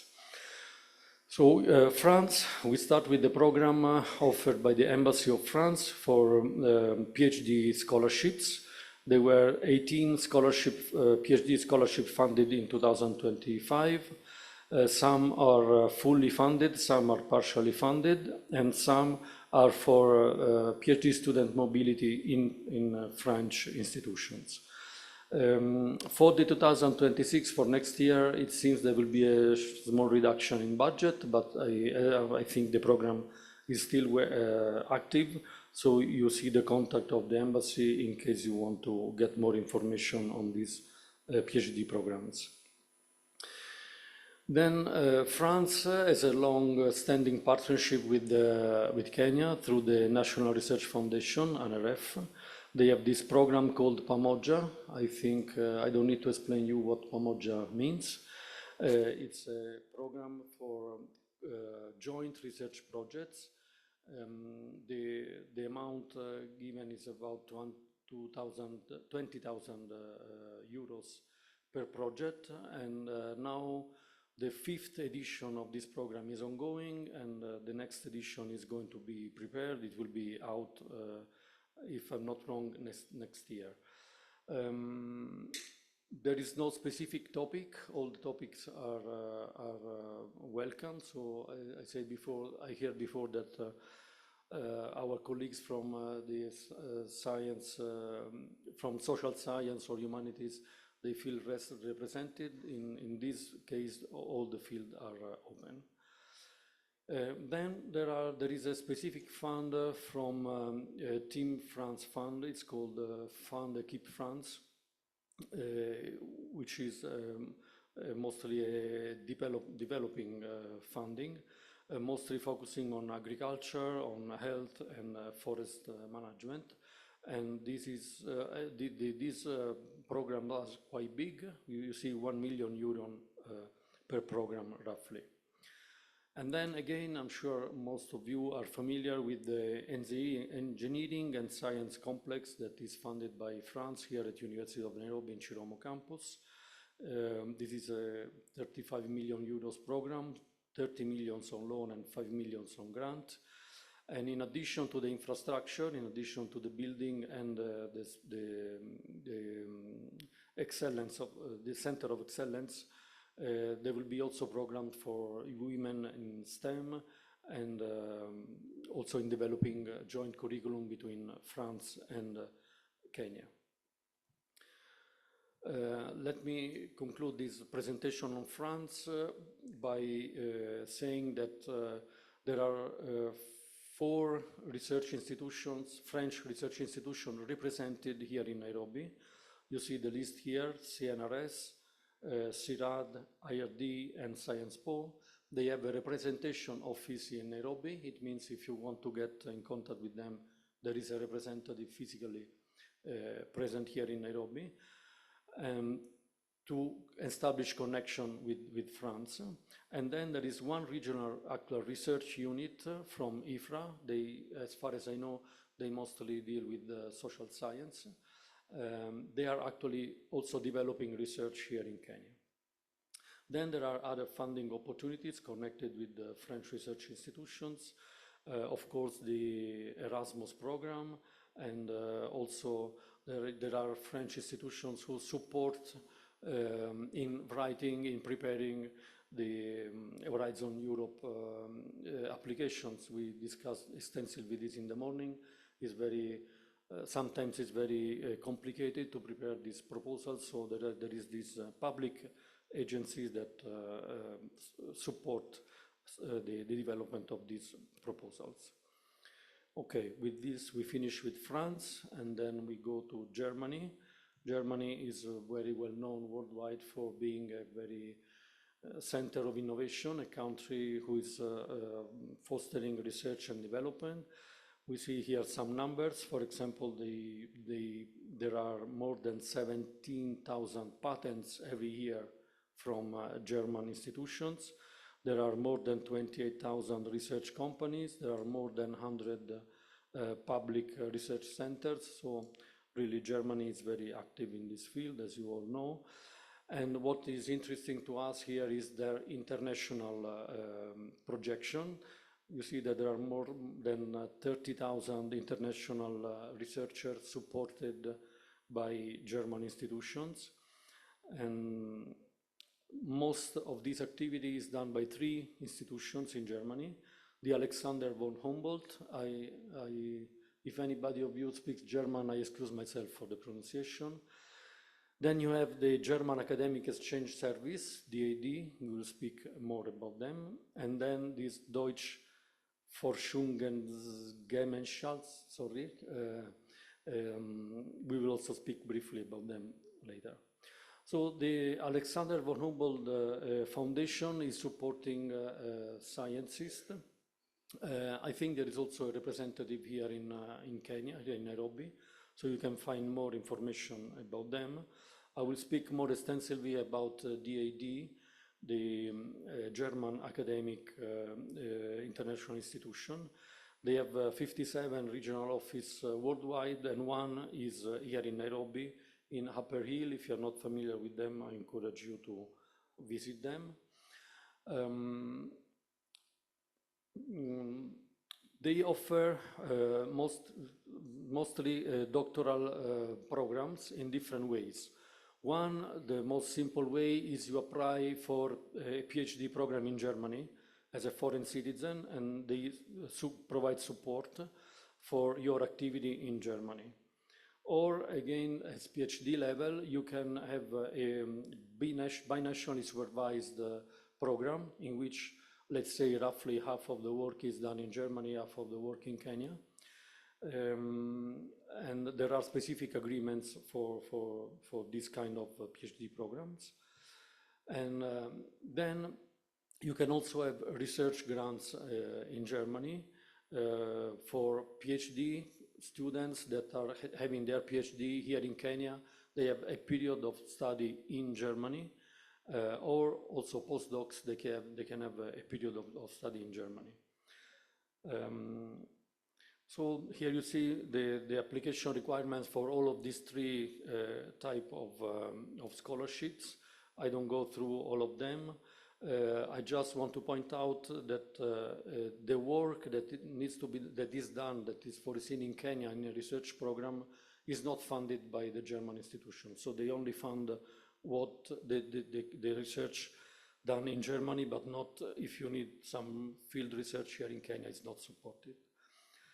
Then there is also support for academicians, for senior lecturers, let's say not PhD or postdocs. They can, of course, upon agreement with the German institutions, they can get support to be in Germany for short staying up to 3 months, from 2 weeks up to 3 months. And if you have been in Germany before, there is also a special program for experts or researchers who have been in Germany for at least 6 months. They have a special program to be back, let's say, in Germany. The last institution, which I don't even try to say again, is present in 6 countries, mostly Northern Europe and US countries. They are not present in Kenya, but in case you have connection in one of those countries, maybe you can get also support through this foundation. So in conclusion, for Germany, here you find the contacts for DAD here in Nairobi, and I encourage you to get directly in contact with them. Or there was also a website indicated before for the funding. All the funding opportunities you see here in red is funding guide.de, and all the information is given there. So we finish with Germany, we go to Hungary. Hungary has a very large program internationally supporting mostly exchange of students and experts. It's called Stipendium Hungarium Scholarship. They are active since 2013, and they are very active also here in Kenya, where you see that there are 200 positions every year for scholarship to study at different level, bachelor, master's, and PhD. This scholarship covers fully all the expenses that you have in Hungary, and also health insurance and everything. So all the expenses are covered under this scholarship. I encourage again to get in contact directly with Education Hungary for the details. And you see that the application period is from 15th of November to 15th of January, so the call should be coming out shortly. Here, just an overview of all the many partnerships that Hungarian institutions have worldwide and with Kenya. Erasmus Plus, of course, is their main reference, not only within Europe, but also with Africa in this case. And then I just want to point out that there is an agreement with the University of SEC, with the Kenyatta University, and then another agreement with the University of Nairobi, that you can read the details in the slide. And so in conclusion, the Hungarian institutions are very open to establish collaboration institutionally. Sorry, I just want to go back very quickly to the scholarship for Kenya. I forgot a very important detail. The application for these scholarships is not done in Hungary, but is done through the Ministry of Education here in Kenya. So the call and the procedure to apply, of course, you get the information from Education Hungary, but it's done through the Ministry of Education in Kenya. Sorry, it was a detail that I forgot to mention. So on the institutional side, there is opportunity for having institutional cooperation through Memorandum of Understanding. The Hungarian institutions are very well open to establish this kind of collaboration. So we finish with Hungary and we go to Italy. There are several schemes of funding for research mobility, mostly. For research mobility, you don't need to necessarily be a staff. You know that most of research mobility programs require, first of all, you need to be a staff in some academic or research institution. We do accept also individual application, as long as there is a counterpart in Italy that, of course, is ready to support your research. And this is mostly focused on short-term mobility, 10 days. Then there are research programs for PhD students or postdocs under supervision in Italy. This can go up to 9 months. And then, of course, normal PhD programs in which the scholarship is given for attending a PhD program in Italy. Here you see the contact, myself, fabiosantoni.esteri.it, and our Institute of Culture, iacnairobi.esteri.it. Very few details about these programs. This short mobility program that I was mentioning, up to 10 days, usually the call is out in April, and you can apply until July, but the mobility must happen before November 15, because you need to have time to provide evidence that the trip was done, and also have a report on the research program that you developed. And you will not get the funding before leaving, but after leaving. So your work will be evaluated, and then you will get refunded your expenses up to 3,000 euros. Then this is a research project under academic supervision. If you are a PhD student or a postdoc, you can contact an institution in Italy and submit a proposal for your research that maybe you are already developing in Kenya, but you need some further insights for any reason in Italy. Then you can submit, first of all, get in contact with an Italian institution who can host you while you are in Italy. And then you can apply for, with a letter from this institution, you can apply for the scholarship, which provides up to 9 months of stay in Italy. And then this is just, if you want to apply for a PhD program in Italy as a Kenyan citizen, there is the opportunity, and there are some scholarships available through the Institute of Culture for this.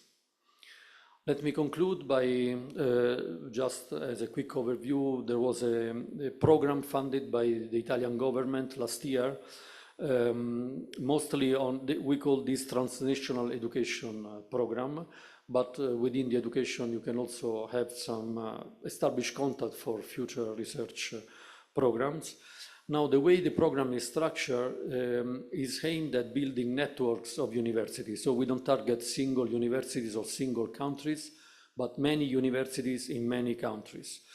As an example, here you see the program Wagon to Africa, who involved more than 60 universities in East Africa and more than 10 universities in Italy.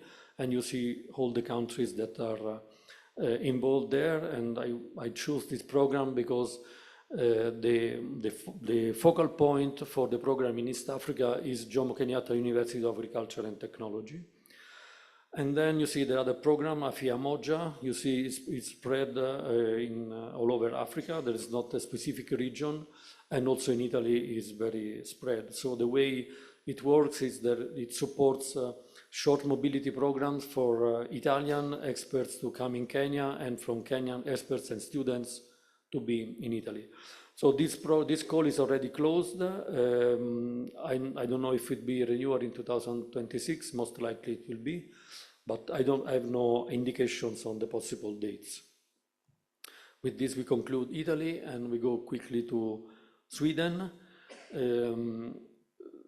Sweden has a large program for students, university students at bachelor and master's level. The PhD programs are mostly seen as a job opportunity, so they are announced on different channels, not on the academic one. So with this, I conclude my presentation. Thank you for Sante Sana for listening. I'm not sure I can answer the question in case there are, because these are specific to specific countries. Of course, if you have questions on Italy, I'm sure I should be able to answer, or if you have any other question, I can forward to the colleagues. Okay, I don't see. Oh, there is a question. Okay.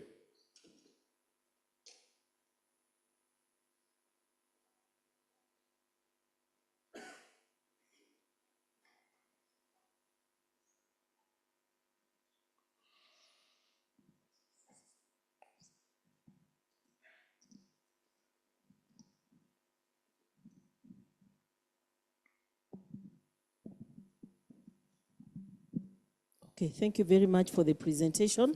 I just had one question on when it comes to research mobility and also postdoc positions in different universities, especially across Europe and maybe other countries. Now, sometimes after applying for that, they insist that you must give, during application process, you must give a professor who is ready to work with you in the postdoc. And maybe this is first-time application, and you have no idea of the professors there, but when you check online or in the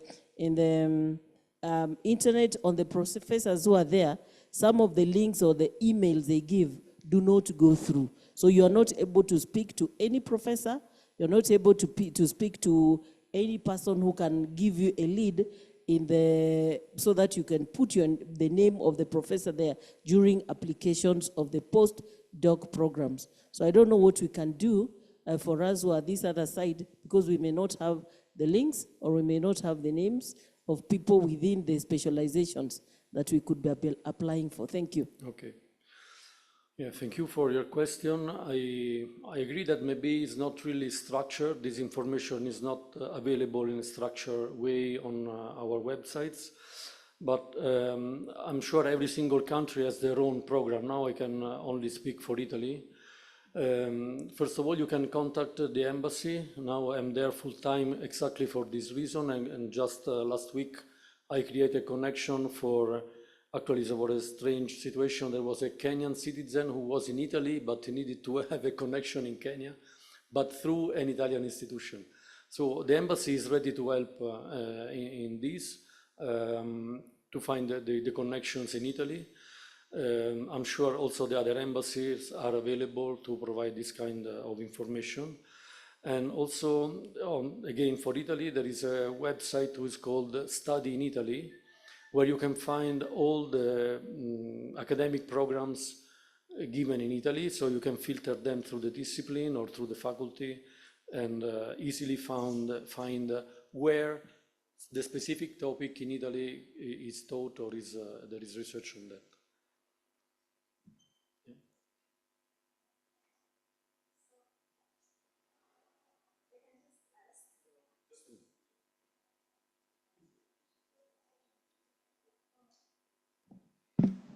Good afternoon.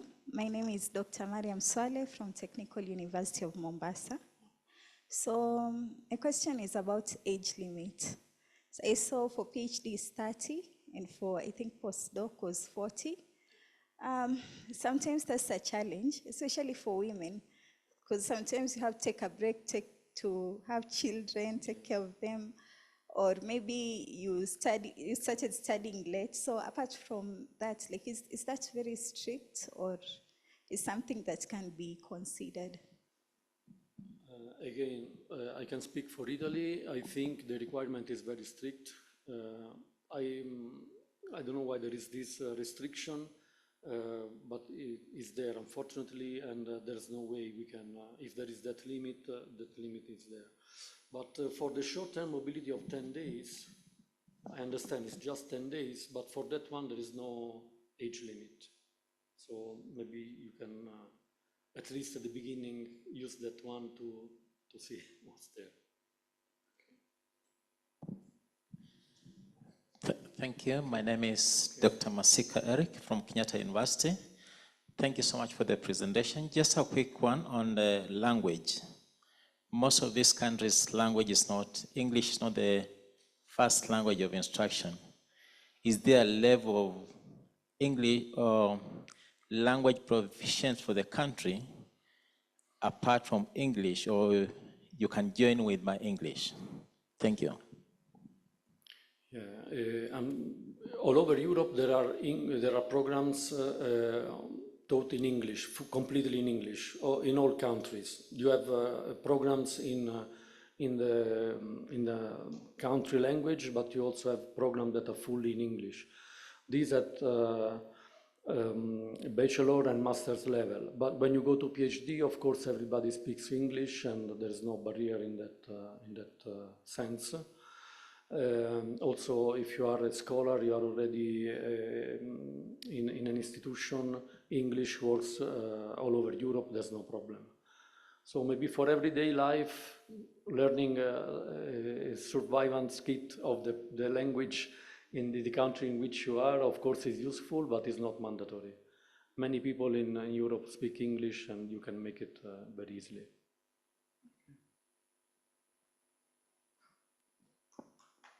I think there is a... Thank you for your presentation. My name is Dr. Lunita Sumba. Now about the host institution, does it have to be a university? Again, I need to be careful because there is no general rule. You need to see the single call, the single application requirements. For the Italian, on the Italian side, it is not mandatory that it is in university. It can be a research center. We have many research centers that are linked to university, but they don't provide degrees. They don't have teaching programs, but they do research, and yeah, a letter of accreditation from them is good.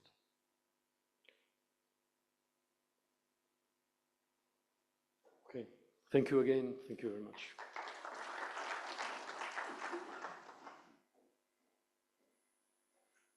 So thanks a lot, Dr. Fabio, for giving the landscape in the whole of the entire EU countries. So now we have Melanie Mwangi from Enrich Africa and Joseph from SEED Project. They're going to talk about EU networking opportunities for researchers and innovators in Africa's digital landscape. So, Melanie.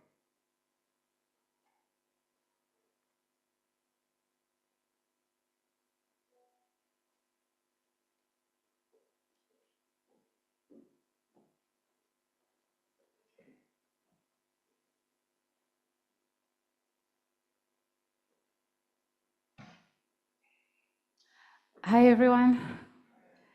I'm happy to be here today. My name is Melanie Mwangi. I'm representing Enriching Africa Center. I hope all of you have eaten some lunch and you have some energy today afternoon. So Enriching Africa Center is an outcome of Horizon Europe. We started off as an EU-funded project, Horizon 2020, and then so basically, what our objective was as a project was to bridge the gap between Africa and Europe in the innovation ecosystem. And one of our first activities at Enriching Africa was to bring local ESOs from Europe and Africa together, because these are the people who champion local innovation and entrepreneurship in Africa. So that is what we started off doing at Enriching Africa, piloting different activities, which I'm going to talk about. And then we were later entityed in Cape Town. This is in 2023. So we are a company based in South Africa, and I am based in Nairobi, Kenya. So what is our vision at Enriching Africa Center? It is to become the bridge between Africa and Europe innovation ecosystem. So we do work with different stakeholders from Europe and Africa. These are academia, researchers, ESOs, investors or funders, policymakers, basically everyone within the innovation ecosystem. And our work, I know a lot of you today have heard the EU Innovation Agenda. That is actually one of our works, is to implement the short-term, long-term, medium-term goals on the EU Innovation Agenda. If you're here in this room and you've not had the chance to read on the EU Innovation Agenda, please do try. Okay. So Enriching Africa, we are an ecosystem aggregator. Like I said, we work with different stakeholders in Africa and Europe. Number one is the policymakers, because Enriching Africa is actually their baby, right? Because it started off as an EU-funded project, and because of the activities that Enriching Africa was doing in bridging the innovation gap between Africa and Europe during the piloting phase, the EU decided to entity it as an entity to continue the legacy work of different EU-funded projects that we've had today and many more out there. So we're an ecosystem aggregator. We do connection between Africa and Europe. We create linkages between these different stakeholders. Let's say, for instance, you're in academia and you are looking to collaborate with a different institution in maybe Europe, in France. So you come to Enriching Africa Center, and then we help you with that. So we do internationalization. Let's say, for instance, you're a BSO, that is a business support organization. You're trying to expand your programs out of Kenya. You want to go into different African countries or even the European countries. Enriching Africa is there to assist you with that. We also do knowledge exchange between these different entities in Africa and Europe. That is one of our works. We do community building, capacity building, and a lot of technical and knowledge exchange between the two continents. So our network, business support organizations, I feel like this is a repetition, innovation facilitators, businesses, whether it's corporate, government, academia, entrepreneurs from Africa and Europe. So our footprint, ever since we got entitled in 2023, we are now hitting 300 different network members. We call them champions at Enriching Africa, because these are the people who champion for innovation in Africa. So we have representation in more than 37 countries at the moment, and we are operating in all sectors that has anything to do with technology and innovation. So what are our core competencies? So our core competencies, we have strategic innovation partner. So Enriching Africa actually does do implementation of different international projects. I have had one of our partners for the AIP project that started this year in January is here. And then we have Joseph from WASIAP, who's going to talk about WASIAP, about seed projects. So we work on different projects that have the objective of bridging or linking Africa and Europe in terms of research and innovation. We also do delivery of this project. We are a sustainability driver for ESOs in Africa and Europe, and we are also an intermediary between different institutions in Africa and Europe. So how do we do what we do? We do matchmaking. Like I said, if you are, for instance, in this room and you're looking for any kind of partner, let's say you're even looking for a government partner in Tanzania, and you're here in Kenya, or you're here and you're trying to break into the Francophone market in Senegal, Enriching Africa, we do have different network members in majority of these countries, and we help you with the matchmaking. We give you access to different markets, especially in Europe and Africa, and we do also have a digital backbone, which I will describe just in a few. So when you do Google Enriching Africa, you can scan that, and then you'll be able to visit our website. When you do Google Enriching Africa Center, you will find that we do have a digital backbone. We have this product that is for all the innovation stakeholders within Africa and Europe. So what we do with this platform is that we share different kind of resources that are out there. We continue building the legacy works of different activities or projects that have been there. For instance, we know that the EU has funded a lot of projects in Africa, and majority of these projects have an end line. So what happens with Enriching Africa, once that project is done, Enriching Africa continues with the legacy work of this project, because we cannot allow these projects to just end like that, right? So that is what Enriching Africa does. We share different kind of resources on the Enriching Africa platform, like funding opportunities. I know a lot of you are able to get a lot of these opportunities, especially as researchers on the EURAXESS page. But we do also have different or more opportunities you can find on the Enriching Africa Center platform.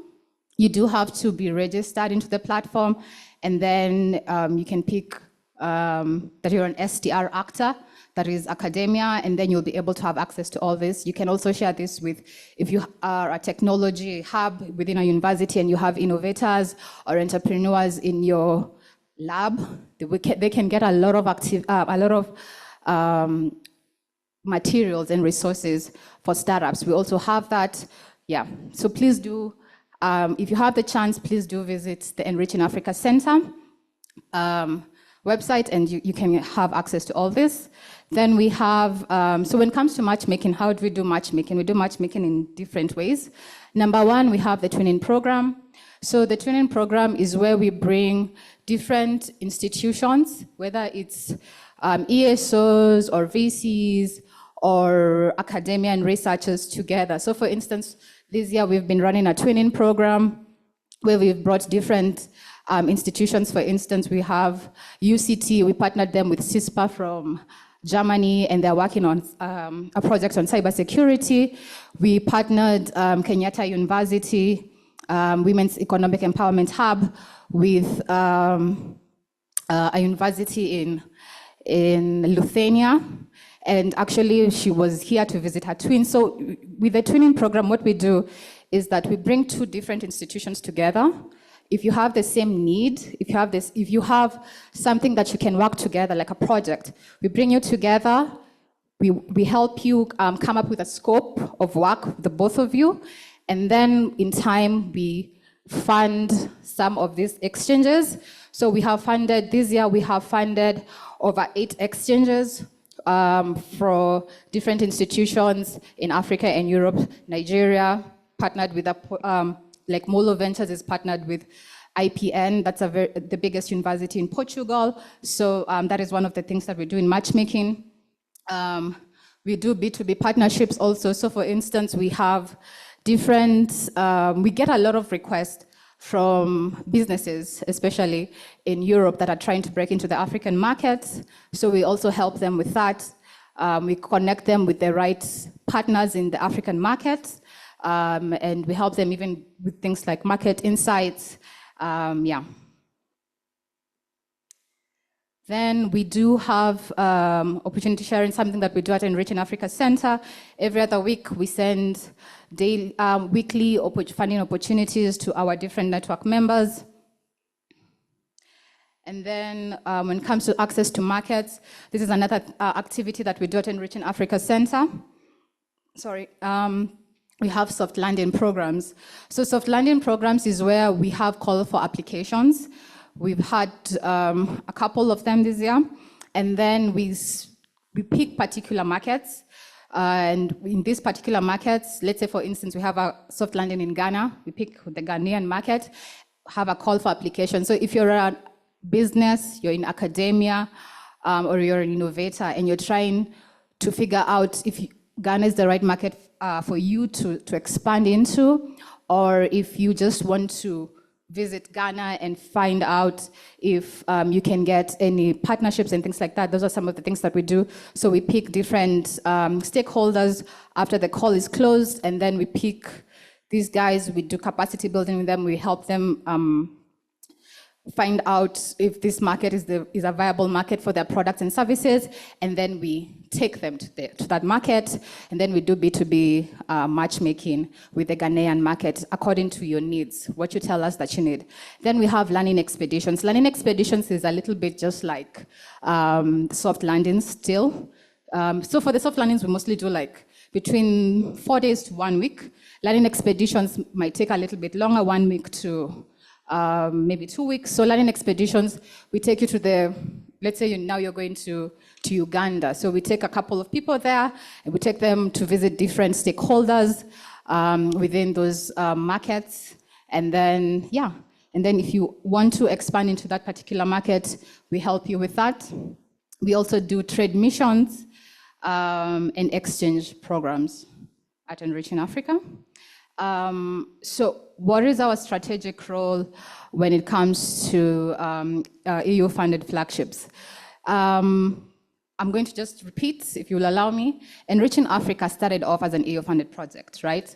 And then we got entitied to continue the activities that we were doing while we were a project, which I've mentioned. But now, once these projects are done, EU-funded projects, like the SEED project, we've been running the SEED project for 2 years now with different partners, 10 partners, 5 from Europe, 5 from Africa, and the project is ending in December this year. But it doesn't end just there. Yes, SEED has ended, but the legacy work of the SEED project and the support that all the SEED partners, not SEED partners, but SEED participants need beyond the project continues on at Enriching Africa Center. Now we have the AIP project. The AIP project stands for Africa Europe Innovation Platform. It started this year in January. It is going to run for 3 years. It is a platform that, the outcome of this project is actually a digital platform that we will use to bridge the innovation gap, like bring all stakeholders from Africa and Europe, depending on the kind of stakeholder that you are, and then you're able to collaborate and network very easily on the AIP platform. Yeah, so we do have other projects that we're working on, some funded by the EU, some not, but that is some of the things that we do at Enriching Africa. We do have an alliance of partners that you can see there, and thank you very much. I don't know if there's any question. Please do scan this so that you can find out more about Enriching Africa Center. If you have any questions, please do feel free to reach out to me. Yeah, thank you.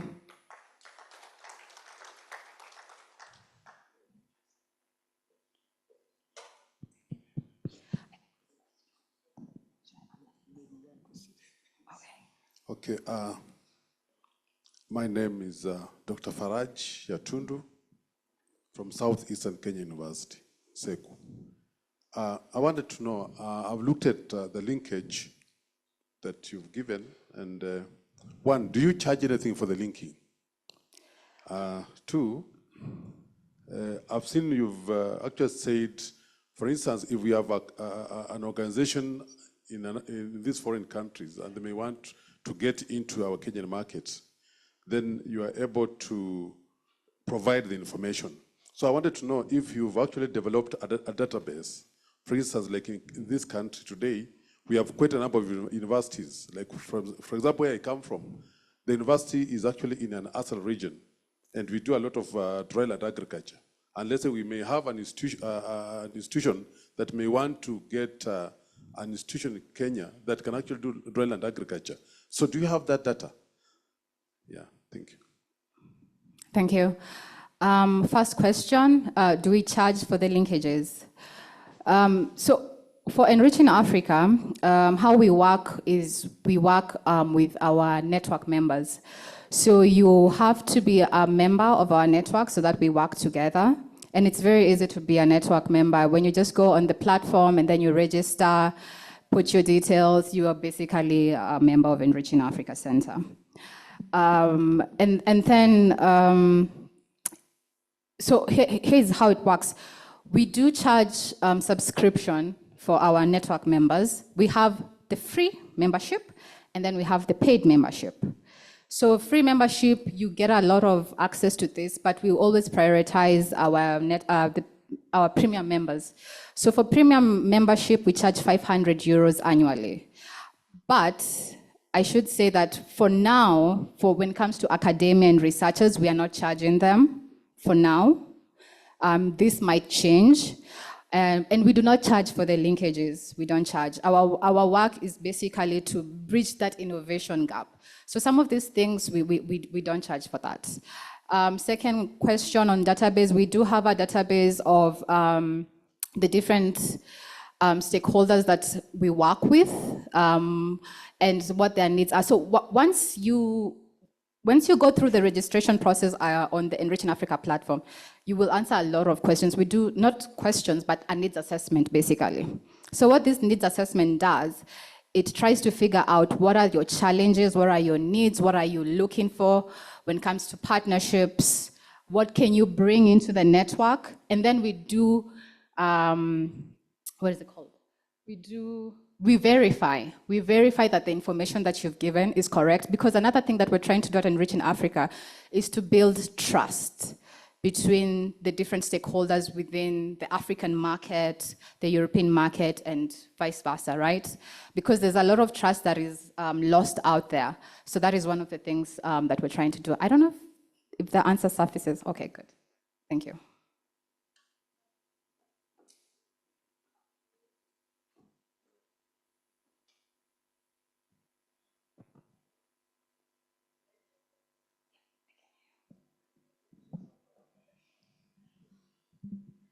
Okay, thank you so much. My name is Dr. Laura Mamuli from the Open University of Kenya. At the Open University of Kenya, our students engage in innovative capstone projects. And I was just wondering how we can link them up with your organizations to commercialize the products of their capstone projects. Thank you. Thank you. So one of the ways that we work with or support entrepreneurs is through our network members, right? We have a lot of ESOs, entrepreneurial support organizations, whether these are VCs, whether these are accelerators, hubs, and depending on the stage that the entrepreneurs are, depending on what they're looking for, we connect them or link them with the right people. Sometimes we are also involved in different programs or projects that are solely focused on entrepreneurs, and we can work with them on that.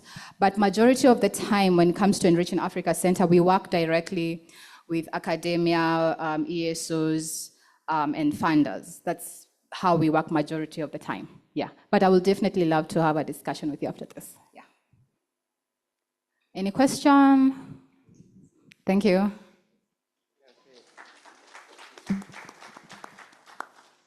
Good. So, okay, yeah, my name is Joseph Shitote. I am part of WASIAP EV. This is a technology company based in Germany, but we now have many activities actually in Kenya. With WASIAP, we are mostly interested, actually, if you hear the message from the leader of the team, one thing that he often emphasizes on is that in the whole African context, the East African side, specifically Kenya, is one of the easiest areas and countries to work with. So when he was looking for partnership for some of these interesting projects, the Horizon Europe, this Erasmus Plus, he had a lot of difficulty actually understanding the ecosystem. He first went to Western Africa. Yeah, he did the first project there, but then he didn't get the right feeling and also the vibrantness that is required for research and innovation. But when he came to the East African region, then it looked like things were very, very easy. Yeah, and from that from that time now, we have come through a journey of about 5 years working in the Kenyan ecosystem with various projects and initiatives going on in the area of climate and innovation and also education, as well as water and irrigation. Some of these projects, you may have heard of it. We have one Kijani box applied in the biodigester ecosystem. We have Kijani space for Earth observation around the Lake Basin region. And now we have this seed, which we are working closely with Melanie. I wish you could have stayed with me on the stage to give me the courage to talk and continue. Yeah, and she left me here, so I will just eat the cake alone, so it is okay. Yeah, so I am here now to just give you a very brief context of the SEED project, which is one of the initiatives that WASIAP is a part of. SEED is an innovative project under the European, under the Horizon Europe framework. We have a consortium, so a consortium of 10 partners, so 5 in Europe and also 5 in Africa. They are spread out. So on the African context, we have Senegal, we have Ghana, we also have South Africa. So in South Africa, there are 2 partners. One of them is Enriching Africa, the other one is Metis. And now in the Kenyan side, WASIAP through the association, the German association to the Kenyan side. So we lead all the pilot activities on the Kenyan ecosystem. More about SEED. So we have linked with the various, you could call them instruments that actually guide innovation in the innovation both in the European and also the African ecosystem.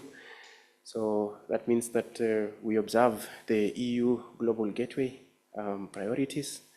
We also are interested in this connection between the African Union and the European Union. You will see one of the interesting challenges that we have faced while trying to bridge this connection, actually. Then the Africa Agenda 2023 has also been mentioned here several times, so it is something not to leave out. And of course, the Global Sustainable Development Goals. So I say this, and before I move to the next slide, which is the methodology, now I'll tell you the meaning of SEED. So that is, we are trying to strengthen the European African digital ecosystem, yeah, through increased research and innovation. So ideally, to make it easier for European researchers to work with the African researchers and the other way around. But it has not been very easy, just to let you know. Our key methodology is again linked to the main initiatives, which is the human-centered design methodology. So that means that we need to ensure that everything that we are doing is linked to the target environment that we want to implement these services. So all our activities, that is the main things that we have run. Many of you, I don't know, but maybe some of you may have participated or attended these events.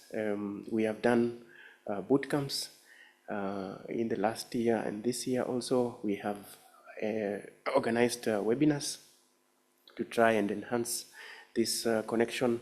We have also done these activities that Melanie has mentioned, that is the learning expedition, also the twinning program, the soft landing missions, the youth training program.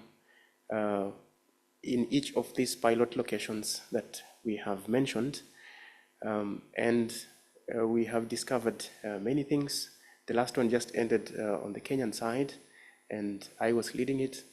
And we saw a number of African researchers and innovators now from Kenya and also Tanzania, together with a few from Europe, come together in Kenya to now see whether they could discover the market ecosystem in Kenya and implement their solutions. And there are interesting results for that also, with a lot of difficulty, actually. Then we have also participated in, we were part of this Europe, the AAP event that took place in Brussels. Some of our partners participated in this one. Maybe some of you met them, actually. Okay, good. Yeah, so we were part of that, and now we will be having our final event. Actually, SEED ends this year in December. So we'll be having our final event in Ghana next week, actually, part of this Ghana Digital Innovation Week. And on the first day, we have our internal partners meeting, and then the next 3 days, it will be a public event where we now share the results of what we have been doing so far. The next slide is just the conclusion. So I just want to mention one thing which probably should scale to most of you who have the influence to do this, because one thing that has been very difficult in making this bridge between African and European researchers has been the fact that it is easier for Europeans to travel to Africa, but very difficult for Africans to travel to Europe. So for most activities that happen in Europe, you find that very few Africans are able to get the visa. Yeah, actually the visa is the main problem. It takes a very long time and there are many challenges. So many people, many Africans actually miss the opportunity to actually bridge now the other way. So if there are policy influencers on the crowd, maybe that is something that you could take up and see if something could be done. We propose some specific, we could say, exception for researchers. Yeah, if you're a researcher, it needs to be easy for you to move around. Otherwise, we will grow one side and the other side fails. This is just the links. I think the slides will be shared. So once you get them, you should be able to follow each of our socials and also the website. And that is it. Thank you for your attention.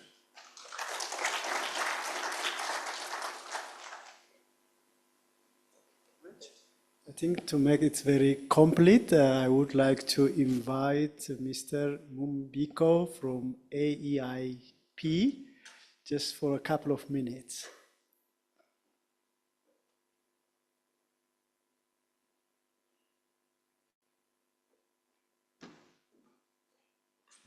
Thank you very much. Greetings to everyone, and thank you, my sister and brother.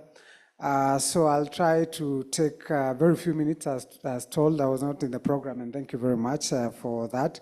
So once again, my name is Mumbiko Kingori. I'm the Partnership Director at the Youth Cafe. The Youth Cafe is a youth-led and youth-serving Pan-African non-profit. We are based here in Kenya, Kitusuru, and we are part of the consortium with Enrich Africa that has brought together the Africa-Europe Innovation Platform.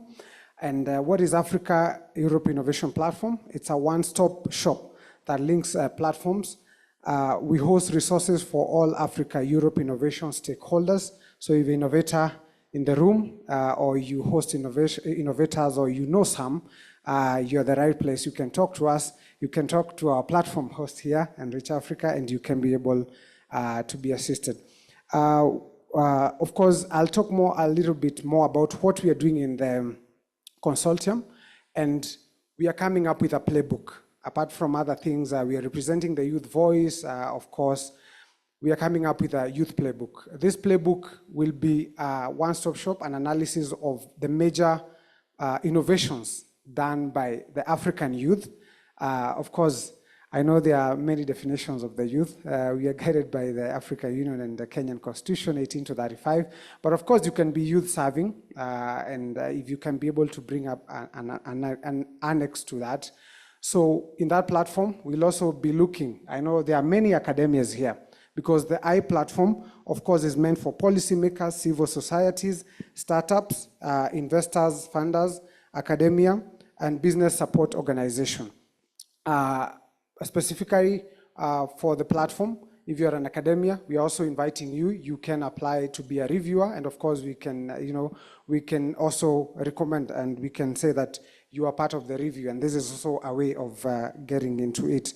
So I don't want to take much time. Thank you very much. Of course, you can check on the website, www.africaeuropeinnovation.net, www.africaeuropeinnovations.net, or you can reach out to Youth Cafe, www.theyouthcafe.com, and we can reach out. I've given several of my cards, or you can write to partnerships@theyouthcafe.com. Thank you very much, and thank you to Horizon Europe, Together Forward. And the voice of the youth. Hello. Okay, I think they deserve a round of applause. Thank you very much for a nice presentation. The next presenter is Dr. Nicholas Odongo. He represents ACTS, Africa Center for Technology Studies. I'm very pleased to invite him, as I'm one of the beneficiaries from Ethiopia. Please, Nicholas, come to the stage. Thank you also for the support. Let me use this opportunity.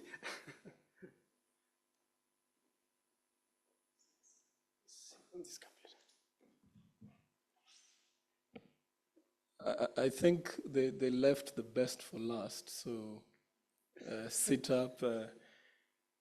Hopefully it's interesting. Good afternoon. My name is Nicholas Odongo. I am a research fellow and also a deputy head at the African Center for Technology Studies. And I want to achieve three things here in the few minutes that I'll be here.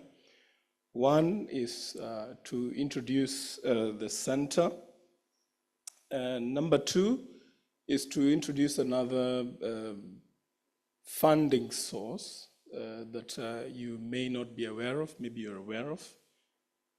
And lastly, because I'm convinced that what I have here is very important, it's life-changing.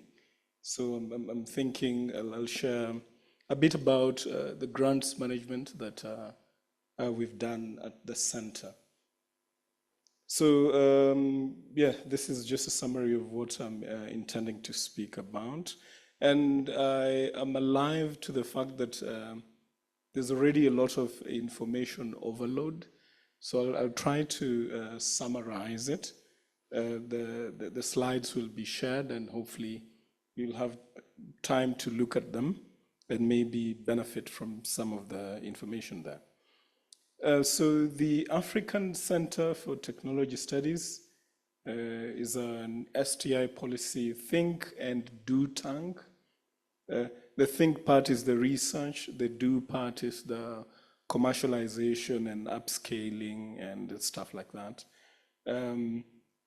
We are active in about 25 or so African countries. Important to mention that we are established in 1988, so we are 37 years in operations. We have 5 programs. You may look at them like priority sectors: agriculture, food and nutrition security, climate resilient economies, science, technology, innovation, knowledge and society, and then the Artificial Intelligence Institute, and lastly, gender, youth, and inclusive development. Part of the things that we do is research, policy analysis, and capacity building. We also try to convene policy dialogues nationally and across the continent. We try to influence development theory, be thought leaders in STI policy issues in the continent. And we also try to provide independent and objective policy advice, because again, a core part of our mandate is to the African institutions. So this is my department, a pretty long name, but these are the activities we do: research, capacity building, policy influence, knowledge and technology brokerage, and impact and communication. So I've achieved the first task, which is to introduce the African Center for Technology Studies to you. And we are based at the Konza Technopolis, Ukombali. Now about the Science Granting Council's initiative, which is another, you may call it a funding source. And Prof. Yedilfana is one of the beneficiaries of this initiative. So Science Granting Council's initiative is a multilateral initiative. Multilateral in the sense that there are a couple of funders who come together besides Horizon Europe, which is European Union. These are now the member states coming together on the side, put money together in one basket, and again approach the continent. So there's quite a lot of love from Europe in this sense. We have the UK Foreign and Commonwealth Development Office. We have the International Development Research Centre of Canada, the National Research Foundation of South Africa, the NORAD, which is the Norwegian agency, DFG from Germany, and CEDA from Sweden, and the latest entrant is Welcome, again from the UK. And this initiative was established in 2015 with the mandate to support science granting councils. An example was NRF Kenya, that's our science granting council. So their mandate is to support science granting councils in the continent to fund and manage research, but also to push it beyond the boundaries into conversations about uptake and commercialization. But more importantly, as we speak, phase 2 of this Science Granting Councils initiative is just coming to an end. And there is a phase 3, which will begin next year. This should be 2026 to 2030. So watch out on their website, the many calls for proposals that they will issue. These are the countries in the continent that are participating as beneficiaries. There are 20 in number. Used to be 17 for a while, but last month, just the other month, Laurent, right? When we were in Accra, we admitted Angola and Togo into the Science Granting Councils initiative. So with regards to the Science Granting Councils initiative, I want to talk about the phase 3, because phase 2 is finished, is overtaken by events, but you may be interested to learn about this phase 3, which is now being designed at the final stages. And early next year, probably in Q1, there will be a call for proposals on the SGCI website, but also on the individual Science Granting Councils websites, including the National Research Fund of Kenya. You'll be able to see a call for proposal there. important, the reason why the AUDA NEPAD logo is there is that with phase 3 of SGCI, the focus will be the 5 priority sectors and the Science, Technology, Innovation Strategy for Africa, STISA 2034. The SGCI will be collaborating with AUDA NEPAD very deeply to issue the calls for proposal. And these are those 5 priority sectors. Colleagues in these sectors, next year will be your time to really look at the website and look at the ideas or the calls that in the morning we were told the calls need to speak to your idea, not the other way around. So hopefully you are able to see a call that speaks to your idea. But even beyond the 5 priority sectors, there are 6 cross-cutting priorities under STISA 2034. I invite you to read that document. It's a very brief one, but is packed with a lot of vision and strategy for the continent. So if your idea speaks to any of these 6 cross-cutting priorities, then you will still also be invited to submit your proposals for review. So this is the information that is important or is available at the moment. The call for proposals, expect them at the first quarter of next year. The information itself, you'll find it within the SGCI website, our website, the ACT's website, as well as the National Research Fund website. Important also to mention is that phase 3 will take a slightly different approach. There's a lot of emphasis on collaboration across countries, intra-Africa. Scientists will be called upon to collaborate with your fellows in Uganda, in Zimbabwe, in Malawi, in Cote d'Ivoire. You may wonder where you'll get information about the researchers. We developed some form of a network of researchers across the continent. It's not a very comprehensive database, but it is a network that may help you to, reach out to people who are working on the same idea that you're working on. So if you've met some researchers in different continents, in different countries in the continent, maybe it's around time that you start reviving your contacts with them. Say hi, so that next year you're not just ambushing them and telling them that now we need to work on this proposal. Now, the third mission that I thought is important is to highlight a few challenges that, in my experience as a grants manager, I have seen researchers face, including compliance, problem solution matrix, your theory of change. Is it sound enough?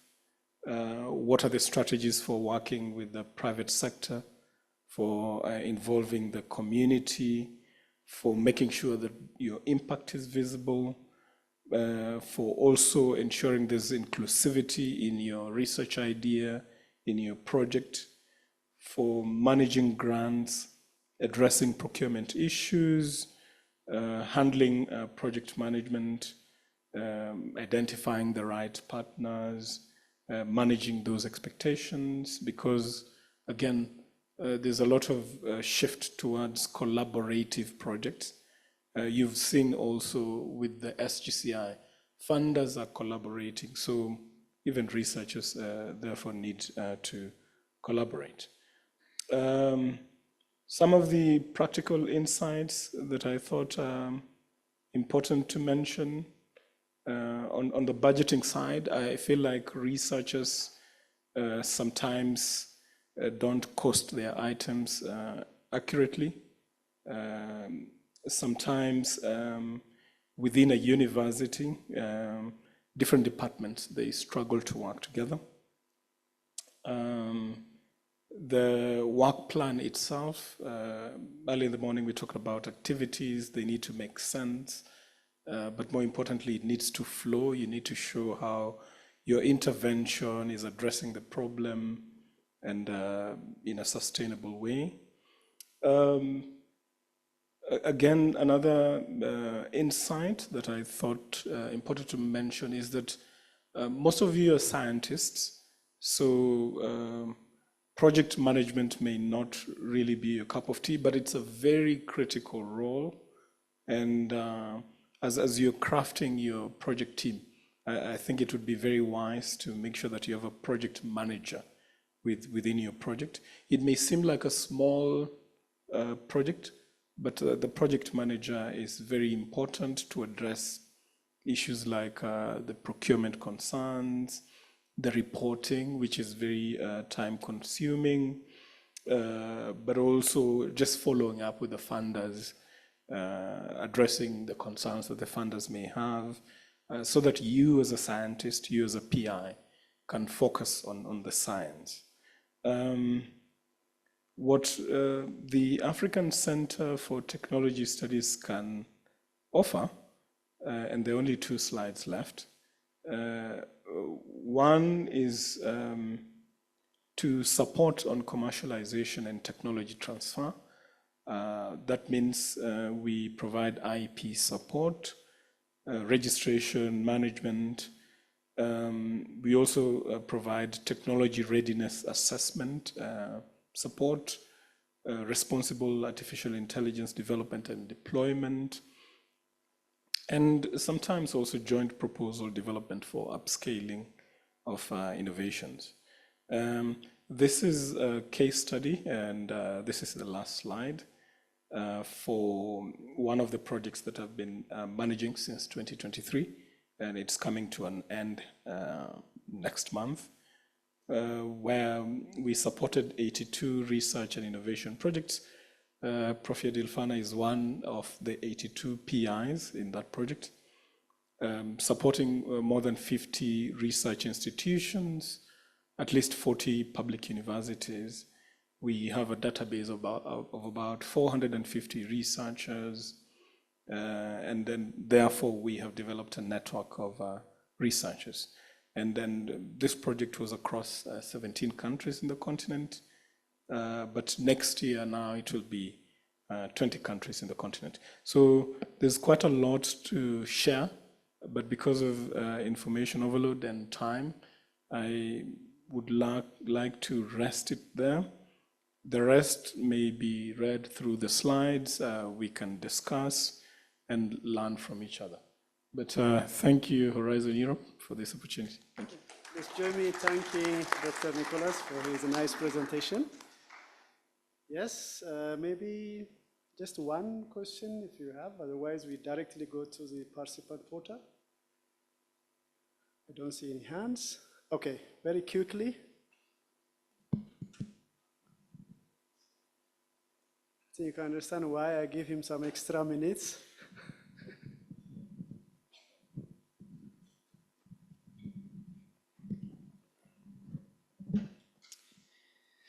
Thank you very much. I'm Dr. Henry Warohio. I work with ESAMI.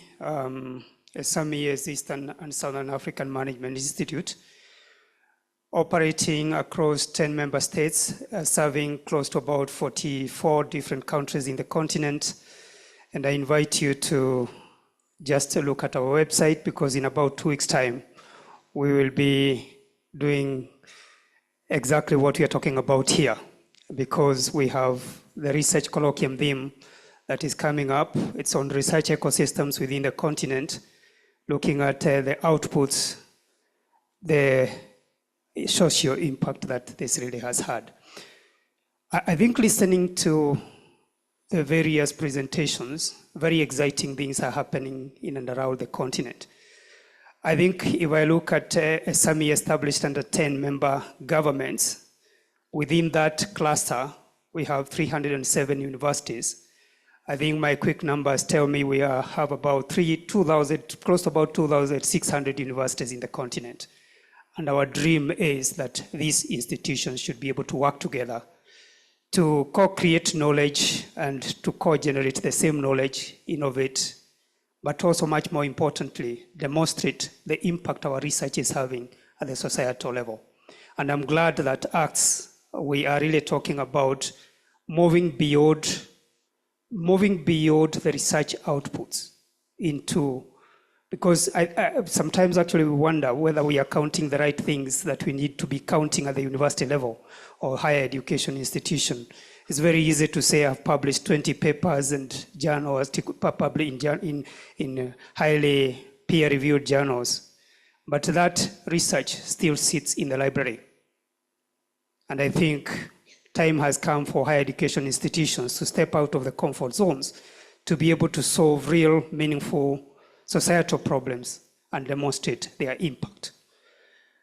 Our very quick finding is that there's still a lot of noise in the research. Small pockets located in different locations within the same institution, faculty is doing quite a lot of research, but they are not talking with each other. And I think time has come for us to kind of really change this. Again, also when it comes to funding, we will be establishing some research fund within ESAMI. ESAMI apparently, yes, we can go for research grants, but we are financially self-sustaining, yet we are a public institution.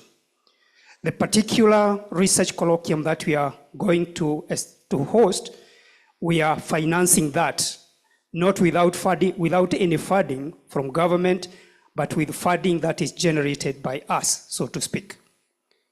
We are sitting at the nexus that connects theory with practice and talking about industry players, higher education institutions, the society as well. And just to mention that at the policy-making level, the heads of public service are members of governing boards within ESAMI. And therefore, some of the things we are actually doing is to actually see the research that is taking place and the recommendations that are coming out of there, because one of the challenges researchers have had, you come up with very good research, but doesn't find its way to policy. And as a result, it doesn't then translate into societal impact. And that's a gap that we are inviting all of us, I think, to step into. That's more than a comment, but I want to compliment everyone who has really been able to speak on this very exciting thing. Thank you. Thank you very much. It's a comment. Yeah, now it's actually a time to go through this participant portal. Thank you for waiting for this time. Just very quickly, we go through this participant portal. We start with EURAXESS. It's a word coined from Europe and access. Okay, so it's a new word now, EURAXESS. If you have your computer with you or a smartphone, I think we can do it together. Don't worry, it will not take you more than half an hour, just maybe in 20 minutes we try to finish this hands-on session on this participant portal. So if you write EURAXESS on your browser, the first item is that the one that you are looking for, EURAXESS. We'll see only the most important functionalities in this platform. So this is the landing page for EURAXESS. As I was trying to mention in the morning, this is a very big platform. It's an information tool. Here you see under the network, you have EURAXESS national portals. This is a place where you find all these 43 plus centers, EURAXESS service centers in Europe, okay? More than 600 centers. So if you go down here, you have EURAXESS worldwide. Here you find EURAXESS Africa and other 8 hubs that are outside of Europe, in US, in Latin America, in Asia, in India, in China, and others. So this is where you can find people for your communication. So let's start with the job and opportunities bar here. Are you with me? Do you have any tool with you? You can click on job and opportunities here. and see how many vacancies posted at the moment. So if you scroll down a bit, you see here, search for jobs. This includes PhD vacancies and postdoctoral and other research positions, academic and non-academic positions.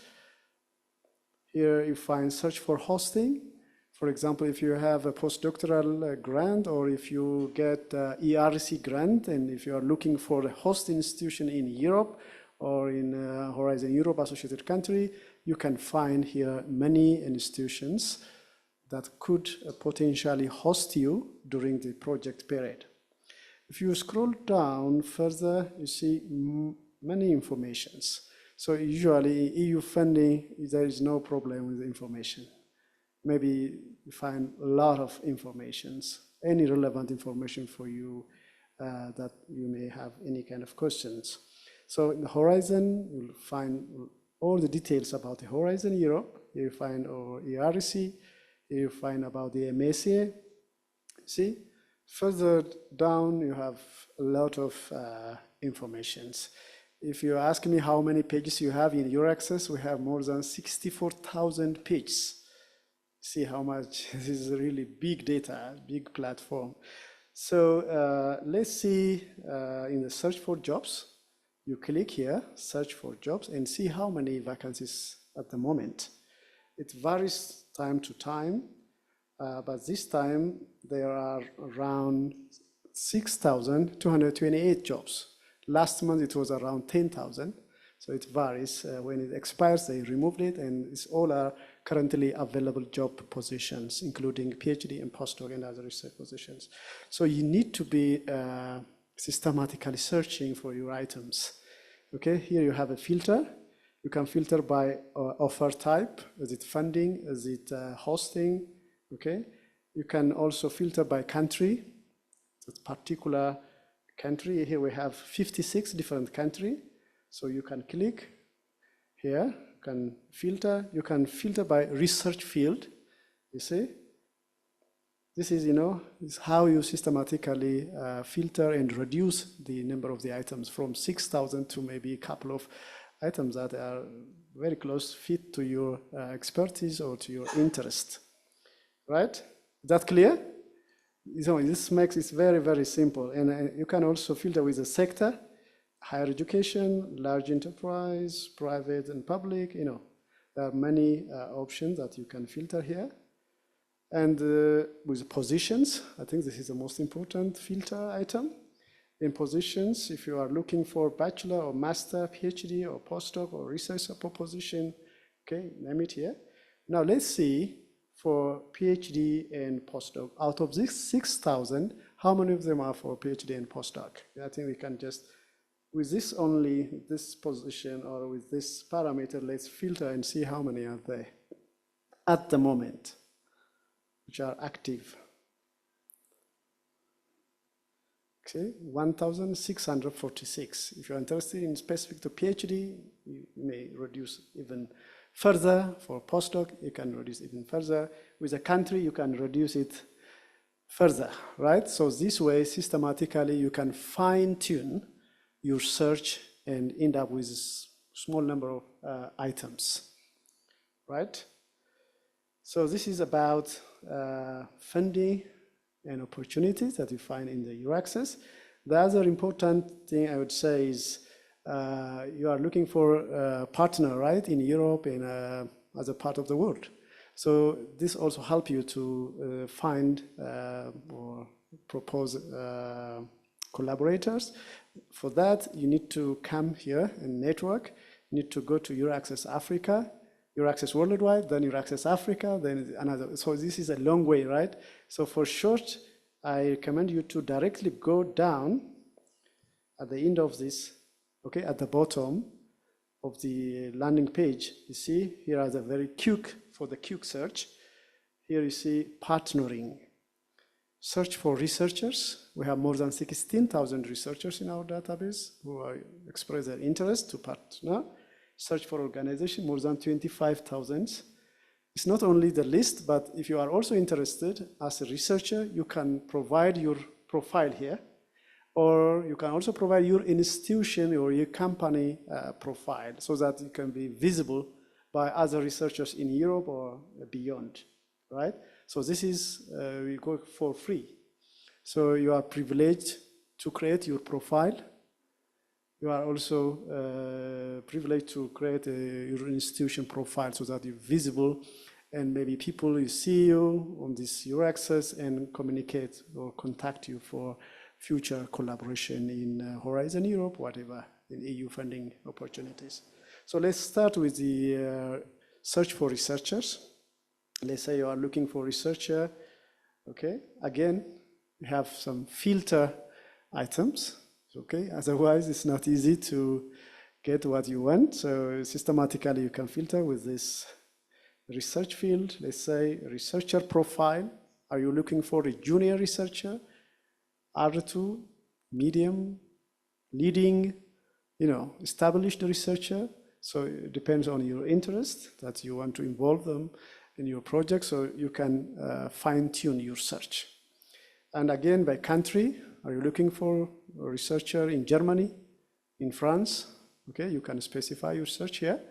So you can fine-tune and really get small items that you can further start communicating via email, because they put their contact address there, because they are interested. That's why they put their profile here. Okay, so there are some parameters, some items that you need to filter, right? This, I don't know, you can also write here. Maybe if I need a chemist, since I'm from chemistry, let's start with the chemistry, okay? I can just simply write and search. See, fine-tune for me about 1,522 chemists. And I want this, maybe let's say, specify the country. I'm looking for a chemist in France who can collaborate with me in my proposed project. How many chemists put their profile? 190, you see? Further, you can fine-tune it with other items, the filter items. Is that okay? That's clear, right?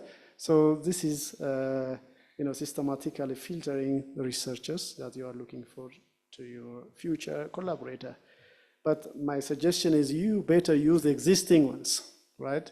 Instead of finding new ones. But if that's a must, you can still use our platform to search for that. Search for organizations. And again, you see, there are more than 25,000 organizations who provide their profile here. I think, let's see if we have a University of Nairobi here.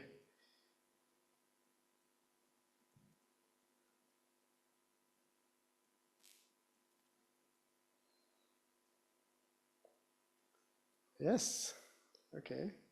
That is not, okay. Kenyatta University, Strathmore University, Technical University of Kenya, you see? So there are many ways systematically, but unfortunately I don't find it University of Nairobi here. Yeah, for the interest of time, we don't want to spend more time here. So this is one thing. The other, I think, is EURAXESS Africa, which is also very important. I'm from EURAXESS Africa. I have to show you how to get in news, how to subscribe for our flash notes.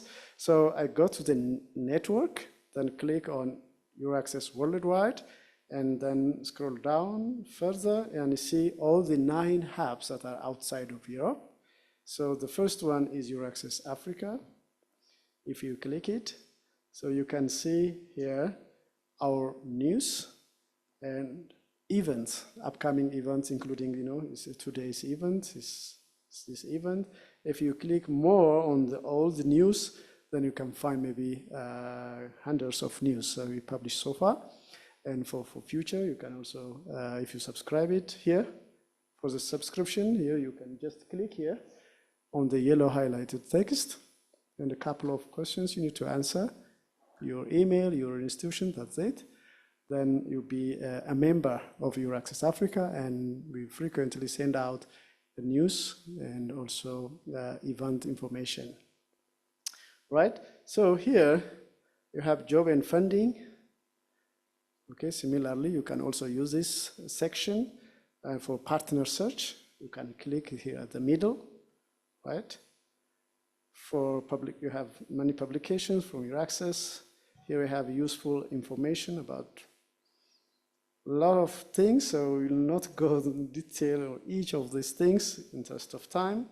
But you see, there are many informations here.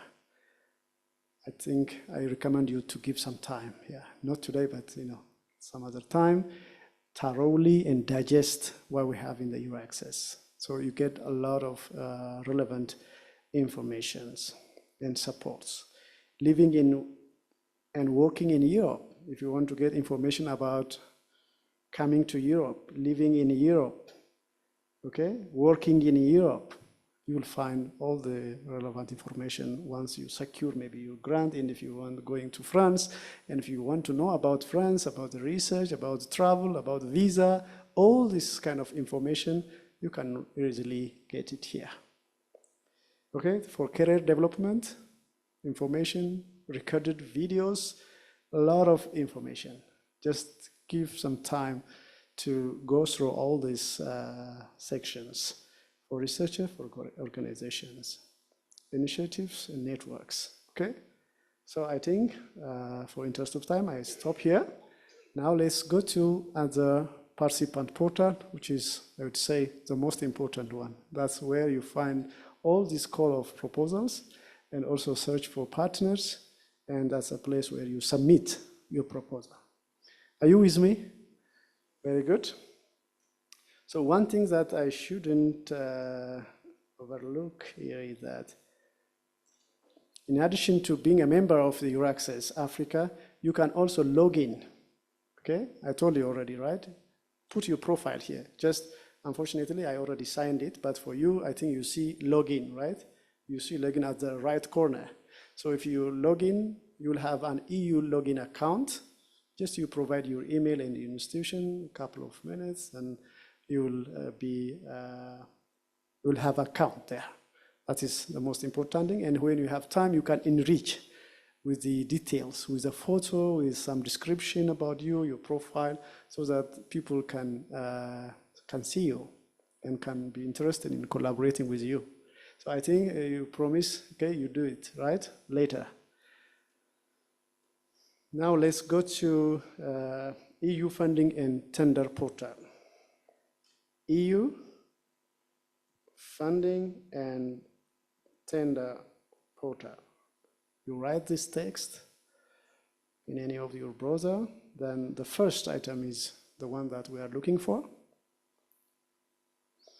It's not actually Horizon Europe. All EU funded projects, you find them here. We were talking about Erasmus Plus, right? You find Erasmus Plus here. We were talking about intra-Africa academic mobility. You find them here. All, I think there are 40, 60 EU-funded projects or programs. You find them all in this participant portal, EU funding and tender portal. Likewise, you need to have also an EU login account here. Okay, so you need to sign in if you have it already. If not, you need to sign up. Okay. Yes, again, this is a very powerful tool, and we go only with the most important functionalities, like the most important calls for proposal. We want to know what are the available, right? Currently available calls, which is the most important. Let's click here under funding. You have these items, calls for proposal, participant register. This is where you register or where you see the PIC number. This is also a must to know. If you are applying from the University of Nairobi, during the application process, you were asked to fill out the PIC number of the University of Nairobi. So you will get that here. You don't need to ask the director or the president or the chancellor. You can get the PIC or the PIC code in this website for your institution. If your institution is not yet registered, this is a place where to register your company or your institution. So let's start with a call for the proposal. I don't know how many of you are just following me on your computer or smartphones. Very good. Okay. Yes, as I've told you, at the moment there are more than 3,400 call for proposals in different EU programs. So our interest for today's workshop is Horizon Europe, right? Are you with me? The Horizon Europe. Let's see how many open calls are there at the moment. And likewise, we have these filters. For quick search, you can write anything that comes to your mind, or maybe you can use also the available items here. Let's start with the program period. Okay, click here. There are two periods, the current one and the previous one. 2021 to 2027 is the Horizon Europe, and the bottom one is the Horizon 2020. That's already closed. So we click here. Oh, sorry, I was saying 3,000, right? But it says 5,607 call for proposals at the moment. So we click on the first one. 3,000 are for the Horizon ones alone. Program, you see, there are many EU funded programs. We want to check for the Horizon Europe, right? How many you see? 3,400, that's only for the Horizon. For the whole EU funded, we have more than 5,600. So let's click on the Horizon. It's just like searching for a fish in ocean, right? There's so many topics. Okay, under Horizon, let's see the call. Is it from Pillar 1 that we were mentioning in the morning, ERC, European Research Council, the Marie Scholar Career Action, this doctoral network, postdoctoral fellowship, staff exchange, co-fund, and citizen, these 5. ERC, we have another 5. Remember, in a Pillar 2, we have 6 clusters, from cluster 1 to cluster 6. All of them are available here. So if you are actually looking for MSA, for example, doctoral network, which is currently available, I would say I will write here MSCA, and should be the one open at the moment, 2025. You see? You can also find the past ones here. Okay, is it a citizens? No. Is it a COFAN? No. Is it DN? Is a doctoral network. So I'm looking for this one. 2025, DN01. If I'm looking for other ones, for example, for cluster 1, public health, it is, says CL1. CL1 means cluster 1. Okay, you can see all the 6 clusters on this banner. At the bottom, the health, inclusive, and security. The third, digital, industry, and space. Climate, energy, and mobility, food, bioenergy, environment, agriculture, and so on. So you can write it here, whether it is cluster 1 or cluster 2, depending on your field of specialization, right? So for now, let's see, just in interest of time, we can see only the doctoral networks. The rest is just the same, okay? I click on the doctoral networks,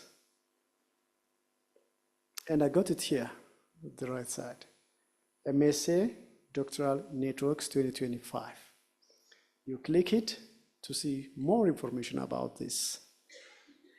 You see, on the left side, you have this quick search, general information about the call, topic description, updates, destination, condition, and documentations. All the links, all the relevant links, you can find them here. The budget overview, the description, Nicolas and previous presenter was mentioning, all the things you find it here, and you need to really digest it, right? And you need to also paraphrase it. It should be outside of the scope, right? Outside of the description, what is available in the call for proposal. You should rely on what is written and what is requested here. So I think as researchers, you should digest it very much, okay? So you can see the general information from the first, you see, is open for submission. The deadline is 25 November 2027, 17 hours. This is very important. A minute after this, it will not be possible for you to submit, right? So you should do it ahead of the time.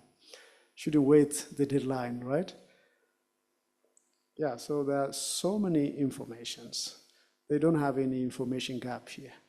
Okay, just scroll down, download them, go to the links, and submit your proposal. So I was saying about the international consortium, right?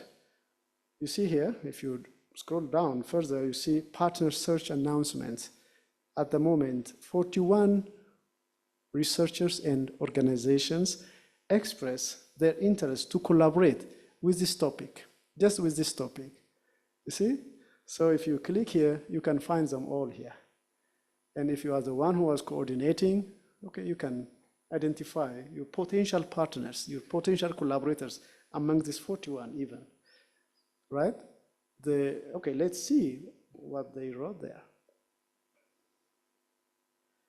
Okay, this is one institution. They have very brief description about the institution. This is organization. Of course, individuals can also express their interest. Okay. This is, I was expecting you to put also for your institution here. Just click and put those relevant discussions. Let's see maybe one of these. University of, this is like in Barcelona, in Spain. Okay, you see? So I have already 8 projects.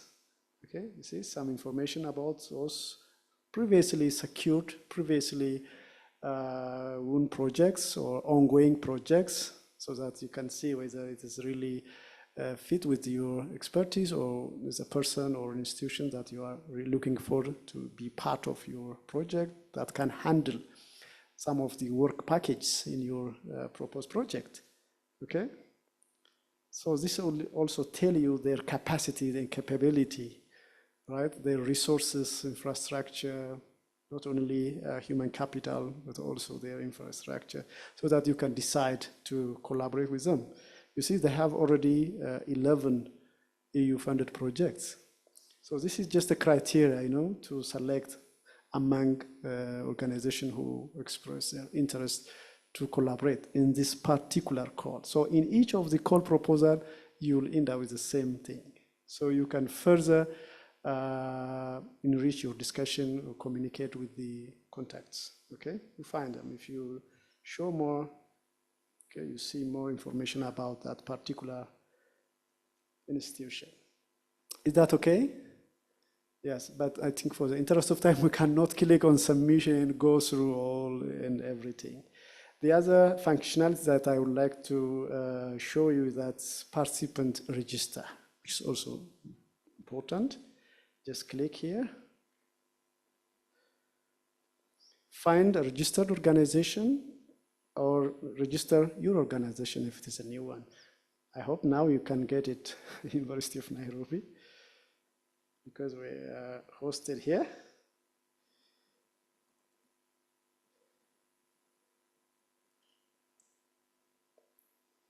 Yes, you see? University of Nairobi. Of course, one institute should have only one PIC. That is a validated one. Okay? You cannot have more than one PIC number for a particular organization. So you see, it's a green highlighted one. It says validated, right?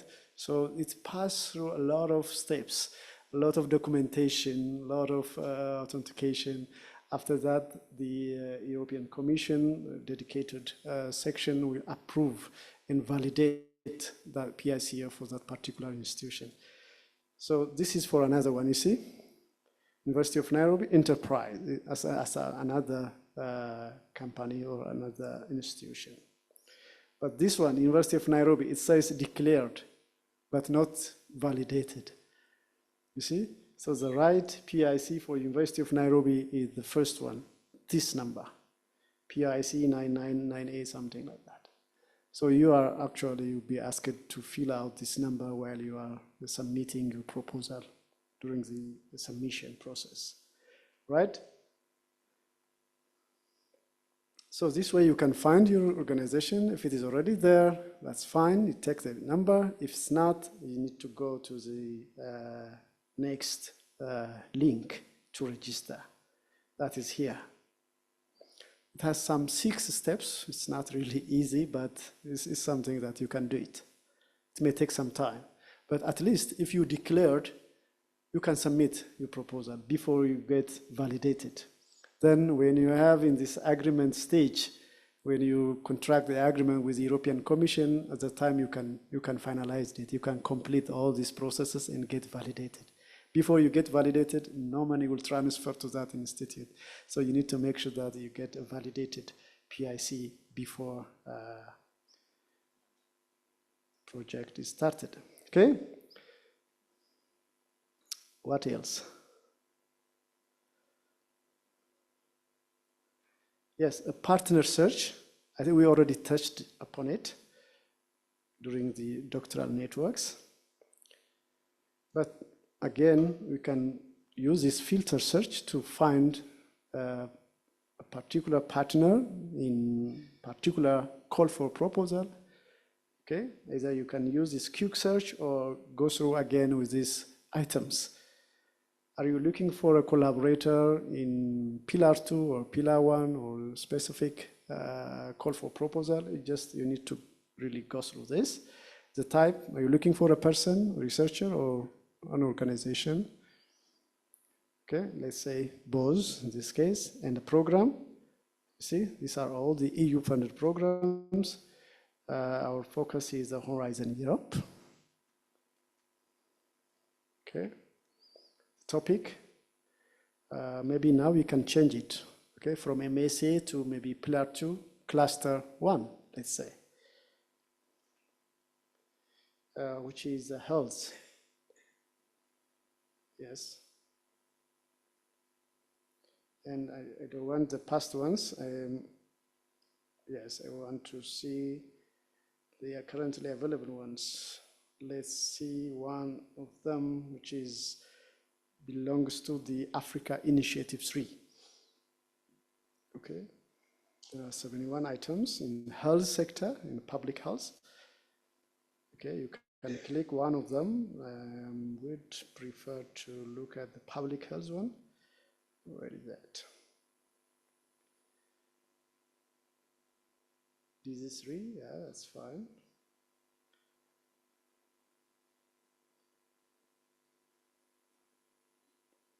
Nice. This is 71, so it's not easy. I have to further write some keywords. Oh, okay, these are institutions. How many are there? 71. Are you looking for a partner in Europe or in Africa? I think, again, let's see one from Spain.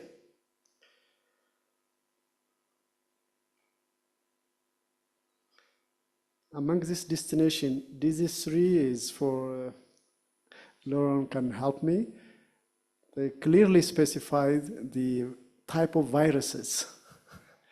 There are 9 viruses that are put in the description, so you need to work on those things. You cannot go beyond those viruses. Right, so you need to really thoroughly look at what is written in the description or in the call for the proposal. So they are really doing very well. You see how many projects they are running? 628 projects. So if you are lucky, and if they really positively respond to your email, the success rate will be very high if you collaborate with these institutions in France. So this is just one criteria, but you have many other things to consider when you pick, when you select, when you search for your partner, right? So this partner need to address part of the project, maybe the work package, a couple of work packages, depending on the available resources and expertise they have. Okay, so this way you can really find your partner from EU Funding and Tender Portal, this section. For EU-funded programs that I was mentioning, other than Horizon Europe, if you click here, you find them all here, including Erasmus Plus and Intra-Africa I was mentioning earlier. Okay, is that clear? Just go and give some time for this. No, you have master, you have PhD, so it's not really a big deal for you to easily understand what's going on here. So if you go here, EU-funded projects, you need some experience, right? You need to see how the title, how the establish a consortium, and how many euros they earn, they got. You can really see some examples here from EU-funded projects, previously funded projects, the title, the outcome, the objective, the key features, the main feature of the project you can see those information on this site. The other website, if you ask me, is a CORDIS. CORDIS is also very important to look at previously awarded EU-funded projects. For the last 3 decades, all these EU-funded projects, those keywords or key information can be available, can be found in the CORDIS website. Just CORDIS, CORDIS. Good. The other thing Laurent was mentioning in the morning, not only just applicant, you can also work as an expert, evaluator for proposals. Okay, so you put your expertise here, your profile here, so that people from EU Commission for different thematic areas may contact you to evaluate. And I think from Kenya, there are many people involving in the evaluation process as an expert, many from Africa, not only from Kenya. So I think you can also use this opportunity. Another and very important one is the guidance and documentation here. So it will guide you how you log in the EU account, how you get an account for EU, how you search for a partner, how you submit your proposal, everything that we're discussing today, especially with me, you can find them here very clearly, step by step. As maybe as a junior researcher, it will definitely guide you how you really submit and go into details. Okay, guidance and manuals. If you click it here, for example, you see reference documents, online manual. I like this one very much, online manual. If you click it, you see, find a call, find a partner, register an organization, submit a proposal. For each of these items, if you click them, you'll get all the relevant information that you actually need. Okay, so you should really see this part of the portal, the last part. Reference document, how to participate, and a lot of other questions and answer, the fact questions and answer. Help desk and support. They are available 24 hours to respond to your questions. You can write and you also provide your email, then you'll get a response in a few hours, maybe maximum in a couple of days. So it's really very important section of this platform. You see, many things here. So the only thing that you expect from you is that give time for both these participant portals. If you still have some difficulties, if you have some maybe technical issues, you can reach out to EURAXESS Africa, then we'll respond to you based on what you are actually asking. Okay, so with this, I think we better stop. And I really thank you all the participants and wish you good luck in your endeavor. Thank you very much.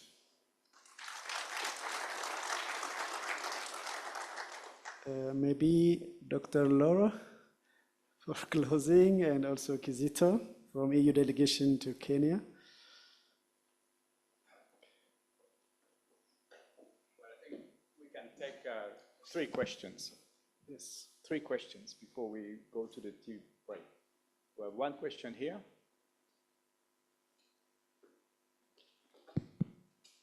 Any other question? I know it's getting late, but it's your chance if something was not clear. I mean, the idea today is to show you that it's not that complicated to navigate, and a lot of information is online to help you navigate, and you can find a lot of information. So, first question, please. Thank you so much for the wonderful presentation. My name is Jared Ngigi from Strathmore University in the ICT research. Now, my question is, I have other networks, not within Europe, but in America, who are very good, for example, in other topic of interest, for example, aflatoxin, other interesting topics, Greek. So will EU be able to work and fund such institutions or such professors, or it's only limited to the EU and Africa researchers? Thank you. Okay, other questions? And we'll wrap up with the questions. Yes, please. At the back. I'll be happy to have a third question.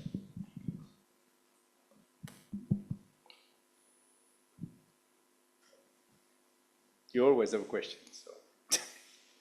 All right, thank you. I'm Victor Shikuku. My question is, when you're making an application, there could be eligibility criteria that you've met as a researcher. Are there any eligibility criteria for the institution itself? Some requirements the institution must meet in order for your application also to be acceptable. Okay, so, and the third and last question.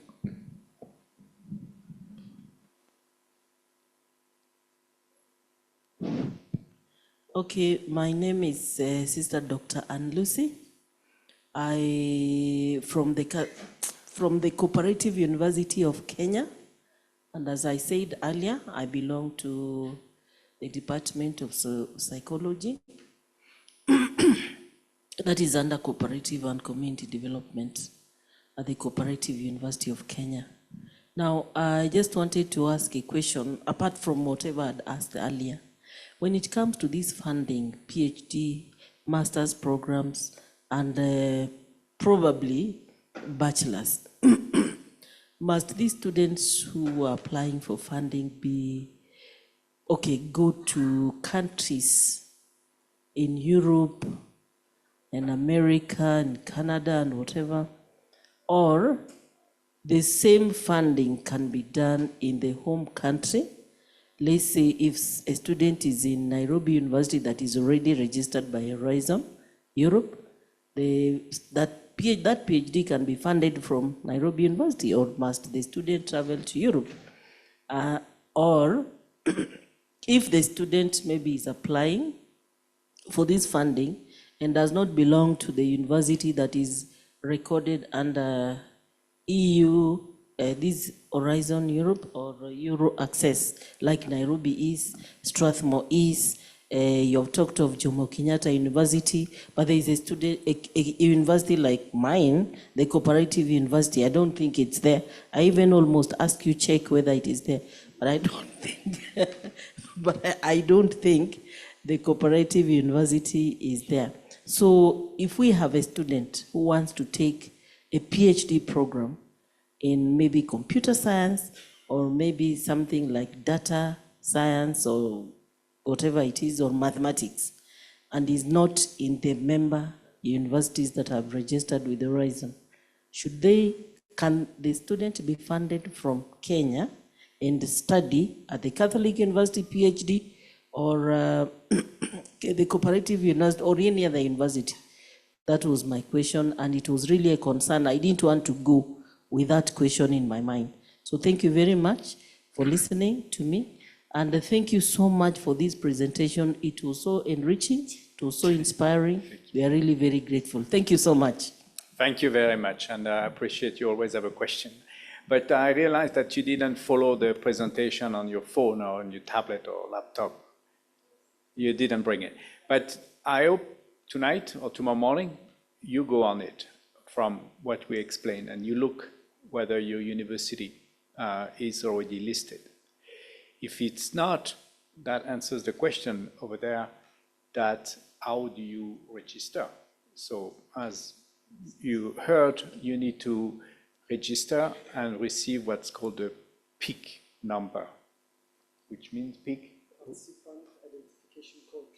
Participant Identification Code. So you record it, but to get that, they will check that you are eligible. So, you know, like someone who was just a motorcycle to drive people around in Nairobi will not get a PIC because he's not doing research, most probably.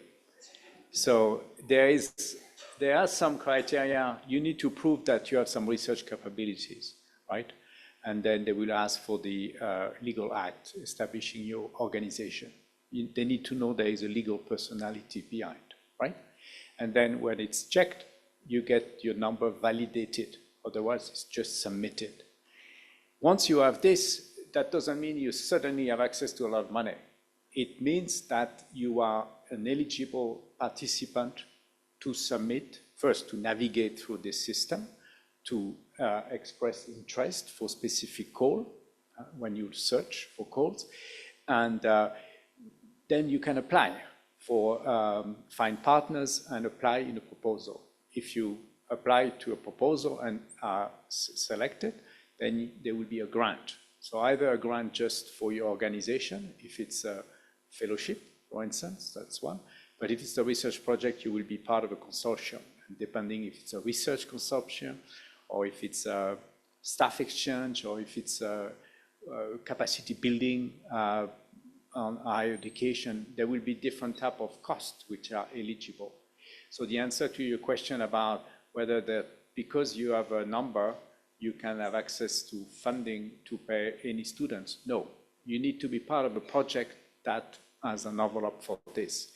Now, for undergrads, specifically, the program, we don't have a program really to provide funding for undergrad, except through the Erasmus Plus International Credit Mobility. So if your university has an agreement with a university in Europe and you agree to exchange students, this undergrad or graduate students can receive financing for the travel and accommodation in both directions. People to come study where you are or send some of your students, okay?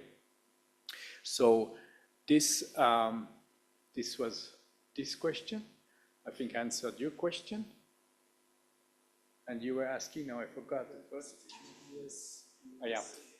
Then through this portal, you have a lot of people who can register and be identified and be validated as eligible participant. And that could be all over the world, because our program is open to all over the world participation.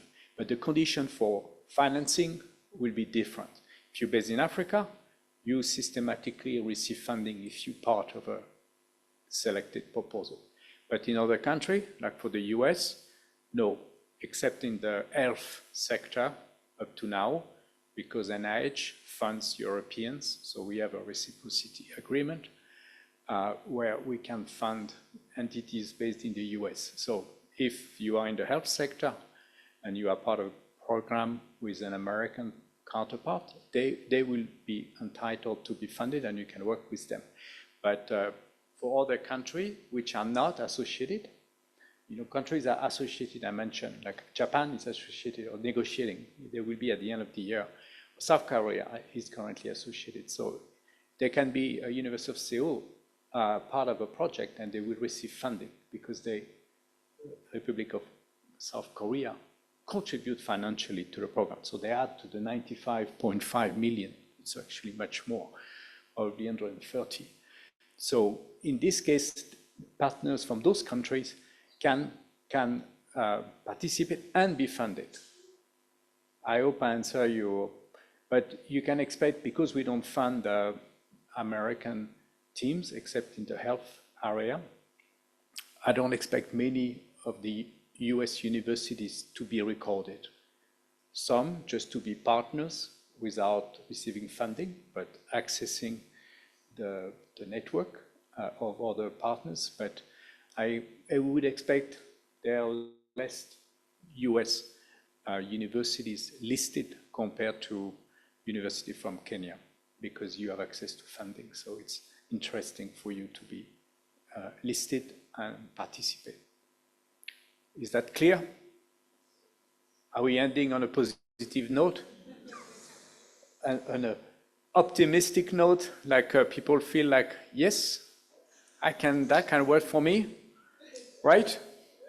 There is something you do in Kenya, which I like, is this word of thanks.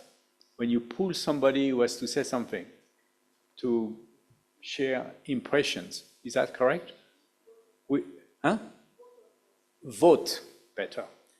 Vote. So why don't you come here and do a vote of thanks? It has to be short, but I like this idea. We don't do it. We should import this idea to Europe, because it's a nice, we started with a prayer and we finish with a vote of thanks. Is Isabella? Yeah? Isabella, you've been volunteered. Is that okay? You have to say 2 sentences. What you learned, what you enjoyed, what you didn't like. If you didn't like something, just say it. Okay? And we then go for the tea. Okay, good evening, everyone. It's good to be ambushed. Yeah, maybe what I would like to start with a vote of thanks, is common here in Kenya. We always start by saying, if it was not for a higher power, we might not have been here. So we start by thanking the Almighty for having given us an opportunity to be here alive today, to enjoy the contributions that have been given by each and everyone. If the whole team that made the call for attendance here didn't do it, none of us would be here. For the entire team behind the planning and preparation of today, we'd like to say a big thank you. Asanteni sana.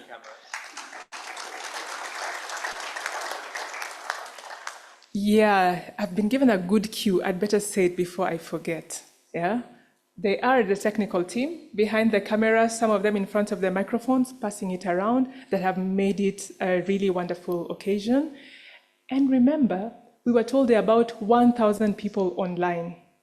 Yeah, so it's not just us who are here in the room, but there are many others that have been able to follow thanks to the technical team. So a big thank you to each and every one of them. We've had very wonderful speakers right from the beginning, different ambassadors, mission experts, participants in various categories who have given us a lot of knowledge, information, theoretically and practically. It was very interesting to follow this. A colleague of mine, Juliet, she's up there with me. There's a different organization we were looking at. They do something similar, and it was so hard to know where to find something. Yeah, so the fact that you took time to actually show us the different elements that are there is very helpful, and definitely we will recommend to the other class of people that maybe they can try that. It's very helpful. I'd like to say a big thank you to each and everyone who is present here. If it was 1 or 2 people, it would not have been that much fun. Sister, doctor, corporate university. If it was not for your many questions, it would not have been as very interesting. And not just you, but everyone else who asked, we learned some more. So for each and every person who was here today that made the day wonderful, asanteni sana. I think it's important not just to take what we had today, but to use it. So we look forward to using the information we received. Thank you and nice evening, everyone. I think for somebody who was ambushed, she did pretty well, right? So Professor Fana was saying it would be nice to make a picture outside where we have the tea break. Yeah, as a souvenir from this, for those who are still here. Thank you very much. It was a long day, and I'm sure you all have to rush home, but we have a nice tea to facilitate further networking. We are available to help, and then Kizito here, please, Kizito, who works at the delegation of the European Union to Kenya, so he's based here. Please do not hesitate to send us questions. And again, thank you very much for participating. We go for the picture, and then there is tea, and we keep in touch. Thank you very much.